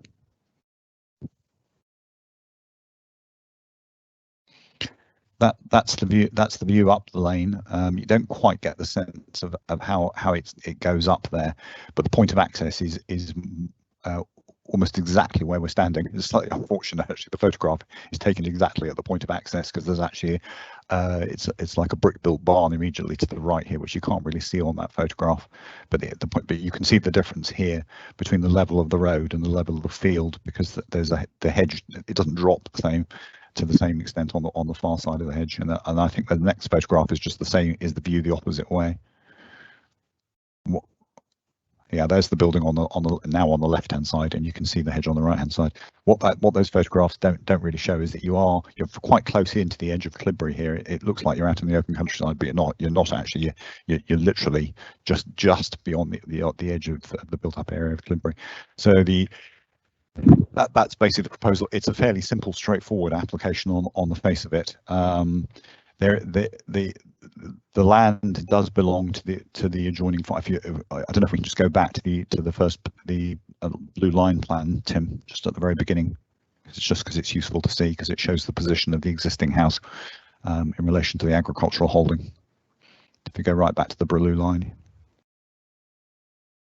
Yeah, so you can see there that's the land holding, and it includes the property immediately to the south. I think there are objections raised, quite a substantial objection raised from the parish council, which I'm just trying to find. Yes, there we go. I think essentially raising the point about what's the purpose of the access. There are issues about it going onto a relatively narrow lane and safety issues. It's set out in the report. I think there's also been a number of representations making similar comments. I won't really say any more than that, Chair, to keep it as short as possible. So I will hand it back to you, Chair, and thank you. Have a debate. David Evans, Chair. Are there any public speakers, please, Kim? Yes, thank you, Chair. First one is Cleobury Mortimer Town Council, who say Cleobury Mortimer Town Council strongly objects to this planning application with the following points. We request an evaluation of highways. We request an evaluation by Highways regarding the entrance, as we note that the applicant recently developed the site, building 3 houses on what was Redthorn Farm. There are 2 tarmac access roads into the field in question, one gated, the other including a cattle race. At face value, it would appear these make the track applied for to be superfluous. There does not seem to be much agricultural purpose going on there in any way currently, and indeed not for some considerable time. Also, the rectification work on the applicant's previous unauthorised changes not yet been rectified, and as such, why are Shropshire allowing another application from the applicant? The only restoration work from the previous application is the closing of the gate. We also object as there seems to have been no intensification of use, which would warrant the need for this new driveway. The question, why has this not gone down the permitted development route? Okay. We also would ask if the original application can be sought out and reviewed in relation to these access points. Were they detailed within this application, and if so, what reason was given for their use? If access to the field was cited, then that would undermine this new application. If they were not mentioned, then we request for this to be taken into consideration when reviewing this current application. It is also of note that the proposed action would impact mature hedgerows that should be protected. This is possibly a protected hedgerow of historic value, and the wildlife habitat would be lost with no redress. The lane is very narrow and would require a substantial amount of design access. Also, as with other objections, there are concerns over the flooding issues that may happen due to no drainage planning that would be a real concern for other properties, not to mention ice on the road in the winter months due to flooding. Next is Councillor Madge Shillington as local member, who's asked that I read her statement. Councillor Shillington says, I object for the following reasons. 1. No need to use this access, which is mainly for domestic use for Thistle Rose and Honeysuckle cottages. 2. The applicant has built and converted a number of the original farm buildings for domestic usage in this area. 3. The proposed access already has surface water cascading onto the poorly maintained Bayton Road, which is also access to a number of local homes and farms. 4. There is an existing alternative access to the field further down the Bayton Road, which has a wider space to enable tractor and trailer to manoeuvre onto the land and does not impact onto any private dwellings, and with good sight lines for approaching traffic. 5. The land holding is small and very undulating, and does not lend itself to supporting multiple numbers of animals, therefore would not require such large equipment to feed them. I urge the committee to refuse this application on the grounds of unnecessary incremental impact on existing dwellings and potential road hazard. And finally, Chair, we've got Sarah Hulland, agent on behalf of the applicant, who says, it is commonly known that a planning application is to be determined upon its own merits in the first instances, and while the planning history of the site is a material consideration, the case officer in her report has confirmed that this proposal complies with all relevant local development plan policies. As such, and in accordance with the NPPF, this application should be approved as per the officer recommendation, as there is no reason to engage paragraph 12 of the NPPF and the balancing of harm. The Council's Highways Authority have confirmed that the proposal will have no adverse impact upon highway safety and raised no objections. Throughout the application process, justification has been provided, so much so that the case officer is content sufficient justification has been made by virtue of her recommendation of approval. The application has been made in full, as the proposed development would not meet the strict requirements of permitted development rights for such works, in that the access point is within 25 metres of a classified highway. Albeit this stretch of highway is unclassified, but this remains to be a classified highway for the purposes of the permitted development rights, as an unclassified highway is the lowest class of road, of which all roads are assumed to be unless classified otherwise. Whilst this application will result in the small removal of hedgerow, it is proposed that new hedgerow will be planted in replace. Furthermore, the removal of hedgerow can be removed if granted through a planning application. A protected hedgerow does not result in no removal whatsoever. In the officer's report and following a consultation from the Council's drainage engineer, it has been confirmed that this application will not result in any localised surface flooding issues, as all new material is to be permeable. This location was not the first choice for the track, and alternatives were discussed with the officer due to the conservation area and Clavers Hill. There was an existing gateway already there as discussed. However, to appease the community with consultation with the officer, it was discussed and alternative site to access the drier land for feeding of the cattle was proposed. The stone track is required to access dry land on where the cattle can be fed safely and improving animal welfare. Photos have previously been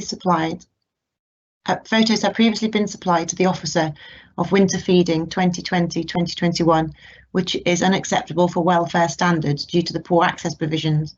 The pens adjacent to Redthorn Barns are used for TB testing with the vets. These cannot be used for feeding areas, as this would impact on health and safety when handling cattle. This can be supported by a vet statement if required. Mr. Poyner has tried to utilise the pens previously for feeding, but the area is too wet and the mud had seeped onto the highway. This was rectified by installing telegraph poles as a buffer to stop the mud coming onto the highway, but as a temporary measure, therefore, this location is not acceptable for animal welfare or road safety. DEFRA are currently offering grants to enable farmers to stone access tracks and feeding areas to minimise soil poaching and sedimentation into watercourses. New farm tracks reduce soil compaction and erosion caused by livestock and machinery. That's it for the public statements, Chair. Thank you. David Evans, Chair. Chair, if I just add that, I should have said that at the beginning, there's also one late representation from Councillor Shinton. So. Right, okay. Does the planning officer wish to clarify or any points on that or not? No, I've got no further comment, Chair. Right, open to committee, please. Who would like to speak first? Tony Parsons. Thank you, Chairman. Tony Parsons. Yeah, looking at this application and this particular road, I can't see very much in the way that we could refuse this particular application, but I can see what residents may be fearing. And I think, you know, if somebody comes back and wants to stick 24 bedroom houses either side of it, that we might take a different view.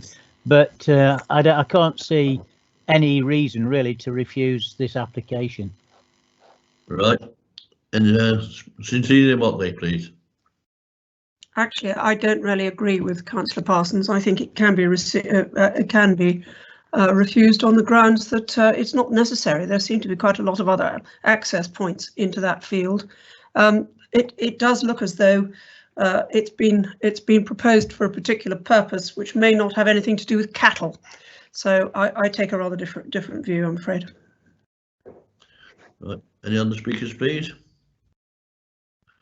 Right. Does the planning officer wish to add anything? No, sure. I would just reiterate the point that in terms of the advice from the consultees, you'll obviously see there that the advice is there's no basis for objection in terms of the comments they've expressed. Right. Solicitor, do you wish to confirm anything? No, nothing further to what Andrew's just said, Chair. Right. We need to find a proposer and a seconder for the application, please. Tony, were you proposing? Yeah, I'll propose that we take the officer's recommendation and grant permission. Have we got a seconder for that, please?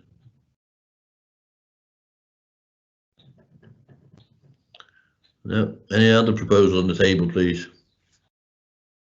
Councillor Motley?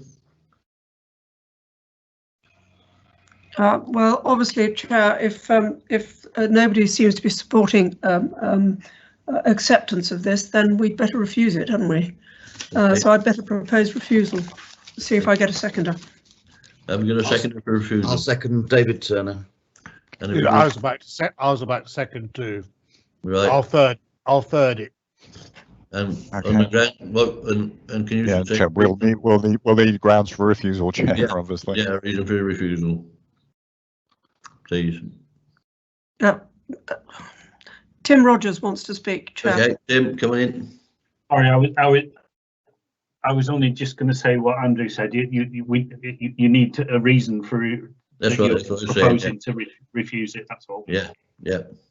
Well, can we go back to what Councillor Shinton said? Yeah. The trouble is that it was read out, and I can't remember word for word what she said, but it seemed to me that the sentiments that she expressed were right. Could you go back to that, Kim, please? Yes, Chair. Which aspect of what she said? We've got. She said the reason she gave for objection were no need to use the access, which is mainly for domestic use for thistle rose and honeysuckle.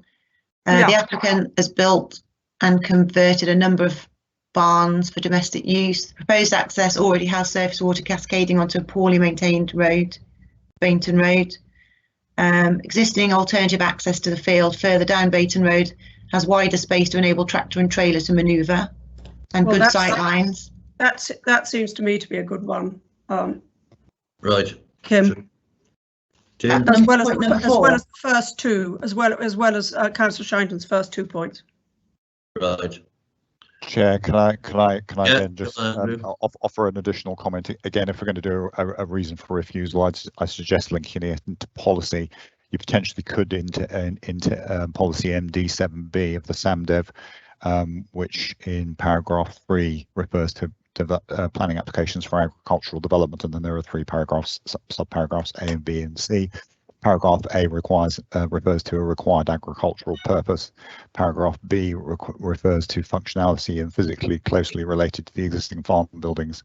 And paragraph C refers to there being no unacceptable impact on environmental quality. You could potentially reference those reasons. Okay. And particularly, thank you, Andrew. And I would recommend particularly paragraph C that Andrew presented us with.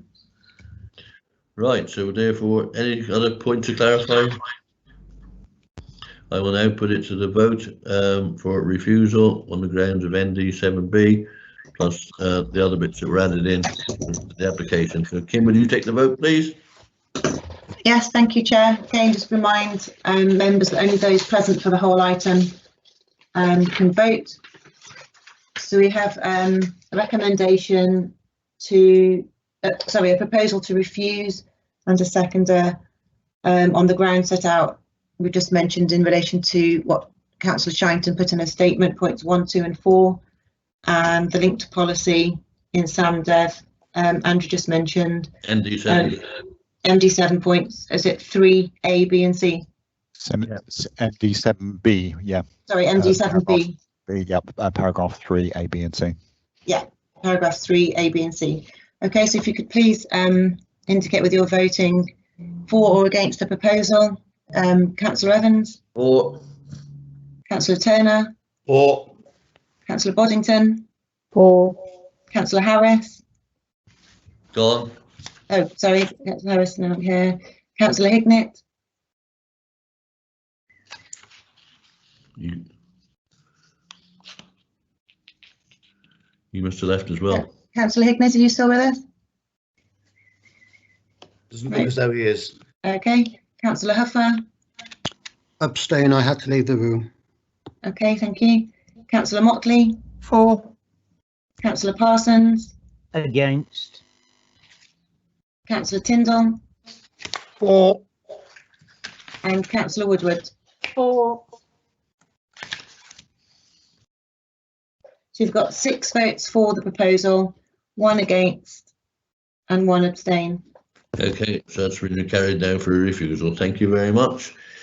We now move on to item 13, which is 19 Burley Craven Arms, and the local member Cecilia Motley.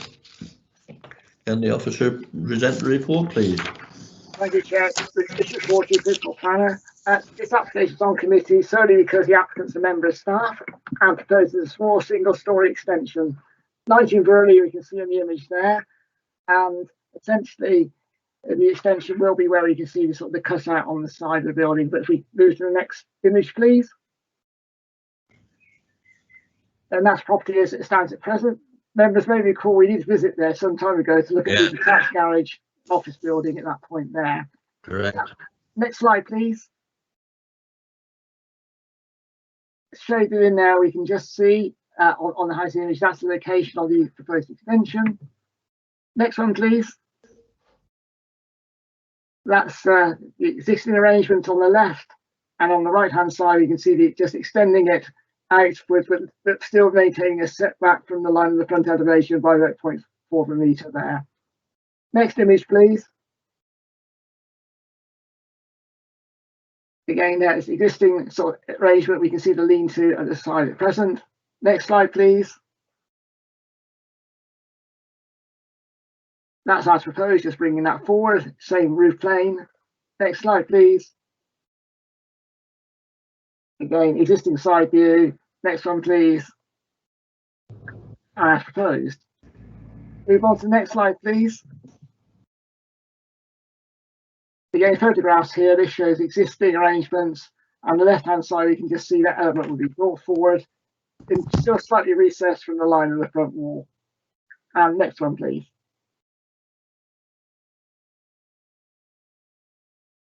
And again, it's just further images. So that's the slides. It's a very simple addition, sympathetic to the building, and recommended for approval. Thank you. David Evans, Chair. Are there any letters for speaking statements? No public speaking statements here, Chair. Okay. Nothing for the officer to add. Right, we'll ask the committee now to speak, please. Chair, David Turner, Much Wenlock, happy to propose this in line with the officer report. Okay, next speaker, please. I'm happy to support. Second. Thank you. Any other speakers, please? Therefore, I will now put it to the vote. Kim, if you do, please. Okay, thank you, Chair. Again, just to remind only those members present for the whole item can vote. We've got a proposal and a seconder to accept the officer recommendation to grant permission subject to the conditions set out in Appendix 1. You can indicate whether you're voting for or against the proposal, please. Councillor Evans? For. Councillor Turner? For. Councillor Boddington? For. Councillor Hignett? Did we decide he'd left? Yeah. Councillor Huffer? For. Councillor Parsons? For. Councillor Shinton? For. Councillor Tyndall? For. And Councillor Woodward? For. Okay, that's unanimous for. Thank you. That's carried. Thank you very much. We now go to appeals and appeal decisions, please, Richard. Yes, thank you, Chair. No appeal decisions to report, just 6 appeals that have been lodged against officer delegated refusals. So if members wish me to go through them, I will, but otherwise, if they just wish to note them, then we can do so. As I say, there's no sort of lessons from the planning inspectorate I can be relaying back to you on these, as they've only just been lodged. Thank you. Right, just for me to now to say thank you very much for the officers' reports and everything today. It's been a long day, but I think it's well been worthwhile. I'd like to thank all those councillors that are not standing that supported me in the last 4 years, and I wish you a healthy and peaceful retirement and enjoy your life. And therefore, we move on now to the date of the next meeting. It's June the 15th at 2 o'clock. So we shall have a new faces, and I do doubt. And wish you all well with the election for those who are standing. And as I say, thank the officers for all their hard work, and thank you for your support for the last 4 years that you've given me and the members of this committee. Thank you.